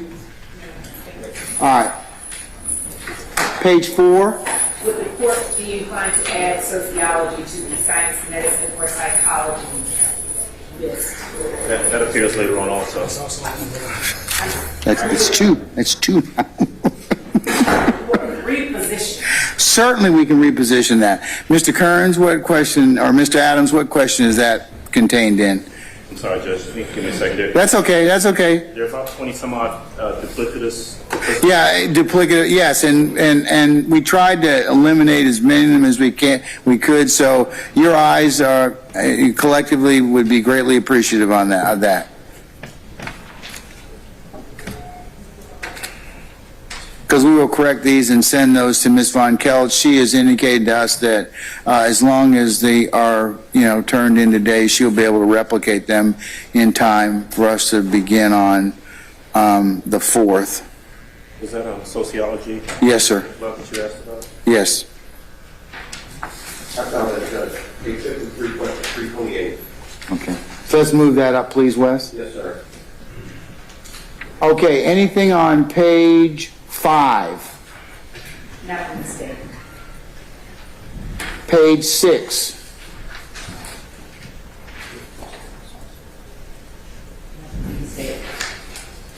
If I don't hear anything, I'm going to move on, just unless you all lodge a question or rework or rephrase. What about 7?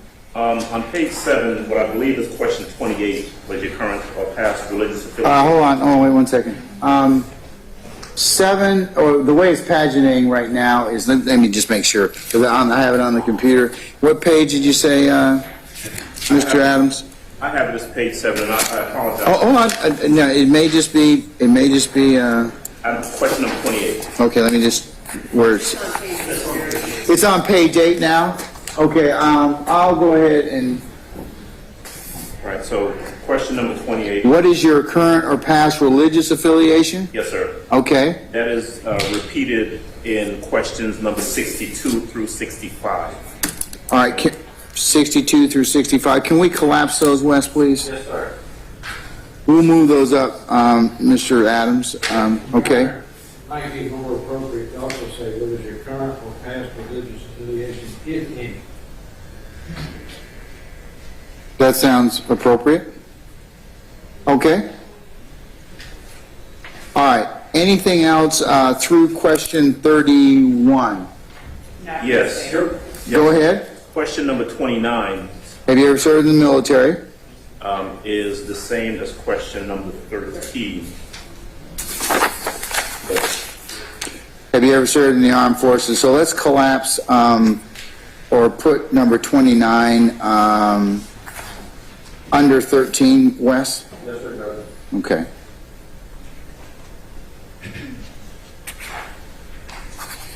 Okay, anything else? As to through 31. Question 31. Okay, the next is page 9. Anything on that?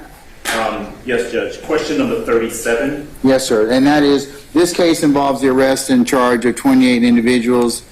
The alleged events surrounding these arrests have been said to have occurred between January 2015 and April 2022. Okay. Has that been adjusted? I made a note, and I'm looking at the printed one from previously. It has says young slime line. Yes, Mr. Adams, that language has been removed. Okay. And Sergio Kitchens' name? Has been Those, right there? all the names and the reference to the YSL gang have been removed. Okay. Where it says, and a company known as Young Slime Life, I would suggest that perhaps be. You don't, there's another, we sent out another copy.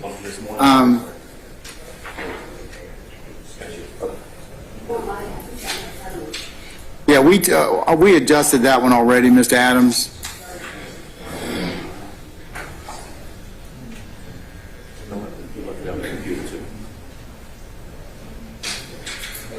We have one adjustment. As to what? On question number 37, Your Honor.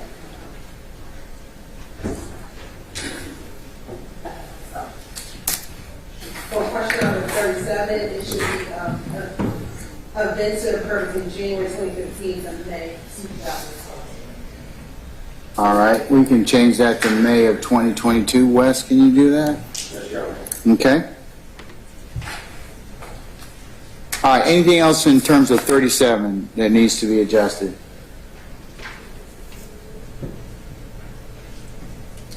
All right, how about anything from page 10 purports to go from 38 to 43? All right. What about 44 through 47?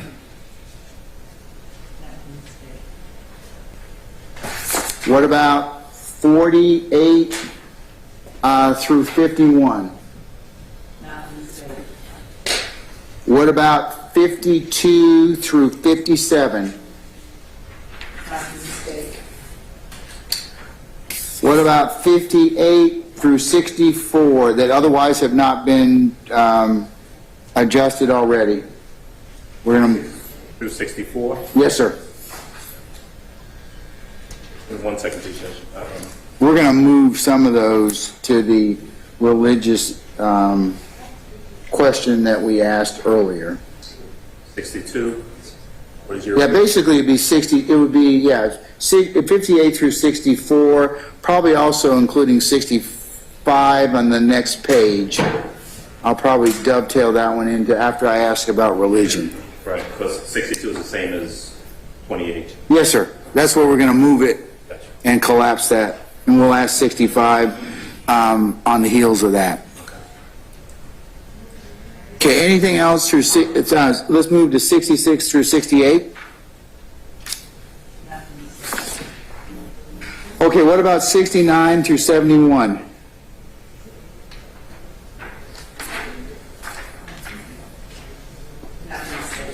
No, just 69. Have you ever, and let me just, I need to read it so for record. Have you ever belonged to or been affiliated or donated money to any group involved in law enforcement or monitoring the courts? And it's got Neighborhood Watch, Mothers Against Drunk Driving, any pro-death penalty group, anti-death penalty group, parents and families of murdered children, any group that campaigns for stricter criminal penalties, or any group that campaigns for more lenient criminal penalties, or other. If yes, explain. Request that the two groups that reference death penalty be removed. I'm sorry, one more time? Just request that the two groups that reference the death penalty, for those two groups to be removed from the list. Any discussion on that? State has no objection. All right, I will remove those. Wes, go ahead and we'll delete those two areas. Yes, sir. Okay. The other thing is, you kind of limits it because you say to any group involved, such as, and then it gives yes or no for all of those, but it doesn't say any other. Yes, it does. It says other at the very bottom. You can write in other, and you can ask about it. 69. Question 69. Right. It might be on the next page. It is on mine. Yeah, I'm sorry that sometimes the way it prints.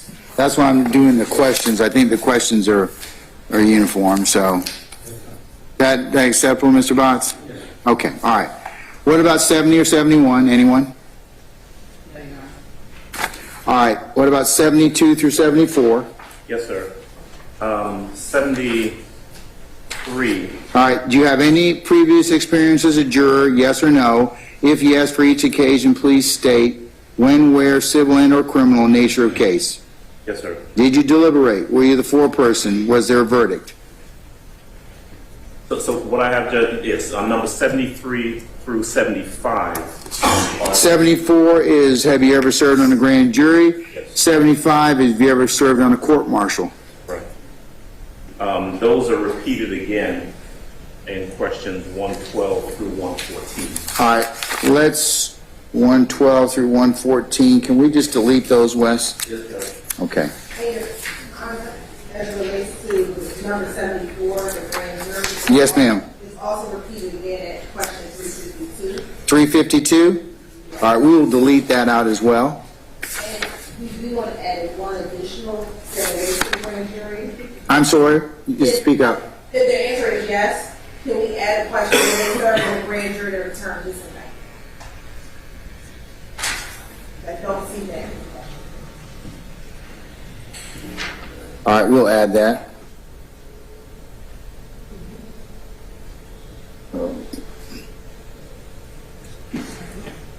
And we also probably need to add in the foreperson, and the foreperson was, and we'll pull that off of, I think the foreperson in this particular case was, I'm looking at the re-indictment, let's see,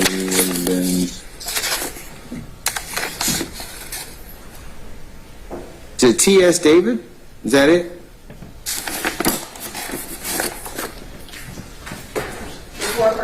Yes, ma'am.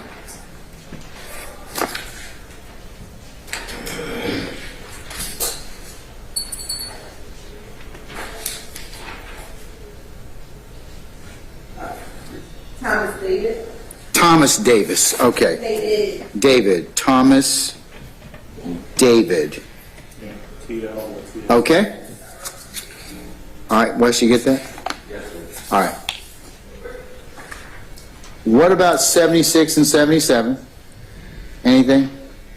How about 78 through, I'm sorry? With regard to 76, we believe it may be appropriate to ask that question in the negative. You got to speak up. I'm sorry,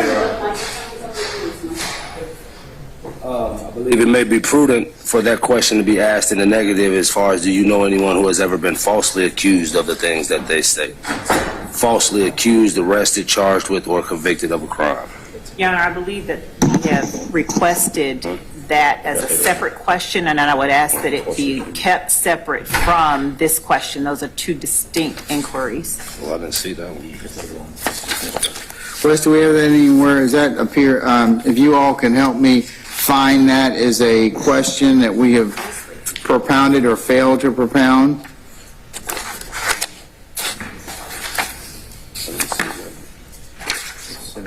We started doing the state questions.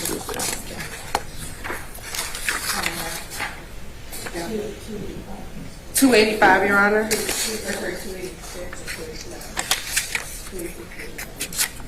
Look at councils. We're going to add that. We'll add Mr. Johnson's that question. I think is fairly contained. Let me see. Just make sure it's question 286 and 287. Let me just. 285, Judge. 285 and 286. And 287. Do you know anyone that you believe was unfairly accused of a crime?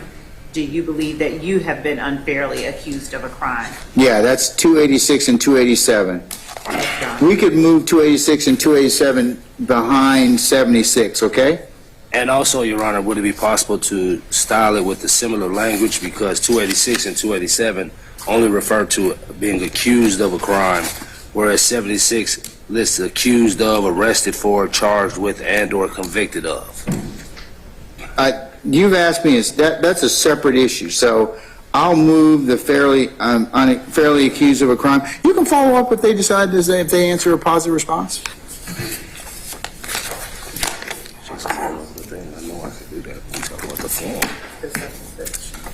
So I'll add that behind 76. We'll ask the two questions, Do you know anyone, I see what you're saying. Okay, let's add have you, a family member or a close friend, ever been unfairly accused of a crime? And then we'll ask that same thing we can delete out 287, Wes.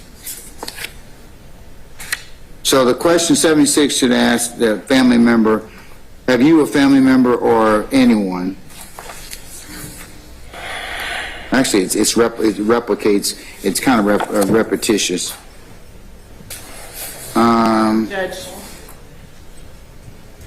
with respect to questions 286 and 287, I would ask the way that it was. Yeah, I'm over your objection, Mr. Johnson. I'm going to go ahead and just leave them as is. I think that they need to kind of be separate questions. What I would like to do, and I think that one above it, you, close friend or family member, anyone else, that would encompass that. That would be accused, arrested, charged, or convicted. So I'm going to leave those two. I'll just move them up.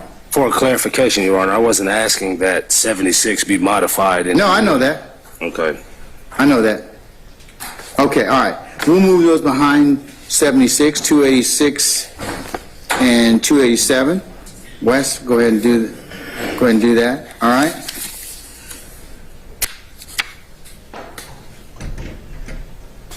Any issues with 77?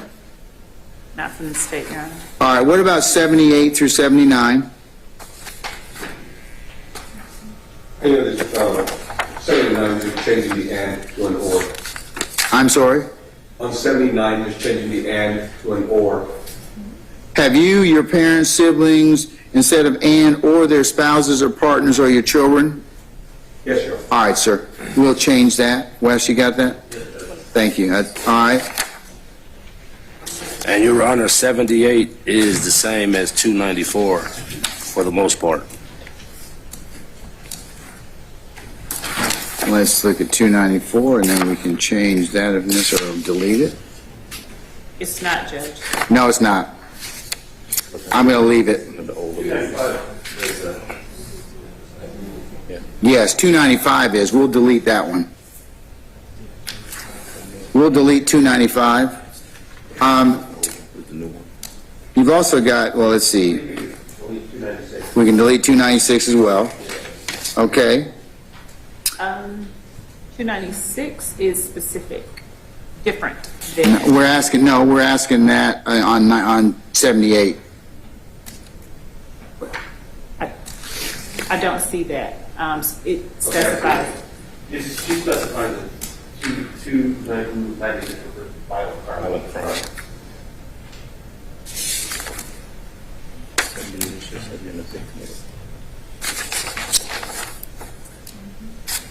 Let's collapse that and put, have you ever been the victim of a crime or violent crime? Would you like me to do the same for 78? If we have that? I would, sir. All right, thank you. Okay. All right, folks, what about 80? Any issues with 80? All right, how about 81 or 82? No, Your Honor, not from the state.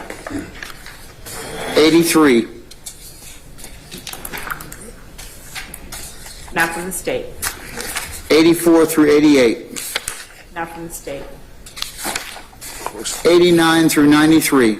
Your Honor, the state. Can you give us a second to read?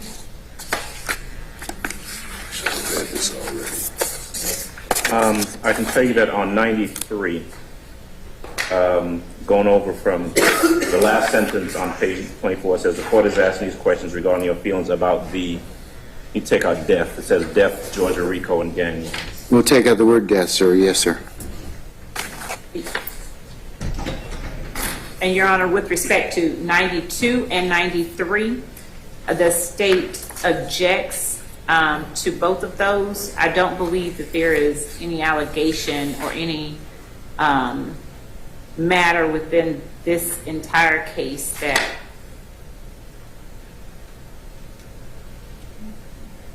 Well, you asked them in 91 if they have any ever studied psychiatry, psychotherapy, or counseling. So, okay, you withdraw that? Okay, all right.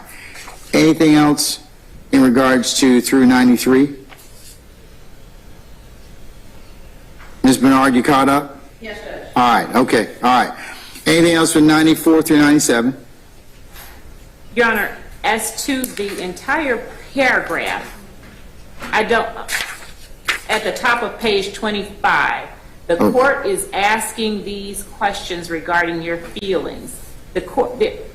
I would object to that paragraph. And I would object to 94, 95, 96. Okay. As improper. All right, let's take those. Does anybody share with the state? I see what she's saying right now. In terms of, so basically 94, 95, and 96 have that preamble. I'm inclined to reevaluate that in terms of not giving those particular questions about your general feelings. So I would, on behalf of Mr. Williams and the defense, I guess, I would ask that you keep those questions in there. I think they're appropriate. I mean, it is a RICO case, it's a gang case. Examining their general feelings and opinions about those laws, I think, is appropriate. And I would concur. Your Honor, I could take out the preamble paragraph. Would that suffice? I propose changing the word feelings for the word views. Yes, I would agree with Your that. Honor, I would state that this is asking the prejudging is getting into the province of matters that the court deals with specifically in terms of giving them the law. Their feelings about the law is not relevant or is not a. What if I don't like the RICO statute? I don't like gang prosecutions. Doesn't it go to the individual juror's bias, or potentially do that? If somebody answers on this thing, I don't like RICO, I don't like whatever. Okay, wouldn't you be able to follow up on that and expose it for biases? I hear what you're saying, Ms. Love, but it does kind of get at whether or not what they feel about in terms of bias or their ability to be fair and impartial.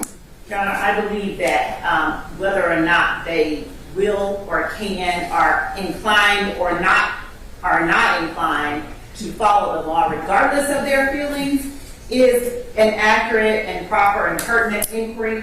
But their feelings about any particular laws, well, why don't we just ask, what are your feelings about murder? What are your feelings about armed robbery? What are your feelings about all of the crimes alleged in this indictment?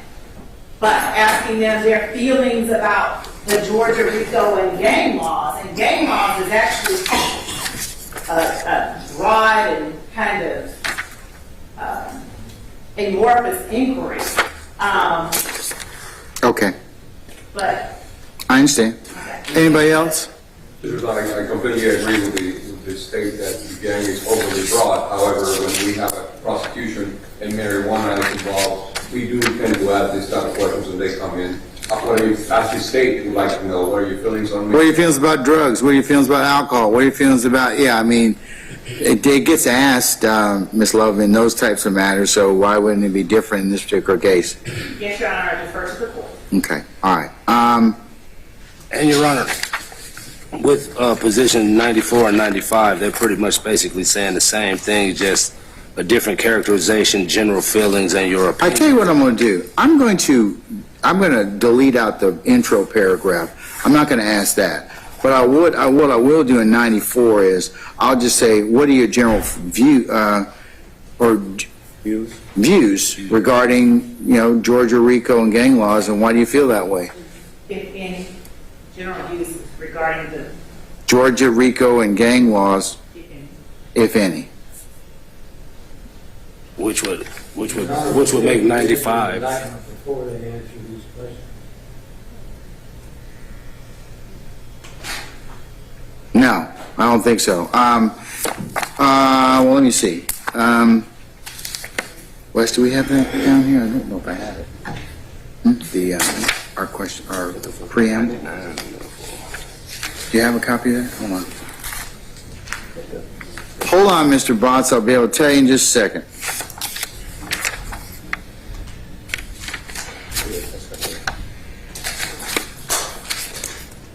Yes, sir. I will have read them the indictment. They will have seen it. I'll be on tape. So they'll be somewhat familiar. It's going to take about an hour to read the indictment, so it will be taped. But yes. Okay.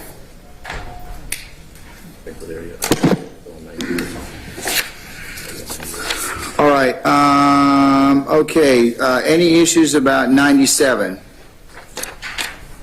Are you affiliated with any organization that advocates in favor of prosecution of RICO and gang cases? All right. Anything about 98 through 102? Yes, sir. 99,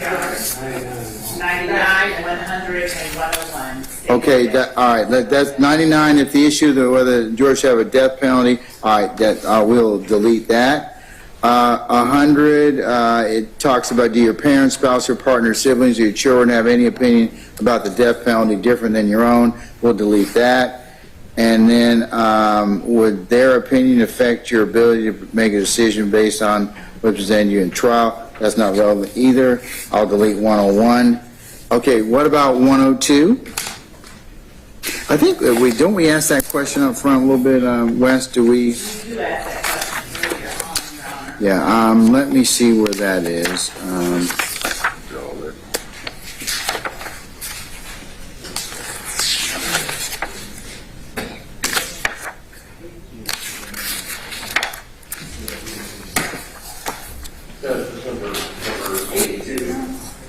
Number 82? All right, let's see.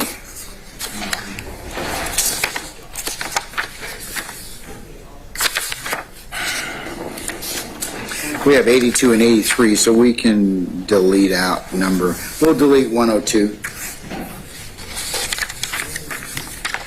What about 103? We asked that question before as well, don't we? Wes? All right, we're going to delete 103. 104 is a duplicate as well. And Your Honor, 103, I don't know if in the previous question we asked all of these areas, but we need to make sure that all of them are included in this.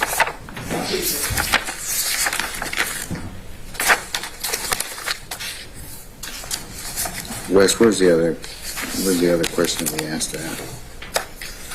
Let's see. I think that's. Oh, there we go. 27.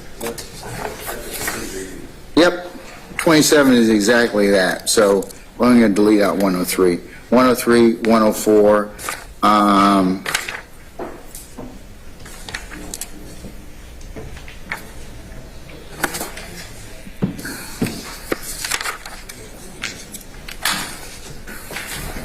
We asked the same question, I believe, and let's see. 105 is a duplicate. 106 is a duplicate. 107 is a duplicate.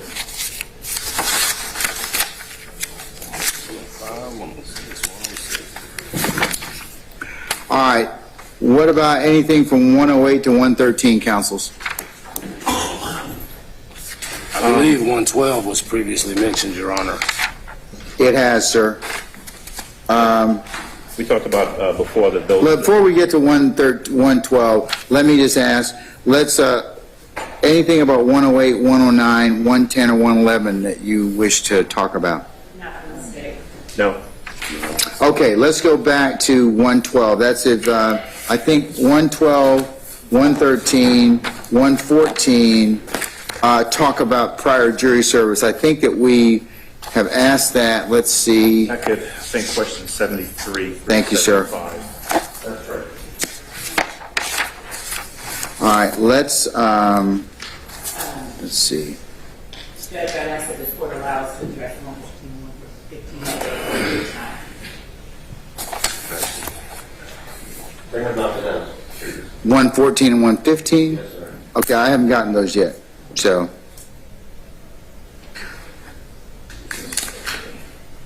Okay, 112 is duplicitous, so we're gonna delete that because it's asked in it's asked in 73 already, through 75. So what about 113? What did you like or dislike about your prior jury service? Is that proper? You're right, can we go back to 112 for a moment? 112 has already been asked. It's asked in 73. It's asked in 73. Yeah, there's some parts of the part that's not accurate. Such as? Such as how long ago? It's not in 70, oh, when. Sorry. Y'all have gotten 3 strikes over there, okay? Between you and Miss Love. Just irritating me. Oh, no, don't work that way, okay? So, all right.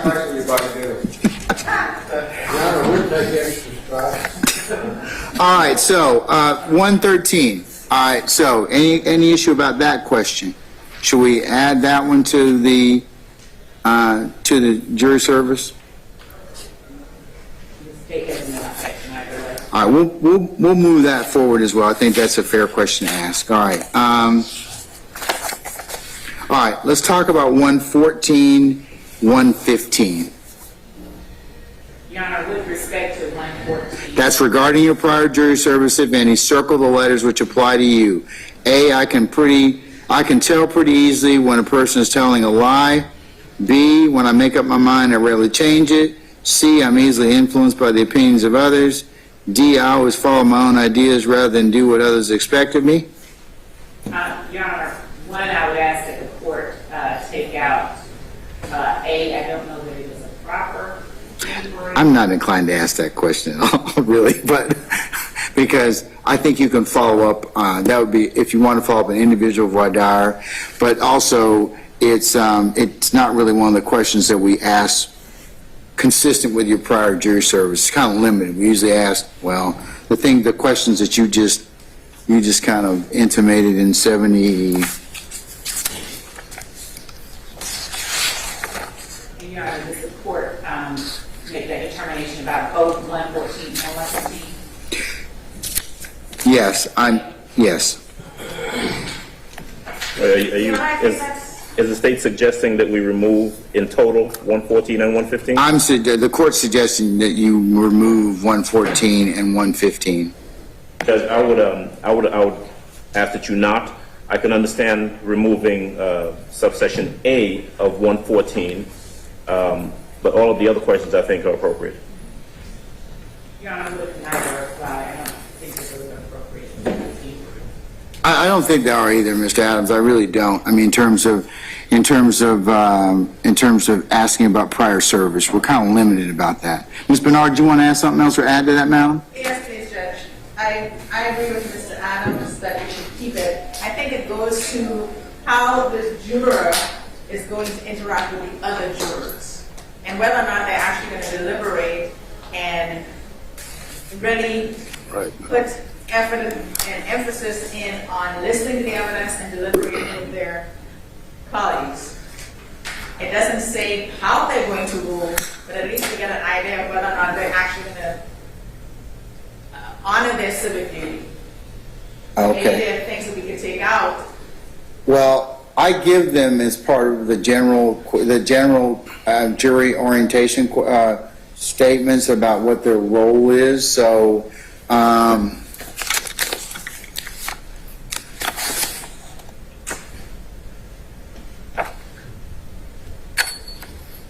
In particular, 115. In particular, to 115.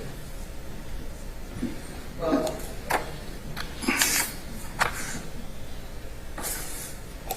And hold on, let me just wait a second.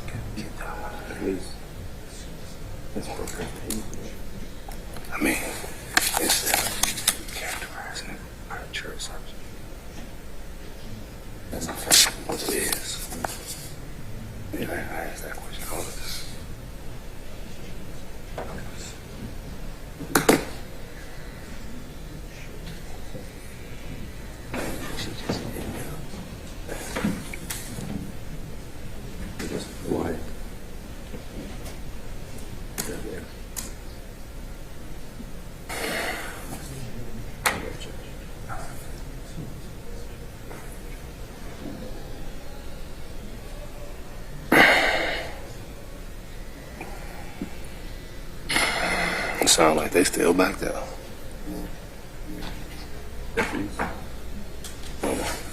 Mhm.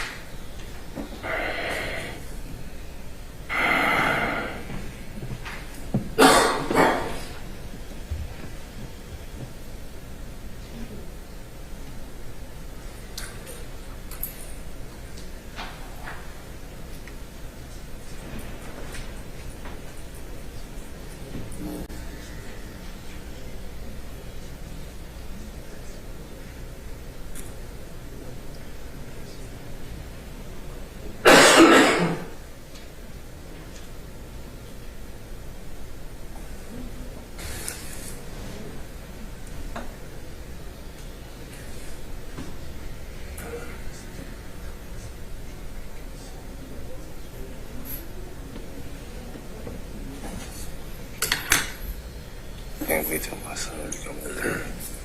Be him to do all the things. Right. I take that notes on.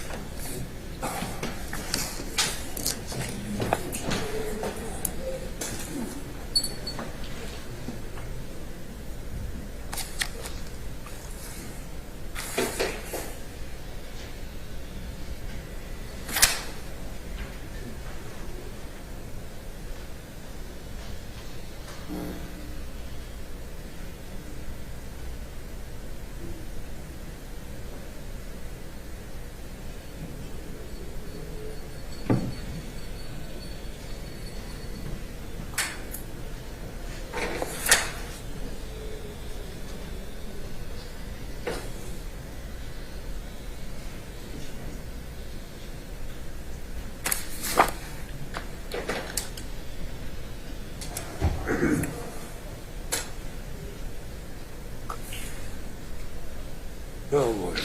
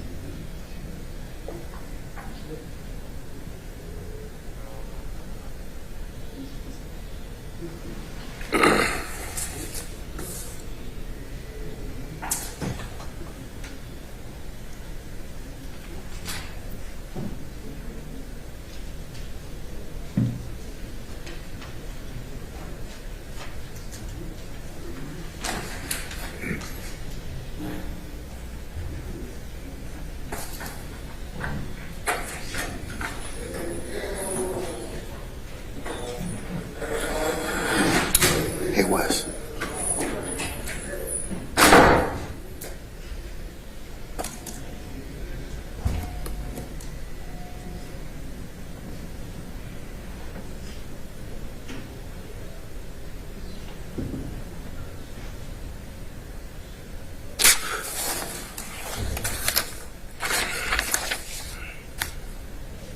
All right, counsel. What I'm going to do, I've had an opportunity to ponder 114 regarding your prior jury service, if any, and please circle the letter of the statement that best suits you.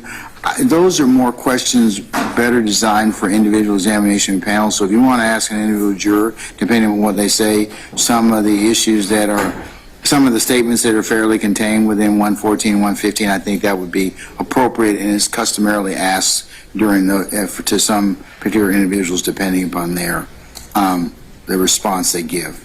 So, I'm not saying that they're not appropriate for general questions to the panel as a whole, but they are appropriate in some respects depending upon the response to the jurors for individual examination. So, all right. Please notice an objection, a continued objection, please. Sure, but as I said, Mr. Adams, you can ask them in some form during individual questions to the jurors as a whole. Okay. Yes, sir. All right. What about 116 through 119? No, Your Honor, no objection to the prior statement.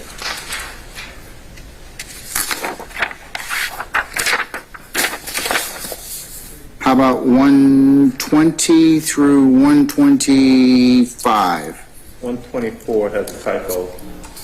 I believe that's meant to be YFN Lucci.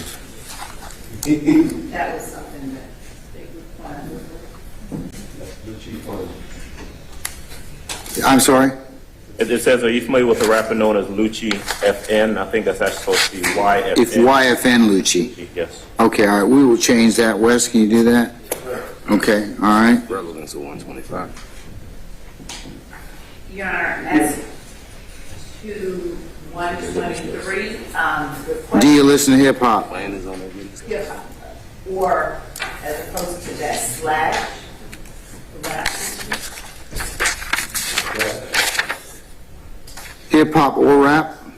Yeah. Okay, we can change that. And, Your Honor, as to 124,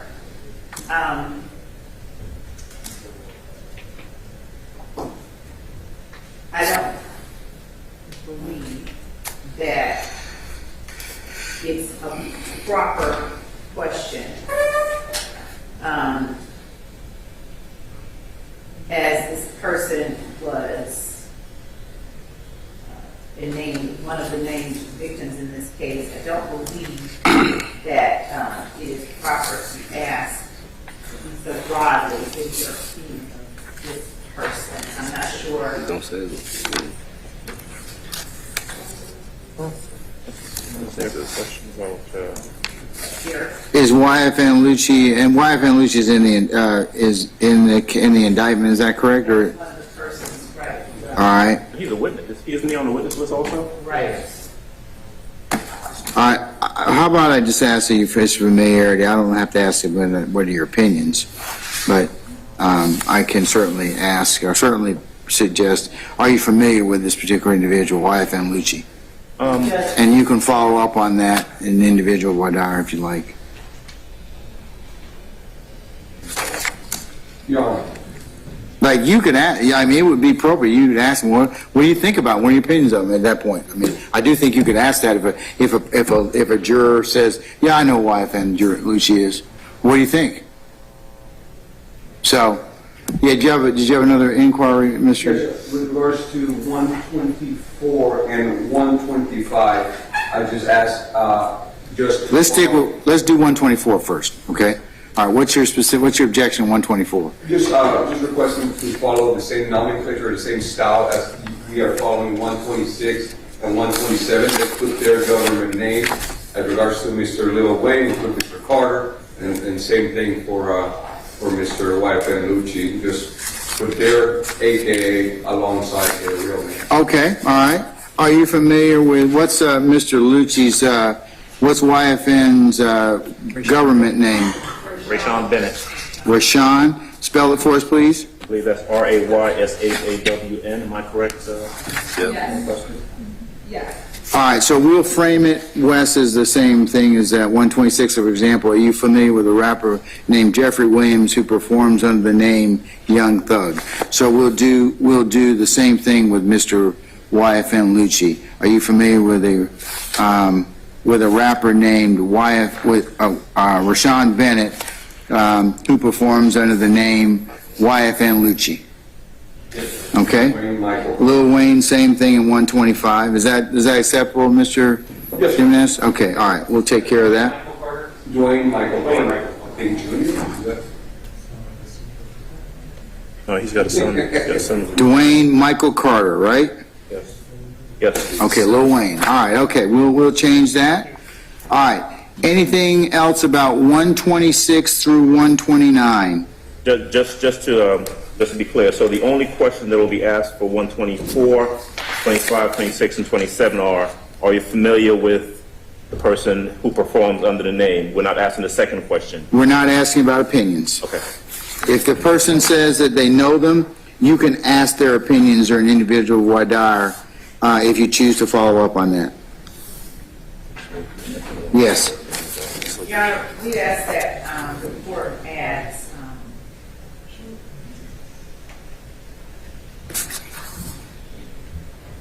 I believe that one of the names that was come up, we asked that the jury is Mr. Lamar, Desquantes Lamar, who has Rich on one, and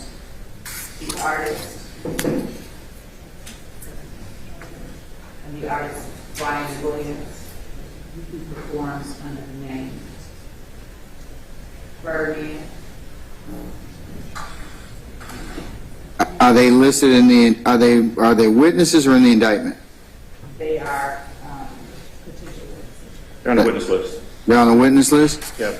All right. And Judge, And because we don't have their stage names on the witness list, that's the reason that we're including them in this portion. What was the first name?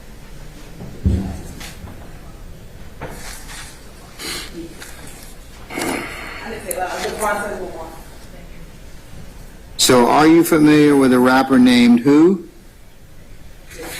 Desquantes Lamar, who performs under the stage name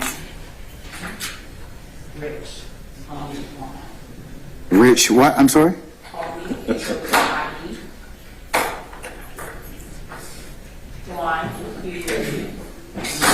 Okay. Can you write the Desquantes for the records of D-E-Q-U-A-N-T-E-S. Who else? And Brian Williams with the Y, B-R-Y again, Williams on the spelling. Also known as Birdman. Birdman. Yes. Okay. and Judge, let me go back and revisit the issue, please. In regards to the second part of those questions, if so, what are your opinions, if any, of the person's name before? I am going to ask that you ask that question, and simply because all of these individuals that we're talking about actually have a public persona. I mean, they're performers, they're well known, they're more than just a witness, right? Now, if there was just someone, you know, Joe Blow, who was going to be called as a witness, we might ask, do you know Joe Blow? But their opinions of these public personas, these entertainers, I think is important. I agree with you, but you can ask them an individual voir dire. Because you're assuming everybody knows these folks, and some people may not. But I think it's very proper for you to ask your opinions at that point in time of the jurors that say, yes, I know who these people are. Okay? Okay. All right. Okay, what about 128 or 129? I think we asked something about that already, so... On the same lines, Your Honor, as before, the question where it says basically, please briefly explain your opinion of hip hop or rap, that's something that basically. What question, sir? What number? 129. I think I asked it before already. No. I asked it, I think I asked, oh, do you listen? Okay, all right. Yeah, I think you're looking at 123. 123. Okay, I think it's a different question. why don't you, Wes, move 128 under 123, please? And also,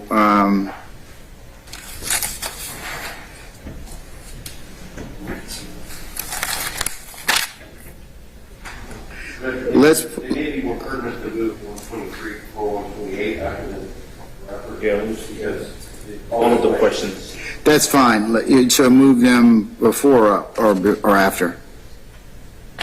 Wes? I was suggesting we move 123 to right before 128. That would be fine. Okay, all right. In terms of,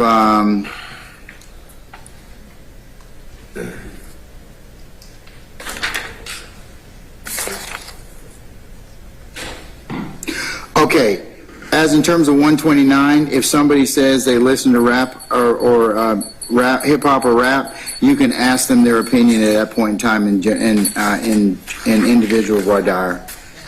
Okay, so I'm going to delete 129, but it's for general voir dire, not for individual voir dire. You can ask that appropriately. All right, what about 130? Your Honor, we object to 130, 131, 132, and 133 as asking the... Okay, let's do 130 first. Do you associate hip-hop artists and rappers with criminal behavior or believe they break the law more than average citizens? I'm inclined to delete that. Anybody from the defense want to have any discussion about it? Yes, I'd like that to be kept, and I think it's an extremely pertinent inquiry of the jury. I mean, I don't think we can, if we're just talking, I don't think we can really pretend that there aren't images associated with rappers and any connection to criminal behavior. That, quite frankly, is what this case is about. That's why the state has injected lyrics and videos into their indictment. So I think the opinions of these potential jurors in regards to that is very important. We need to know as they're coming in whether or not they make any association of rappers, where there are several in this case, with criminal behavior. Goes to bias. And Your Honor, I'd ask that I submit to the court that is asking the jury to prejudge. I would ask that the court not allow such a question as this. It's no different than, do you believe you should believe a police officer over anyone else? Asking whether or not they believe a certain group of individuals breaks the laws more than average citizens is asking the jury to prejudge evidence that they may see or hear in this case.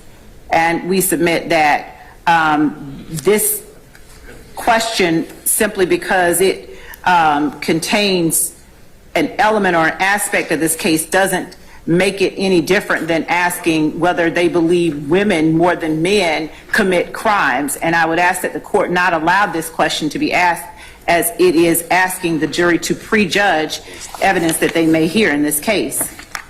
Your Honor, this matter does not in any way ask the jury to prejudge anything in this matter. It's asking whether or not they associate, which is going directly to their biases, which is what we're trying to find out in this particular matter. And I believe that 130, 132, and 133 should be admitted, but also they should be admitted with simply yes or no, because these are yes or no questions.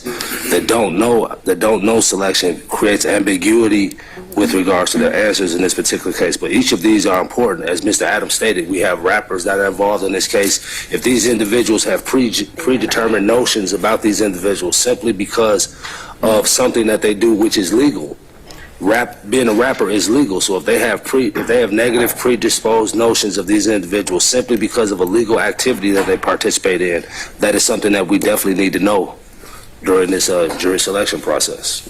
And Your Honor, we're not asking them to prejudge, we're asking them if they have prejudged. The problem that I have with these questions is that it may run afoul of inserting or character or some other things that may kind of be improper. I mean, I know what you're getting at, but I don't think I could necessarily ask that particular question. And the 130, that's framed, 131 is framed.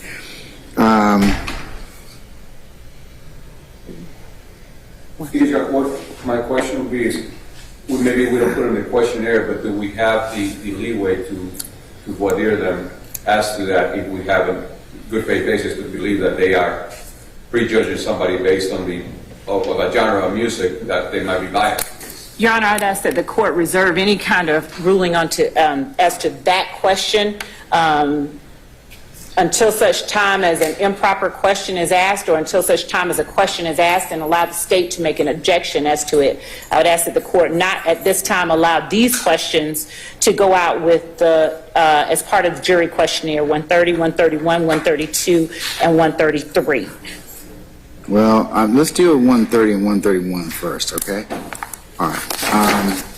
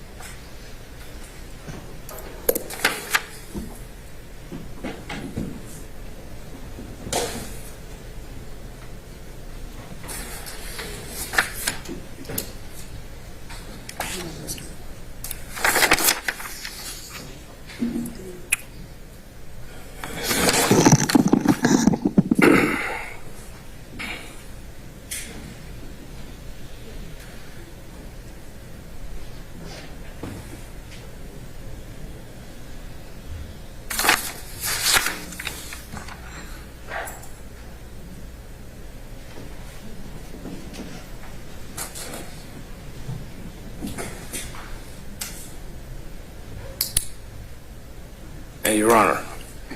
Oh, okay.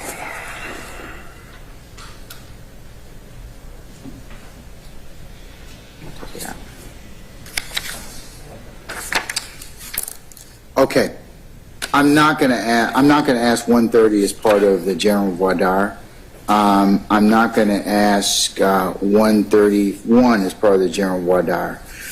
And Your Honor, we withdraw 132 and 133, the objection there too. Your Honor, may I? Hold on. Let me finish my thought, Mr. Adams, and then I'll let you go ahead and do that. I believe, folks, that you could, depending upon what a juror responds to 128, how much attention you pay to lyrics in hip hop or rap songs, and they start talking. If somebody says, well, I think people commit crime, you're welcome to follow up on that. I think if they open the door as to that particular area of inquiry, then I think you're more than welcome to follow up on that. I think we run into problems if I ask it up front as a general question.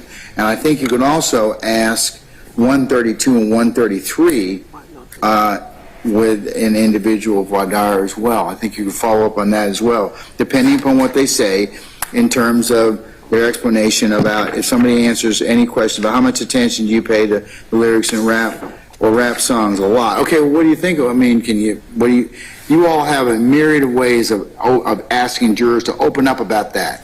And I think depending upon what they tell you, that would also allow you to kind of potentially follow up and ask some of those questions depending upon what they say.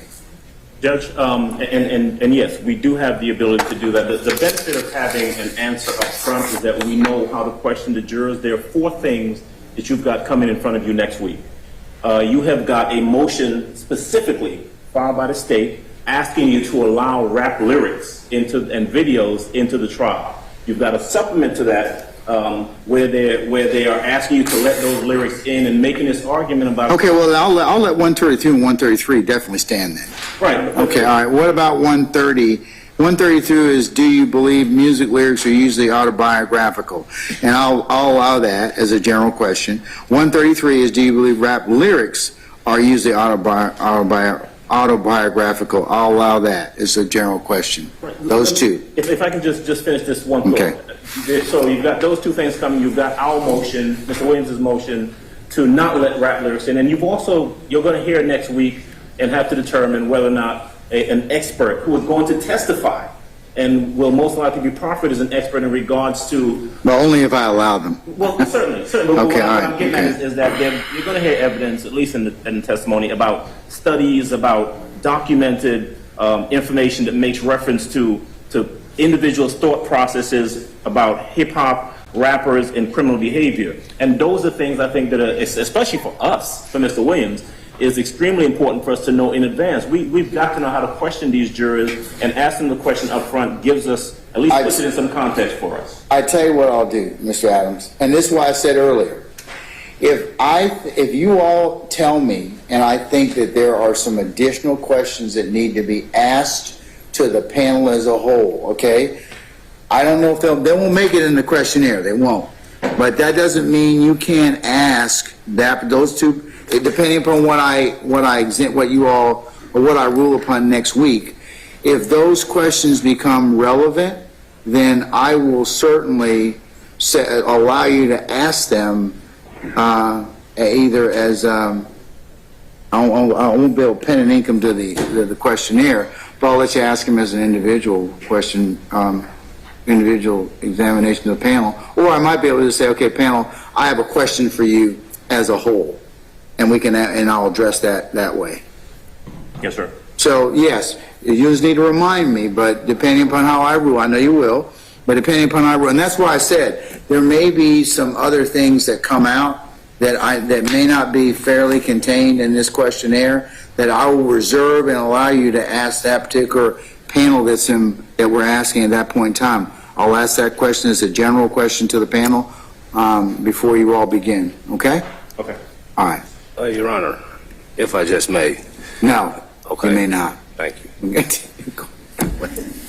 Yes, Mr. Johnson. Oh, no, I was going to say, Your Honor. Go ahead, sir. As it relates to number 130, I believe that, I understand what you're saying about the ability to follow up, but I agree with Mr. Adams that this is something that we would need to know up front. I can't do that until we hear that, until I hear that expert and determine whether or not it's relevant. I also have some problems that it might just be a flat-out improper question. I mean, because you're asking about criminal behavior, but if you allow, like I said, let me reserve on that issue until I hear some more testimony. It might be relevant.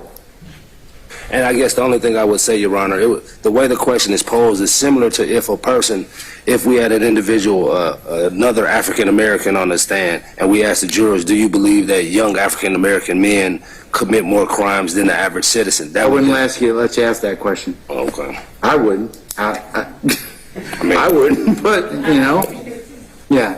I mean, but I've heard that question asked before. I'm not going to ask you where, but okay, but no, I wouldn't allow that. Okay. So. Mr. Brott says he wouldn't allow that either, and by implication, probably Mr. Harvey, okay, but, okay, all right. Anything else, sir? Okay, all right, okay. Okay, all right, so I'll reserve that issue until I hear some more, and then I'll, depending upon, we can revisit that at that point in time. Okay, continuing on, 34. Yes, I'm not going to ask. We're going to keep 132 and 133, Wes, yes. How about 134 or 135? That's the record label YSL and Young Slime Life. That's 134 and 135. Any objection? I believe the section, if yes, could be followed up within the general questions. Because, I mean, that's basically asking their opinion.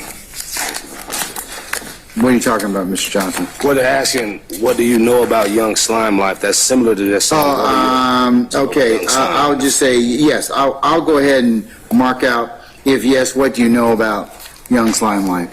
I'll let you follow up on that. I will omit or take that out. Okay, 136, 137, or 138?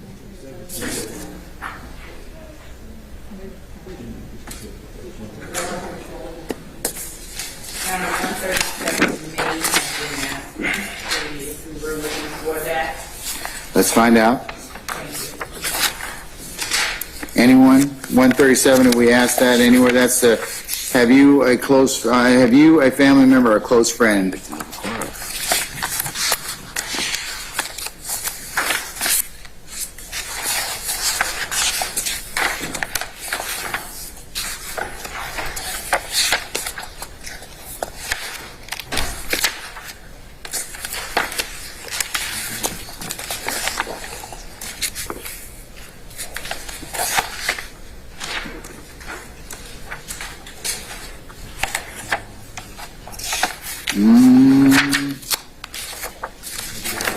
I don't think we've asked that. Well, Your Honor, 78 is, have you been the victim of a crime? And Okay, all right, let's see. Okay, hold on. 79 is, have you, your parents, siblings, or spouses been a victim of a crime? Number 80 is, have you ever witnessed a crime? Yeah, I'm going to take one, I'll omit 137. I think we've asked that already, and several other questions. What about 138? 136 is fine. 138, what about 138?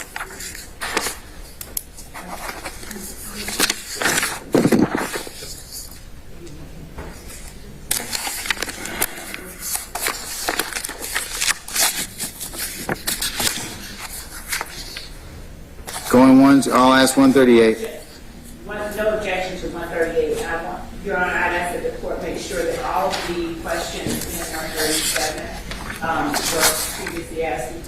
Some of them are specifically not yet identified. They're fairly contained within 78 and 79 and 1 and 80. Yeah, I mean, you got several of them that are already I think those three questions kind of break out 78, 79, 80,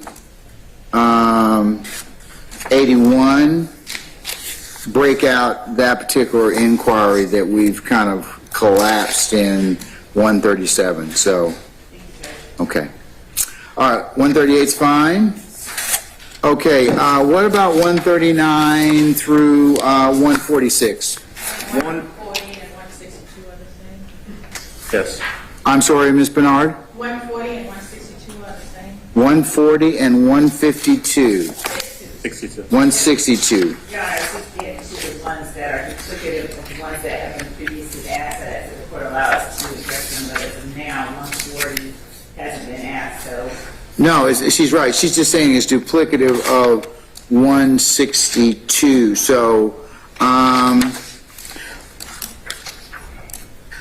I'll ask 140. I'll delete 162. One of the things that the board people purpose to keep 160. We're not going to ask, if so, please describe your feelings about it. We'll just, no, I'm not going to ask that part. You have a question, please. Yeah, we can get rid of all the if so.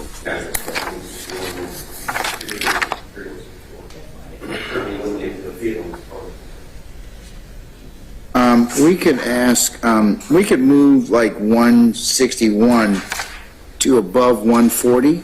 Like, has anyone else, has someone ever taken a photo of you without your knowledge?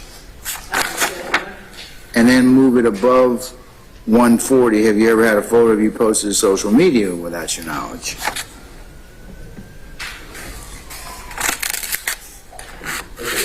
All right. Let's do that, and then we can delete 162.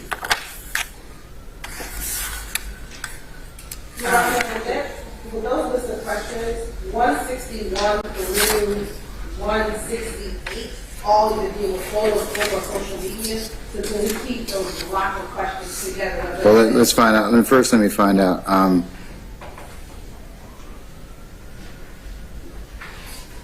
Okay, let's, other than the, for 163 through 168, I'm going to delete out the if so, please describe your feelings about that. You can follow up on that if you choose to do so. But I'll move those as a block to above, to continue, to keep those with social media. So we'll ask the photo without your knowledge. We'll ask posting to social media, and then we'll follow that with the questions in 63, 163, 164, 165, 166, 167, and 168, less the if so, please describe. All right? Okay, all right, let me go back to 141. 141 or 146, any issues through those? I think 141, do you own a firearm, is the same as 169. Do you own a firearm? Okay. Let's do this. Yes, we will delete out 169. Speak up, hold on, madam, go ahead. 142 and 175 are the same. All right. Okay, we will delete the, on 142, we'll do if yes, please describe, and then we will delete out the 175. Okay, what about 176 related to 142? 176, about do you keep a firearm in your vehicle? No, do you believe that use of marijuana leads to crime? 76. No, I've asked if that be. Yeah, I'm gonna take that out. I'm gonna delete out 176. All right, so about the firearm, going back to 141, do you own a firearm? Yes. Do you keep it in your vehicle? Yes or no? Any other questions related or that need to be grouped with that firearm question? Yes, Your Honor, 170. 170 is, do you have a relative that owns a firearm? Okay, we can move that, Wes. So I would, respectfully, I would suggest if we just take out 141, You can leave then we can leave 169, which is you own a firearm. 170, have a relative that owns a firearm. 171, do you keep a firearm in your vehicle? All right, those. I'm okay with that. Okay.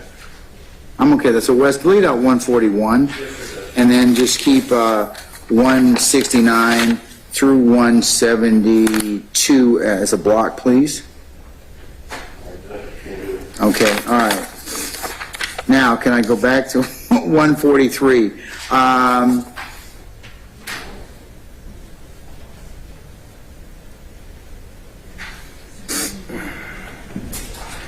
Is that not asking the jurors to prejudge, especially when it comes? Yeah, I believe so. I'm talking about 143. Okay. And, And if you stop at games, I'm sorry? if you stop at games, I believe that it would. Do you have any specialized training or education about criminal street gangs, including how they operate, how people join, are recruited, are pressured, or threatened to join? Or are pressured or threatened to join, like, it's an area that needs to be removed, I think. Or we could just stop at games. Stop at gangs and we can follow. 143. Right. All right, I'll stop at gangs, and as a question mark, and you can add, if they do, you can ask any of the other questions, how they operate, how people join, are recruited, are pressured to join, if applicable, okay? Yes, Your Honor. Thank All right. You get that, Wes? So we're just striking that second part, finding with included? Yes, sir. Just put a question mark next to 143, gangs, okay. Afterward, gangs. 144? All right, I'm going to ask 144. 145? I think you need to take out that pressure. Right, just question mark at the end of gang. Up at the end of the gang. And that's it. So would you like me to delete out, Or with pressure or threatened to join a gang. all right, so I'll just end at the disjunctive or and put a question mark in front of or and delete the rest. Is that what everybody's saying? Yes. Okay, all right. Do you get that, Wes? Have you, a family member, or someone close to you ever been involved or affiliated with a gang? Okay, all right. All right, what about 146?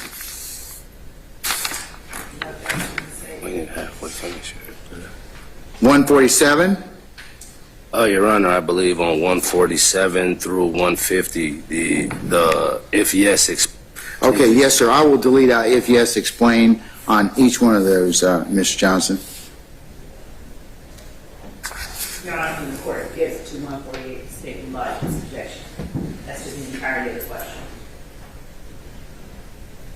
Yeah, I would agree with that. Do you believe individuals from certain neighborhoods or areas are more likely to engage in criminal activity? I'm going to delete 148.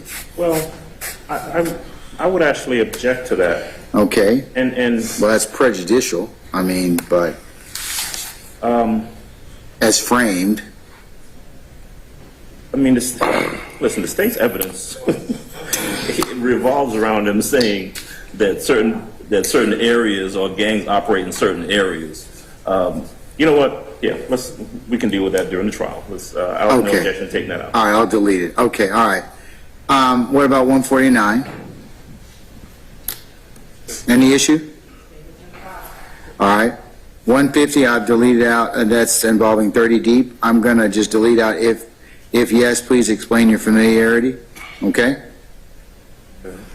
All right. Your Honor, I'm Yes, just trying Mr. to understand. If you look at number 149, when they ask, has anyone ever participated in an anti-gang campaign education program? What the state is attempting to elicit, well, I'm sorry, they have no objection to it. So this particular question elicits to see if anyone has basically a prejudice against the prosecution of gangs or anything else like that. Well, they're entitled to a fair trial like you are as well, and they can ask those questions. Oh, I understand, entitled to do it. But this question seeks to find out prejudices prior to entering the situation, which is what we've been talking about the questions that we had before, trying to find out prejudice that are established upon entering the trial. So I think this is in the same context. They've asked, look, bias or prejudice for or against the state or you all is something that both of you wish to find out. Whether or not, and it kind of strikes at the heart of,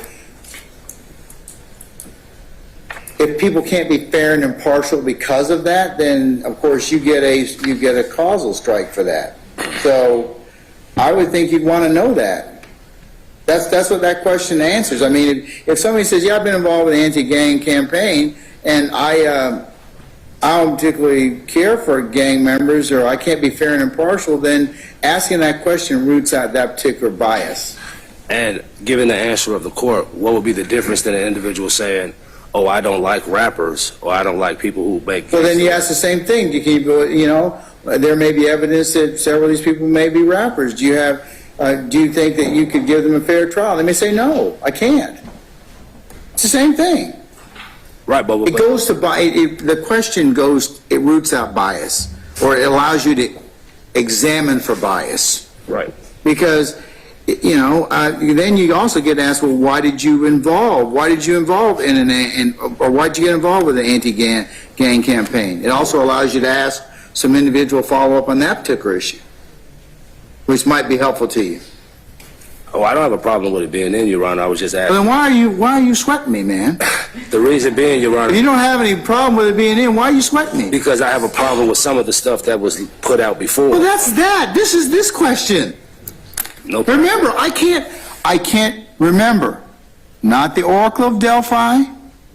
I mean, Mr. Harvey knows who that is, okay? All right? Hey, wait a minute. All right. Who that is? In fact, I think he may have met the Oracle of Delphi at some point in time. Okay, that's right. But I can't rule on that until, remember, if you have some questions which might be appropriate because of what's developed next week, I'll be more, like I said, that's what I told you to begin with. There may be some things that I need to go ahead and add given what's develops. So if it's relevant, you can, like I told Mr. Adams, please, I know that you will remind me of that. Judge, we heard from such and such, this is relevant, we need to ask the panel as a whole this particular question. I agree. Okay? Yes, Your Honor. All right. So I'm going to leave that in, 149. Oh, I should say 149, that's the anti-gang campaign or educational program. 30 deep, we've already talked about. I'll delete out the if yes, please explain. I think we're at 151 now.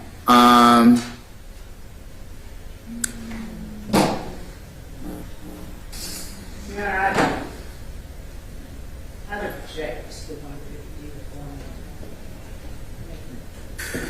Well, why don't I just why don't we just reword this one? Have you had any experiences with gangs that would prevent you or make it difficult for you to evaluate this case in an impartial manner? And just, they say yes, you can follow up on it. I'll delete out the definitely, probably, possibly, not likely, not at all. Okay? So the question will be rephrased. 151, would any experiences you've had with gangs that would prevent you from or make it difficult for you to evaluate this case in an impartial manner? Now, You said at first, have you had any experiences with gangs? have you had any experience with gangs that prevent you? You get that, Wes? Yes, sir. Okay. And then the disjunctive is, or make it difficult for you to evaluate this case in an impartial manner, and then delete out the choices. Okay? The definitely, probably, possibly, not likely at all. Can we delete that out, Wes? Yes, sir. Okay, good. All right. Okay, what about 152? I object, Your Honor. I'd ask, or state that it is asking the jury to prejudge or different than... You don't have, look, you have asked me, because your investigator has asked me to take photos of many of these people. You, To reject or disbelieve that person? no, I mean, the thing about it is, I don't mind, do you have any opinions or feelings about tattoos on the face, but does it cause you to reject or disbelieve? That's like asking... okay, Right. yeah, I think we need to probably reword that. So first of all, Yeah, probably need to if I may, reword it. 152 is very similar to 195. I hadn't gotten to 195. No, I'm just trying to point out, I think they're almost basically the same. They're worded differently, but they're kind of the same. Well, I can't ask 195 because that I'm going to delete 195 out because that's improper. That's an improper question. But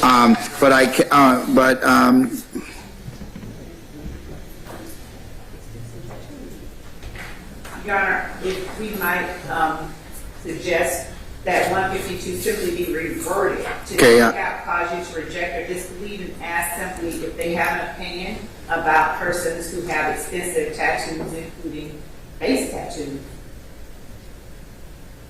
Well, what's the definition of extensive? Or extensive or face tattoos, I don't mind. I just want to have the last portion of that taken out. I think that is prejudging or asking the jury to prejudge. why don't I add this? Why don't I do this? Do you have an opinion of a person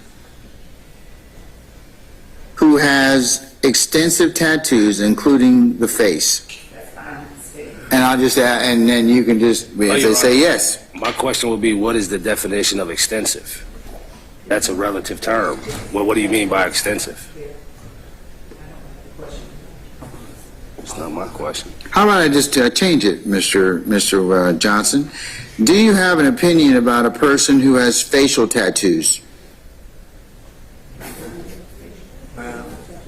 Does facial tattoos... Facial tattoos? Do you have any opinion? Or head and neck tattoos? Let's do head and who has head and neck tattoos. That's what you've asked me in this question, right? We're asking this question. And then if they say yes, yes or no, and then if they say yes, you can follow up on it.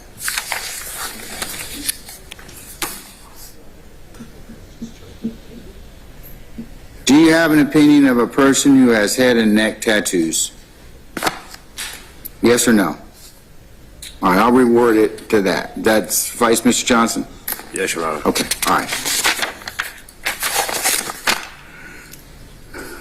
Okay, what about 153? I object to 153, describing your feelings about someone who has dreadlocks and tattoos, who wears jewelry, baggy pants, hoodies, colors, who flashes guns, cash, or gang signs. Describe your feelings.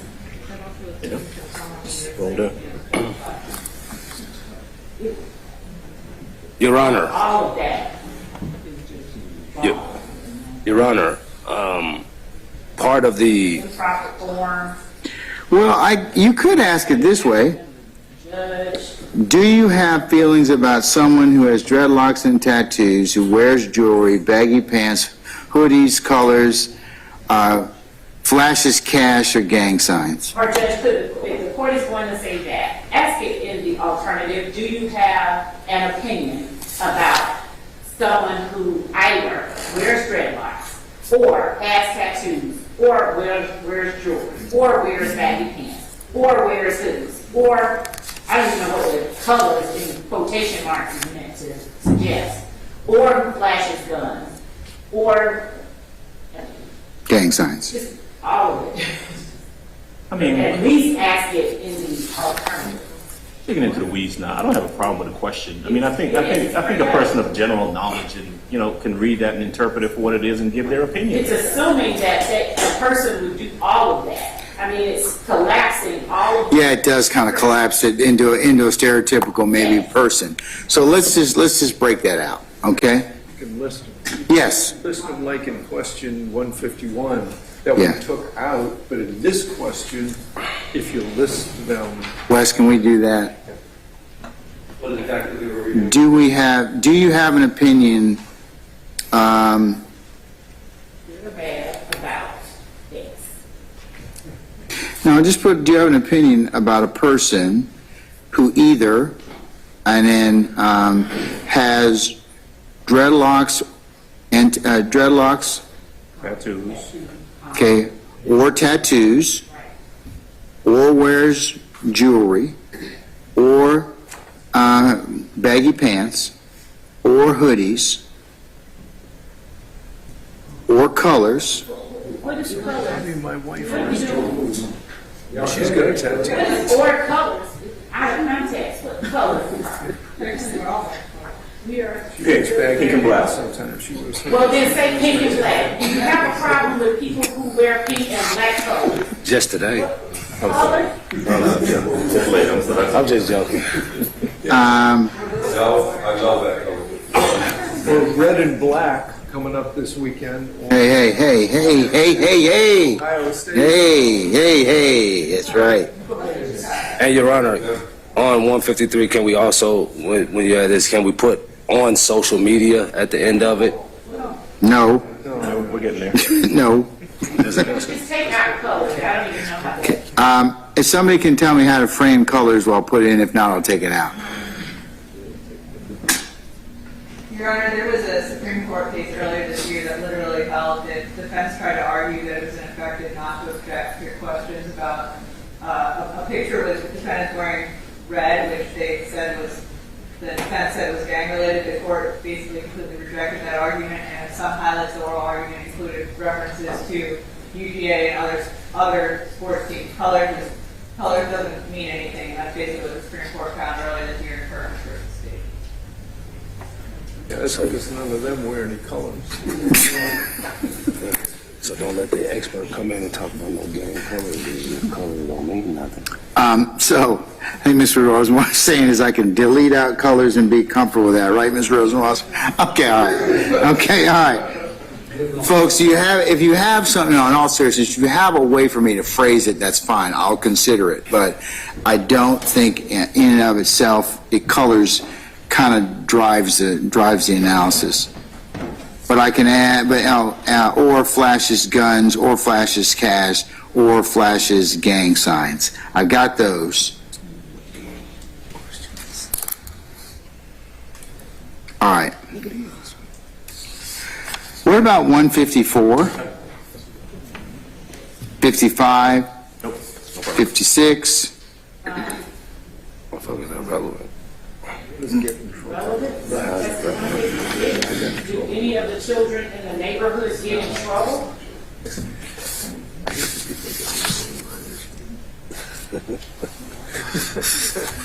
Yeah, that's scary. I'm sorry.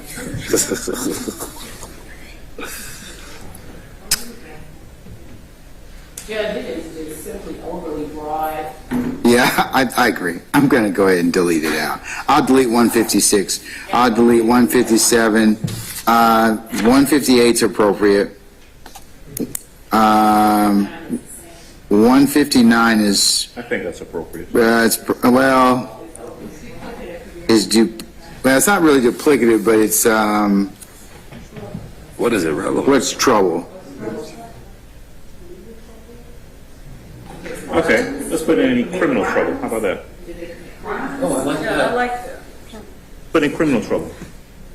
Well, then that might, well, I mean, I think that's what the question's really getting at. I'm sorry? Asked if they know anybody who has been accused of, committed, arrested for, charged with. Yeah, I think that's probably, that's appropriate. So I'll delete out 159. I'll leave in 160, you're still friends today. We've covered 161, 162, 163, 164,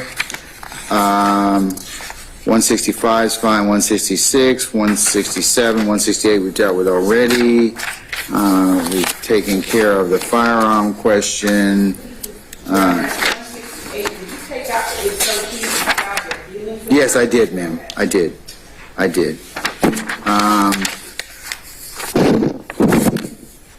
Wes, did we move the firearm, can we put 170 relative owns a firearm? We've dealt with, I think we dealt with 170, 171, 172. We took care of the firearm 173, earlier. we took care of those already, so Wes, did you? I'm sorry? We're at 173 today. Okay, so 170 through 172 we dealt with already. All right, what about 173? State objects, Your Honor. And we object to 174 as well. Yeah, I think that's fairly contained within a couple other questions about, let's see.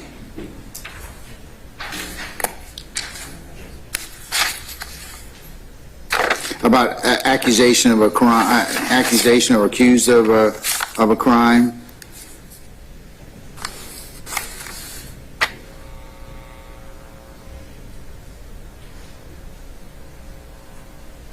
I'm inclined to delete 173 and 174 unless I hear something to the contrary. Okay. All right, we dealt with 175, 176. Okay, what about 177? We don't have any objections. Okay, we'll ask 177. Turning to 178 through 184. 178 is exactly the same as 177. Let's see.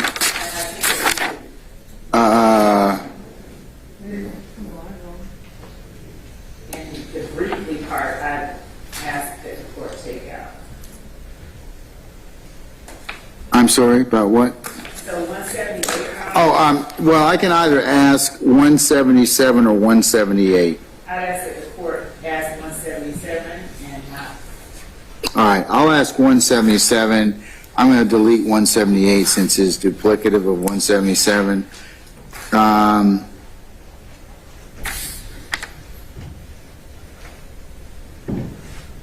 Actually, 179 is actually a better question.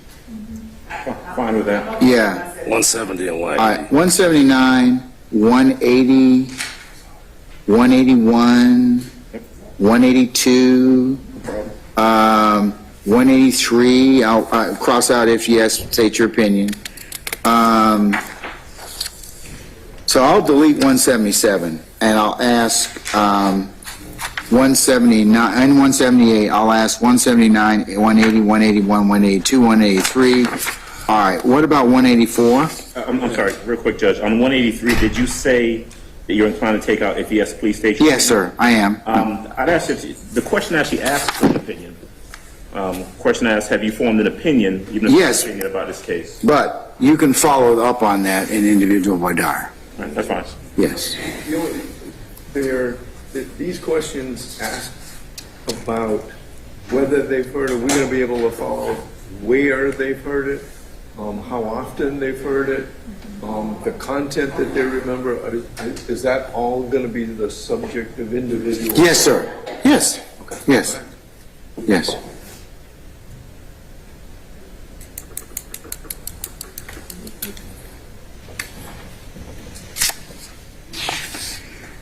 All right, anything else? We're down to 184.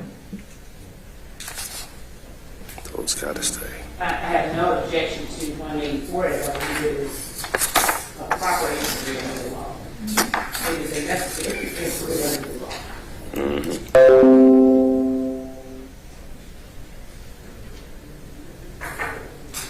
law. Okay, what about 185? All right, 186 is probably not proper. Wait. Where were we on 185? 185, the state has no objection as to that. Okay, well, I think I do. Okay? I mean, are you willing to put it aside? That's not the gravamen of the test as to whether or not they're qualified. I think that's something ultimately that the court is going to have to decide. Okay, I'm sorry, I didn't mean to interrupt you. Go ahead, finish your thought. Finish your thought, sir. Just a positive answer. That's the precise question that they talk about rehabilitation. Oh, are you willing to set aside everything? Yeah. Thank you, you're qualified. So I object to asking that question. At the end of the day, you're going to have to make that determination. And we get to examine them about publicity first. So I do object to that question. You know, Mr. Harvey's correct. I think I might just wait and that may be a question. I may have to kind of ask them, or you all may have to ask them, hey, do you understand that despite the fact there may be pretrial publicity, that you can only base or make a decision in this case based upon what you hear in the four walls of this courtroom.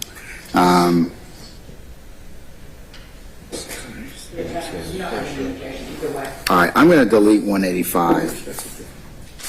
What about 186? I'm going to delete that one as well. 187 is also an improper question as well.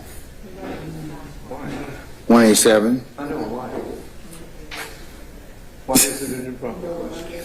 If you were a juror on this case, would you worry about what your family or friends might think about your verdict? That's not what we ask people to make their verdict on.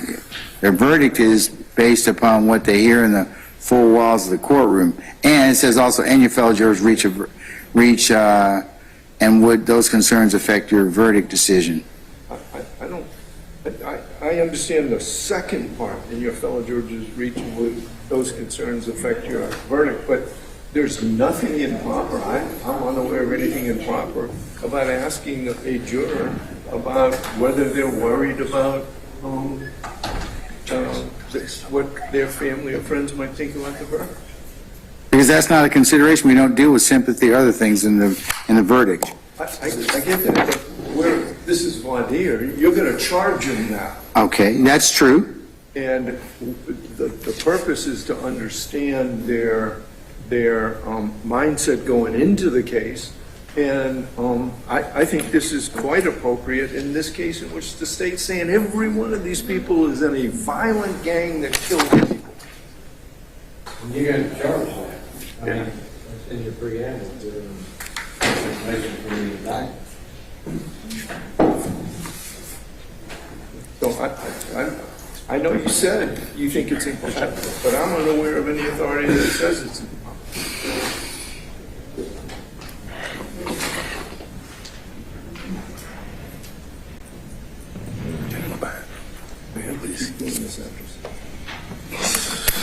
I just got my second win. Yeah, you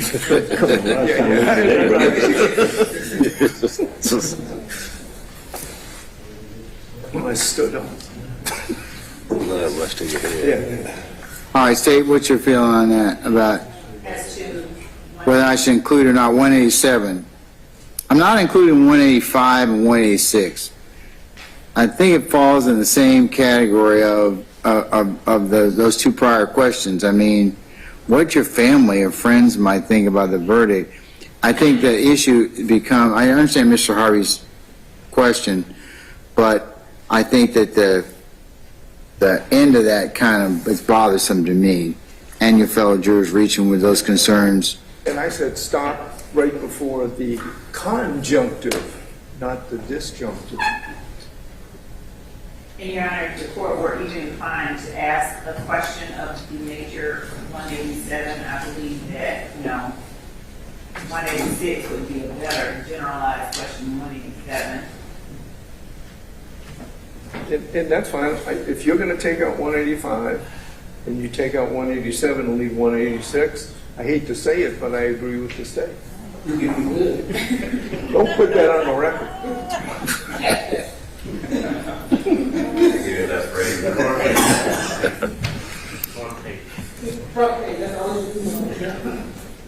All right, so, Can I withdraw that? so what do you all think? Do you all, let's see. 186. 186 is fine.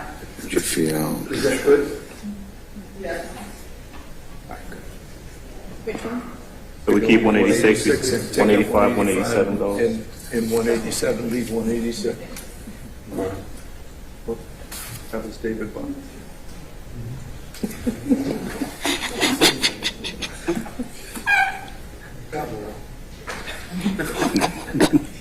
Okay, Wes, we'll delete 185 and 187. We'll include 186, okay? All right. Yeah. Almost there, baby. What about 188, 189, 190, 191, 192?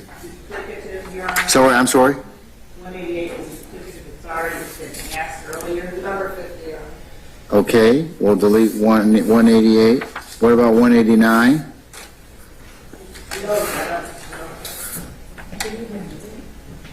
All right, what about 190? Where do you get your news? I think that's asked earlier. What question? I believe the prior question was about where did they get information about this case. This is a more generalized question. Nah, it's a little different, so.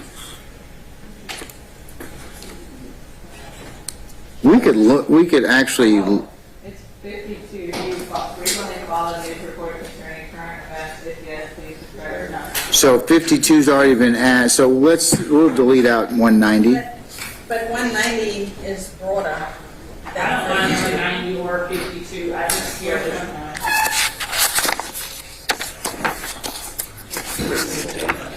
Because they may not have heard anything, but then they follow Fox on, some of the stations, like ABC or something.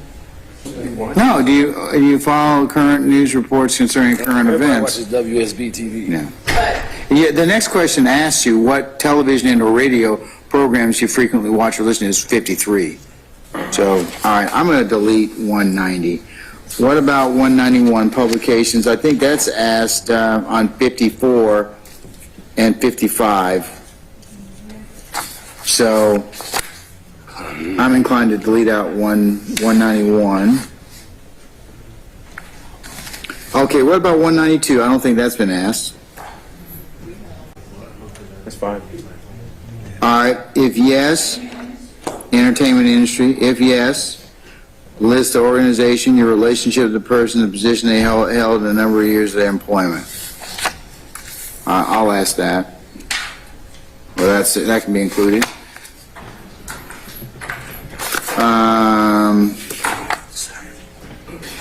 Yeah, what about 193? Less the if yes, please explain.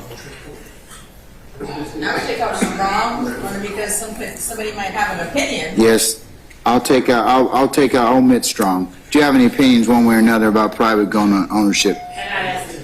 Yes or no? Okay, I'm just going to take out if yes, please explain. All right, what about 194? Please rate how serious you feel crime problem is in Atlanta. Enormous, a fairly big problem, somewhat a problem, not much of a problem, no problem at all.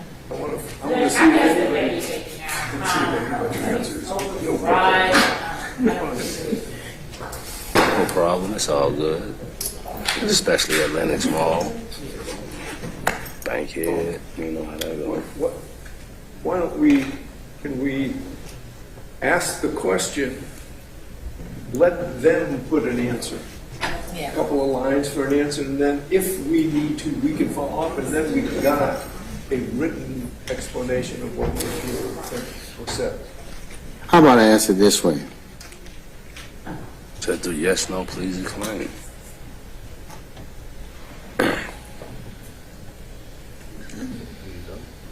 Your Honor, this might be one of the questions where a simple yes, no, and please explain might be appropriate. I'm going to ask, do you have an opinion about crime in Atlanta? And that's, and then, yes or no? Then we follow up on that. If they don't, then, good. If you do, then you can follow up on it. All right. We deleted out 195. What about 196? There are 28 defendants. That's a perfectly appropriate question. You're moving into the. It's literally giving them the instruction that the court basically telling them the law. It's not even a question. I object to 196, and then the following question. So I guess there's a paragraph. I object to the paragraph. Do you agree or disagree with this principle of proof beyond a reasonable doubt? I object to that as improper. Would you be willing and able to apply that principle to each defendant? I object to that, the entirety of 196. No problem.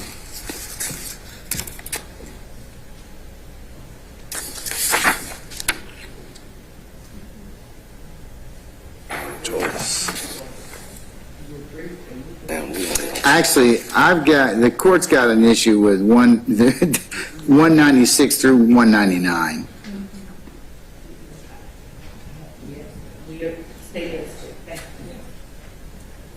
Anybody from the defense wish to have any argument about 196, that's the 28 defendants. Do you agree or disagree with this principle or proof beyond a reasonable doubt? Would you be willing to apply that principle to each defendant? 197, would you tend to believe if one defendant is guilty, the others must be guilty as well? 198, would you be able to follow the court's instructions to defend a criminal case not to testify or prove his innocence? 199, do you believe the criminal justice system makes it too hard for police and prosecutors to convict people accused of crimes? I'm inclined to not ask those particular blocker questions.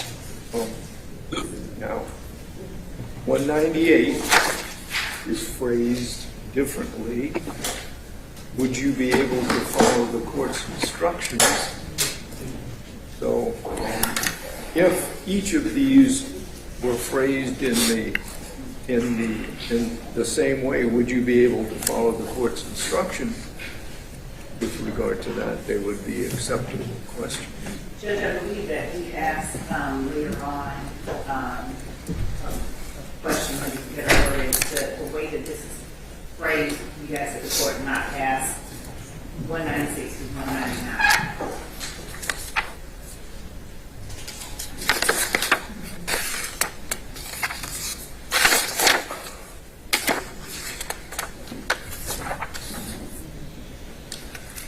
And Your Honor, 201.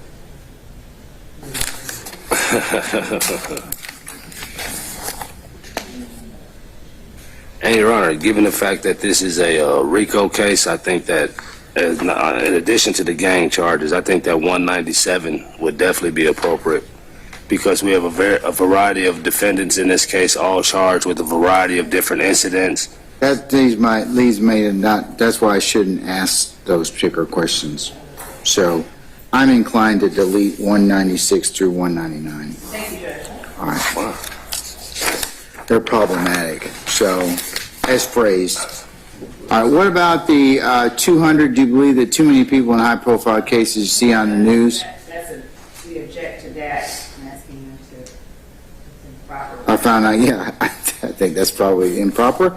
200 I will delete. All right, 201 in general, what is your opinion of prosecutors? Judge, I'd ask that the court simply, if they're going to ask that, do you have an opinion, good or bad, about prosecutors? With that? Do you have an opinion? Not good or bad, just do you have an Do you have an opinion? That is fine. Do you have an opinion? Bad or about worse. prosecutors. And do you have an opinion about the criminal defense attorney? And if I can answer 201.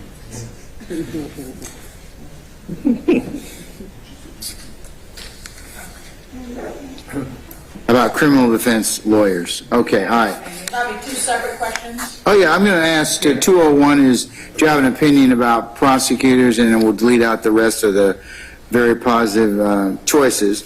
And then 202 will be, do you have an opinion about criminal defense lawyers? And we'll delete out the same. And how are they going to, And then you say, if yes, positive, someone. if yes, please explain. No, just say, do you have an opinion? If they don't have an opinion, then you won't ask them anything. I got it. But there's going to be a line that says yes or no, right? No, if you don't have an opinion, you just don't raise your hand. This is a question, is yes or no? Yeah. No, I don't know. And just Yes put it or on no? there, man. You got it on there. Every question. Like every other question. Yes or no? Like every other. Wes, you can add that after the, okay? All right. Okay, 203, Object, Your Honor. Prejudgment. yeah, we don't usually ask that, but credibility of law enforcement. I'll omit 203. 204, I can't introduce that either. Plea bargaining. 205 is duplicative of something we've already admitted. 206 asked about me, that's proper. It is, I mean, it is. You have a case signed to me, yes, that's proper as well. Opinion Yeah. of Judge Flynn. Yeah. There's always, there's always somebody, Mr. Harvey. Detail. Leave the rest of the page blank for that. Right, okay. Sure, I got one. Okay, all right. What about 207? Okay, so we have the folks that are listed here. Do you, a family member, a close friend, know any of the following people who are defendants in this case or their family? And then it's got the people who are listed in the indictment. Are we happy with everyone who's listed through 43 and 44? Judge, is the court going to place on the jury, are they related to, or because if not, we'd ask that be made a part of this, because I think the statement later on, are you related to by blood or marriage, anyone listed on this indictment or any of the prosecutors? I'll add the clause, or are you related to any of the following people? Correct. Okay? Do you a family member, a close friend, related to any of the following know or related to any of the following people? What, you got that, Wes? Yes, sir. Okay, all right. So we'll go, that's in 207. What about 208, folks? Bruce already and I are deeply offended that we're not listening. Me too. Bruce Harvey is in fact listed. Oh, yeah, okay. I didn't have. Let's take out David Bronson. Who can we take out? Move me from this. Who are we taking out? You ready? Where's the? I know what I'm talking, I know. I saw some person in here listed as Robert Botts. We need to take out Robert Botts because nobody knows Robert Botts. I was just asked that question. So Wes, we can change Mr. Bott's first name to David. Yeah, thank you. Okay. Little David. Little David. L-I-apostrophe-L. Stop it. Own Bruce. What about it? All right, is everybody listening 208 fine? Venera. Has Overton I've done that, yes, ma'am. Who? been taken out? I've taken over the, yes, ma'am. We need to take out John Floyd. Oh, I think we've done that one, right? No, Mr. Floyd's no longer. Can I take out Mr. Floyd, John Floyd? Ms. Love?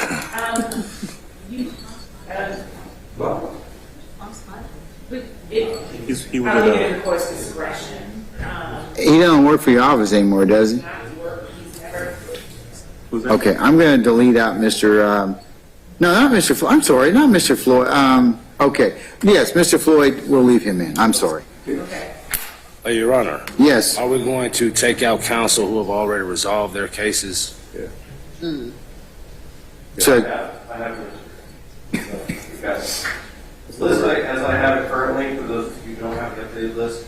I have Ms. Rosenwasser, Mr. Smith, Demetrius, Ms. Love, Ms. Hilton, Mr. Floyd, Mr. Adams, Mr. Steele, Mr. Apt, Ms. Haggerty, Mr. Weinstein, Ms. Callen, Mr. Giddle, Mr. Jimenez, Mr. Johnson, Mr. Sharp, Mr. Botts, Ms. Bernard, Mr. Partridge, Mr. Harvey, Ms. Westmoreland, Mr. Williams, Mr. Bright, Ms. Fagan, Mr. Matthews, Mr. Menendez, Ms. Gladden, Mr. Hoover. I guess I could remove him now.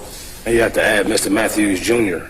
And And I would add Aaron Matthews Jr. Yes, please. Yes, I'll do that right over. Yeah, Hoover's out. That's who, well, there's two, there's two Matthews. There's the senior and the junior. Okay, Wes? Yes, sir. Okay, all right, great. All right, 209 was more than fine. Your Honor, we'd ask that the court amend that to state, have you or anyone you know been represented by either of these attorneys? Any of these attorneys, Any of these defense attorneys? any of these attorneys, because the court has named prosecutors up there as well.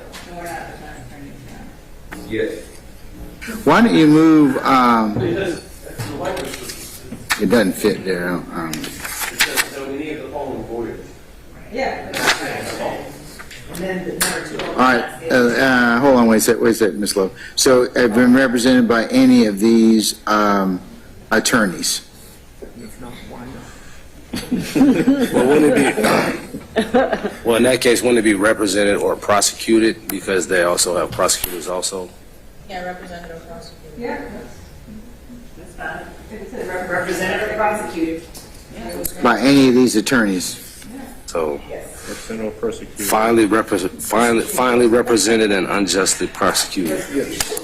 No, Mr. Johnson, we won't add the superlatives in there, okay? All right. You got that, Wes? It would be redundant. For who of you? Which one of you? All right. Have you got that, Wes? It's represented by or prosecuted by? Yes. Yes. Yes, I've got that. All right. Okay, are you familiar with Fonnie Willis, the elected district attorney of Fulton County? Yes or no?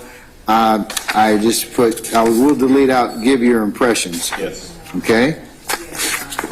All right, 211 is the issues of sight or hearing. Fine. That's fine. 212 is language barriers. That's fine. 213 is opinions or beliefs independent of the evidence that might cause you to be unable to serve as a fair and impartial juror. That's fine. Do you have any moral, religious, or ethical personal beliefs that make it that we ask that question? That's fine. 214. What about 215 about the nature of RICO or racketeering? Didn't we ask that earlier? I think that we have an objection to that. I think we asked it some earlier during the questions. I need for this one. 216. I think we asked it, though. I really do think we asked that question earlier about the RICO. Did we? Let's see.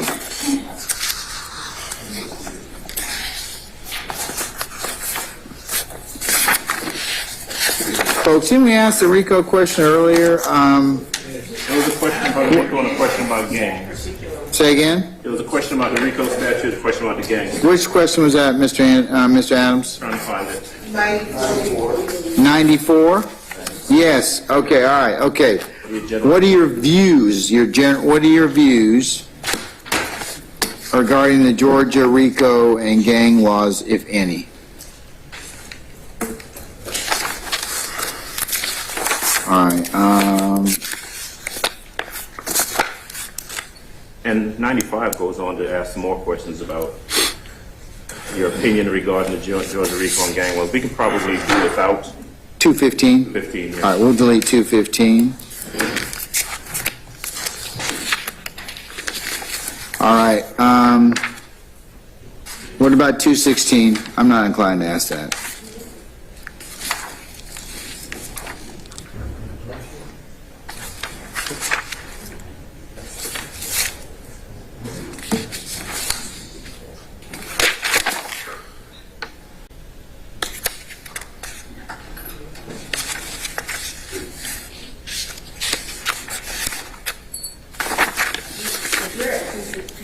Madam, yes.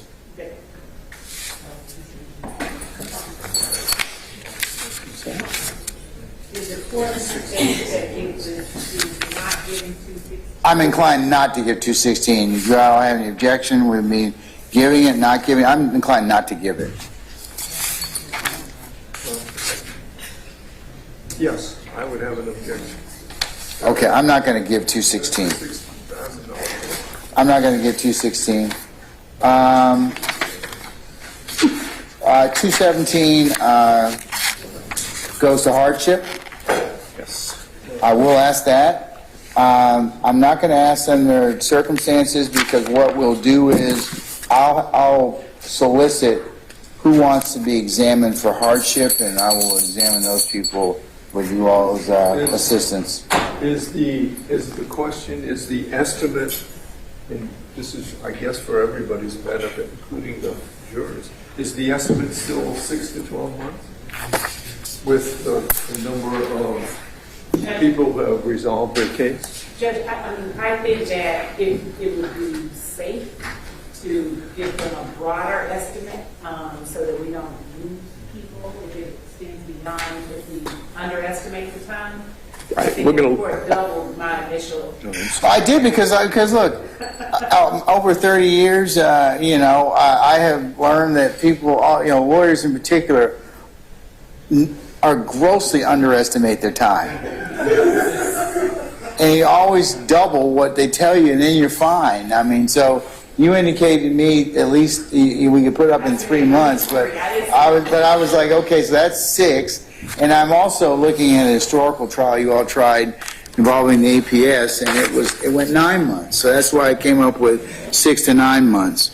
But given the fact that you have resolved some or whatever, do you wish to reevaluate that? Because you told me to begin with 300 witnesses. So, right, Your Honor, and I think that it's a safe, I think that leaving it as the court has it. What, 6 to 9 months would be, or 6 to 12? 6 to 12, it could last, 6 to 12. I think that that's a safer path to take.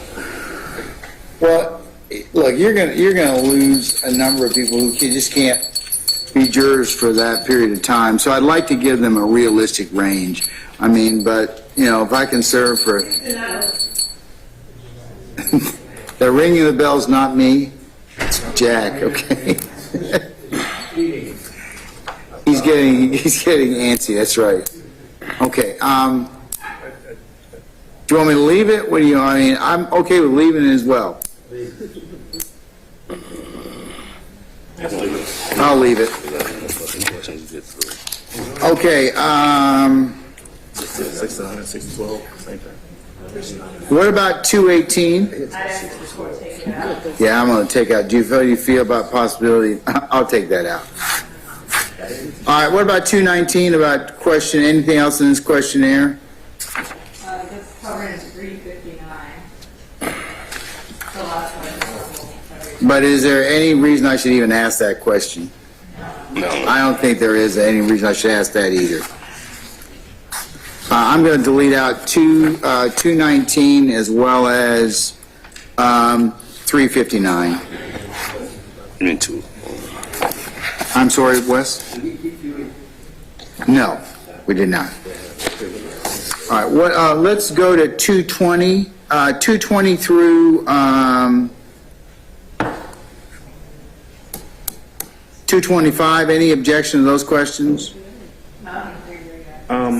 So we've asked 223. Right. Judge, and You've asked 223 already? Yeah, because he's a defendant. Okay, all right, I'll delete that out.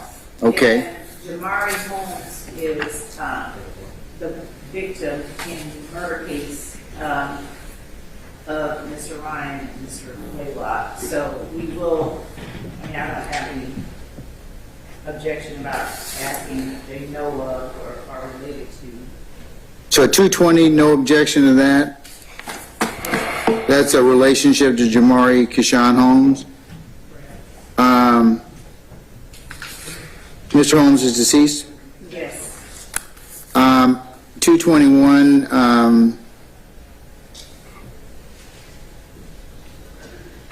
did any of you know, well, actually, you probably want to ask 220, did, They know or are related to, did you or anyone, are you or anyone you know related to or acquainted with Jamari Holmes? Or his family, I guess. Or any member of his family?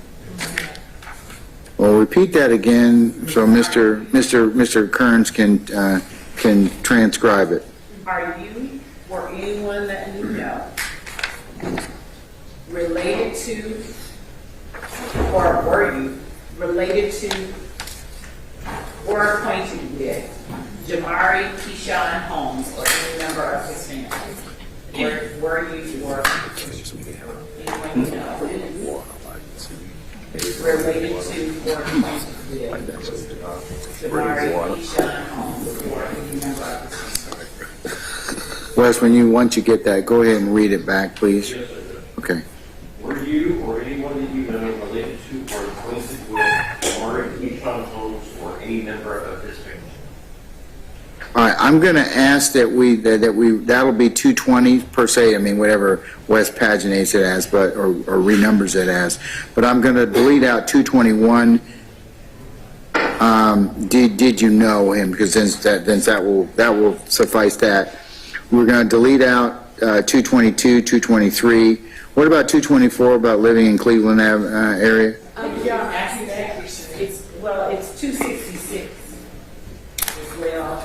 Are you at all familiar with Cleveland Avenue in Atlanta? So we asked that the court ask 256 as opposed to more specific.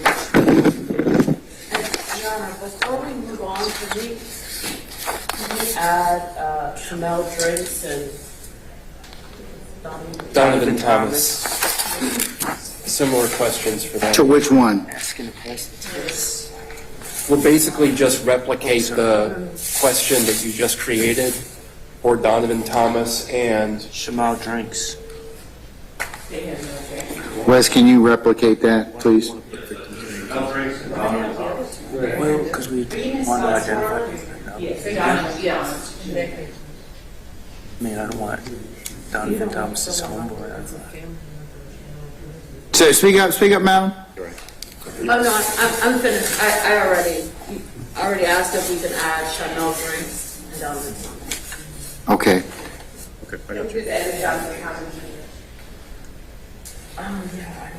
thank you. All right, so you got that, Wes? Mel Briggs and Donovan Thomas? Yes. Junior. There may be some more names, 1 second. There's another These are the murder victims. These are the victims, so that's the only one, the only one I'm going to add right now. All right, so you want me to delete out 225 and ask 266? We do not want that. 266 goes a little bit further. 266 actually starts going into the case in regards to it being, the area being referred to as Cleveland or Cleveland Avenue. We're just trying to get some information as to whether or not they're familiar with that area, I presume. How about we just ask this? Do you have any familiarity with or live in the Cleveland Avenue area of Atlanta? That's fine. Yes or no? Wes, did you get that? Do you have any Familiarity with or live in the Cleveland Avenue area? yes? Yeah, I'm sorry. Wes? Do you have any familiarity with or live in the Cleveland Avenue area in Atlanta? Way to go. It's that word. And it'll be Wes, yes or no? Way to go, Wes. Good job. Okay, and so I'm going to delete out 266, and we will ask that question, and 224 as reframed. Hey, Your Honor. Do you still want me to ask the Zone 3 question? Same thing. Does that suffice Cleveland Avenue? People don't even know. Some people don't even know they live in what zone they live in anyway, so. Hey, Your Honor. Hold on, let me finish this other, do we have any issues with the Zone 3? Do you want me to delete it out? You want me to include it? I'm gonna delete it. Check. I'm gonna delete it. Okay, all right. So, Mr. Johnson, anything else, sir? I'm gonna delete out Zone. Oh, yes, Your Honor. Going back to the question that was posed as it relates to the victim in this case. Which victim? Just the section that's being created for the victims in the questionnaire. I just wanted There's to... 4 people, as I understand, so Right, far. there are 4 more I'd like to add. One is an Officer David Rogers, Officer William Johnson, Mr. Willie Moore, and Mr. Darius Smith. Are you related to the same question? Are they witnesses? No, they're victims. Okay, all right, add those 4. Give us those names again. Officer David Rogers, Officer William Johnson, Mr. Willie Moore, and Mr. Darius Smith. The dog approves. Here's a dog. W-I-L-L-I-E, Moore, M-O-O-R-E. And Darius, D-A-R-I-U-S? Yes.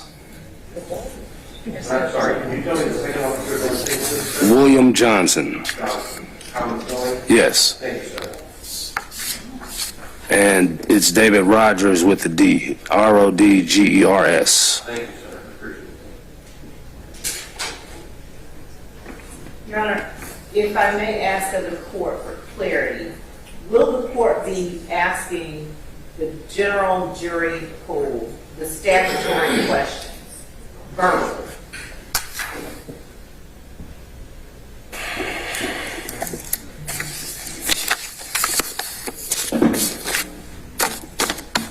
I think that you've asked a number of the statutory questions in the as part of the examination, part of the questionnaire. Is there something that's missing? There are some questions that I believe are not. Are you sure? Because we haven't gotten through the entirety of the thing yet. Okay, so. Judge, I think that a witness list that we will submit to the court should be included. If there will be no general questions asked verbally by the court.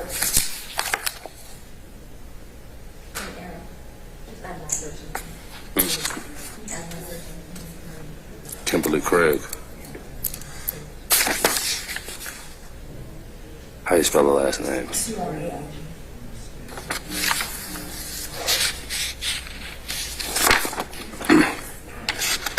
Okay, let's focus to begin with. Ms.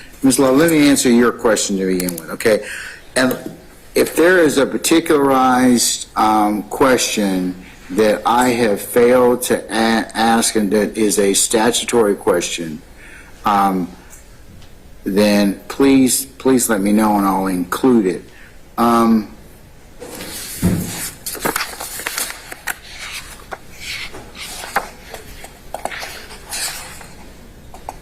And Your Honor. Hold on, just wait.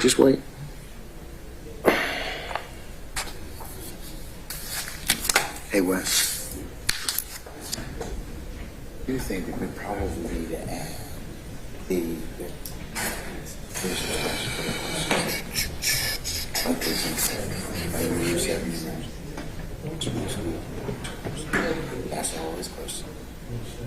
Does anybody have the statutory questions that are required to be asked? I want to put those in just to make sure we cover them. I'm talking about the ones that we ask traditionally of, like, for example, does anyone have any children who are 6 years of age or younger and not able to care for the care for those child, or not to make alternative arrangements for the care of those child or children. Anybody over 70 years old doesn't want to serve on, wish to not serve.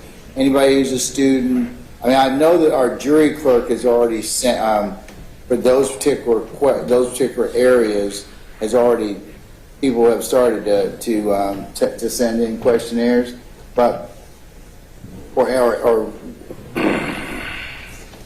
I've authorized to excuse, but I think we should probably put those questions in there just so they're encapsulated. But if anybody's got that list of statutory questions, they can just forward us. I'm pulling them up. I'll email it to everybody. Yeah, let me just if you could email them right now, I'll include those right at the very beginning of our examination to make sure that we have them.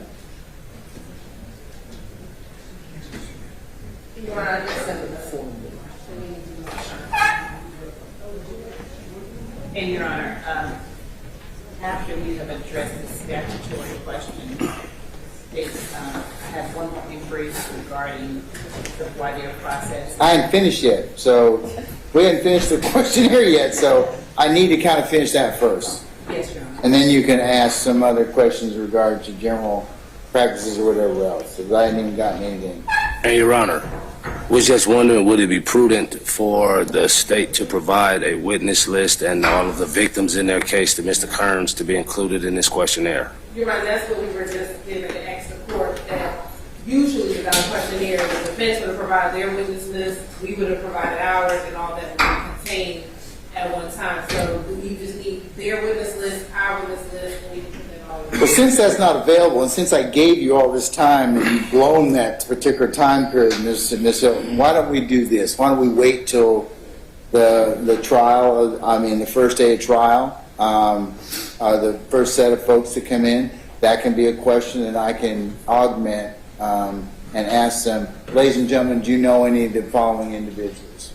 And for those that have, you can give me the witness list. Anybody who's got witnesses they wish to call, I'll go ahead and read those out at that point in time. Thank you. That work for everybody? Fine. All right, you'll need to remind me, but I know you all will, but,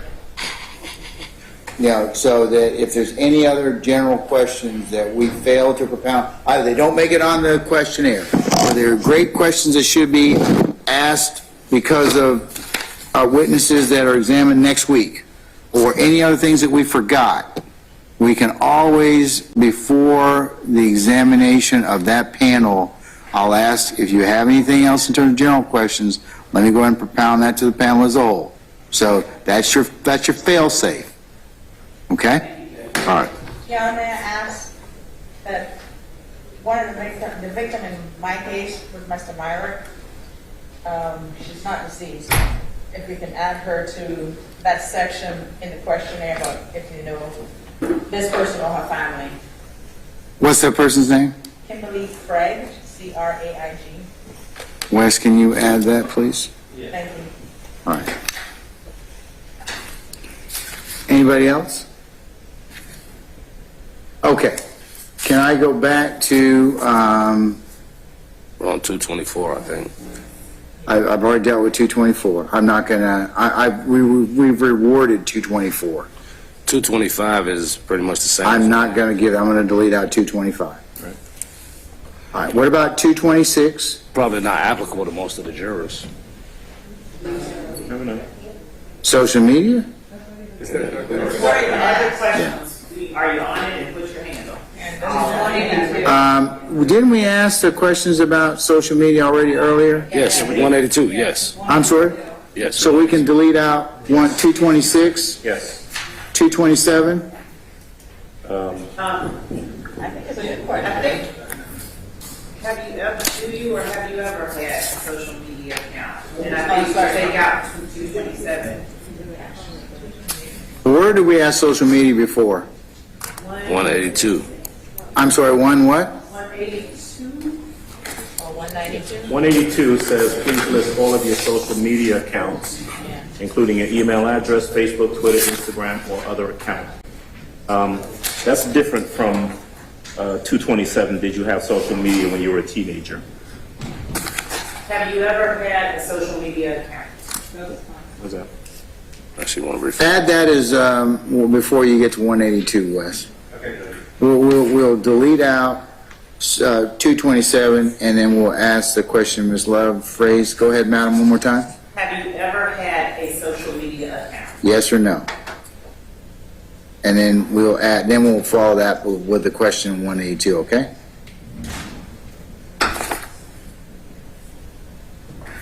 All right, you got that, Wes? Yes, sir. Okay, all right. How about 228? Legislative Jackson. I would agree. I'm not gonna ask that. I can answer that one. I bet you can, Mr. Harvey, but you wish to be heard on that issue? Okay, all right. How about 229? Can we add, I think this, now we're getting into some duplicitous questions about, many of these have already been asked. 229? I think that the way that we ask is, at 229 is the more inclusive. We ask that the court ask 229 as opposed to whatever earlier iteration. I think it's already been asked, and it's part of the. What number, Ms. Bernard, to help us out? I think it's the question where you ask about, have you had a bad experience or a good experience, something like that. What's your opinion of a prosecution? I think you can follow up with that, but that affects your ability to be fair and impartial. And also formally needs to be. And also, Your Honor. Oh, Mr. Johnson, just hang tight. Hang tight.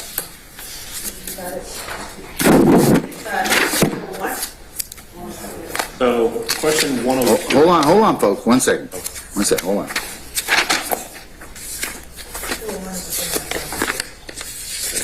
One or two is after relatives, close friends.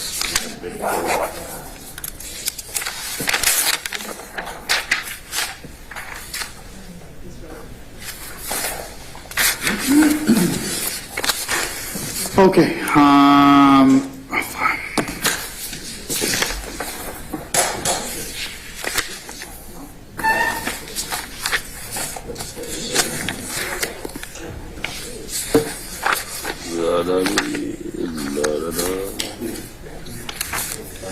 Shooby-dooby.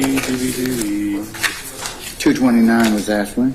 82 and 8, that's what I was looking for. Look at 102 also.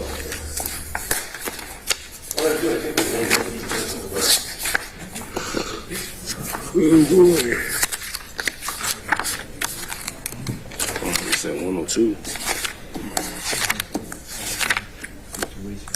Yeah, we've asked 229 and 230. It's fairly contained within 83. You can follow up on that, okay?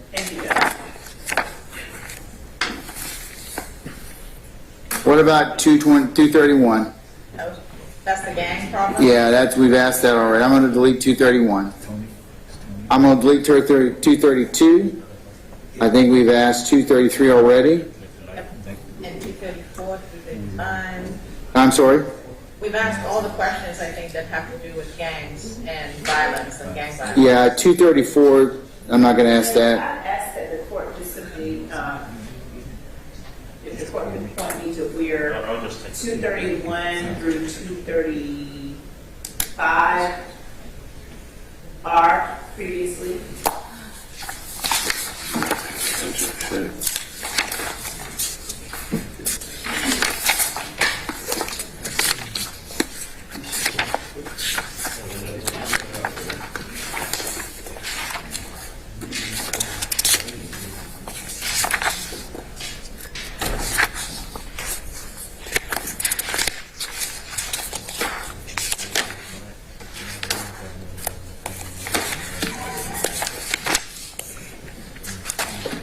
So question 143 asks, do you have any specialized training or education about criminal street gangs? We adjusted that question a bit. Question 144 asks about, are you aware of gang activity in your neighborhood? Question 145 asks about, have you, a family member, or someone close to you ever been involved with, affiliated with a gang? So we've got a bunch of gang questions. 146, you've been a victim. Yes, I'm not going to ask 231, 232, 233. 234. What about, I'm not going to ask 235. I think we've already asked 236. Yes. 237, we've already asked about that. 238. We didn't ask 237. We didn't ask. That assumes it's a gang. All we said is, do you know anyone who is associated with or who is a member of YSL? Member presupposes that there's an organization that you're a member In any of. way associated with. What question? I'm objecting to that. What is YSL? Yeah, I'm Charles about what Yes. Sorry.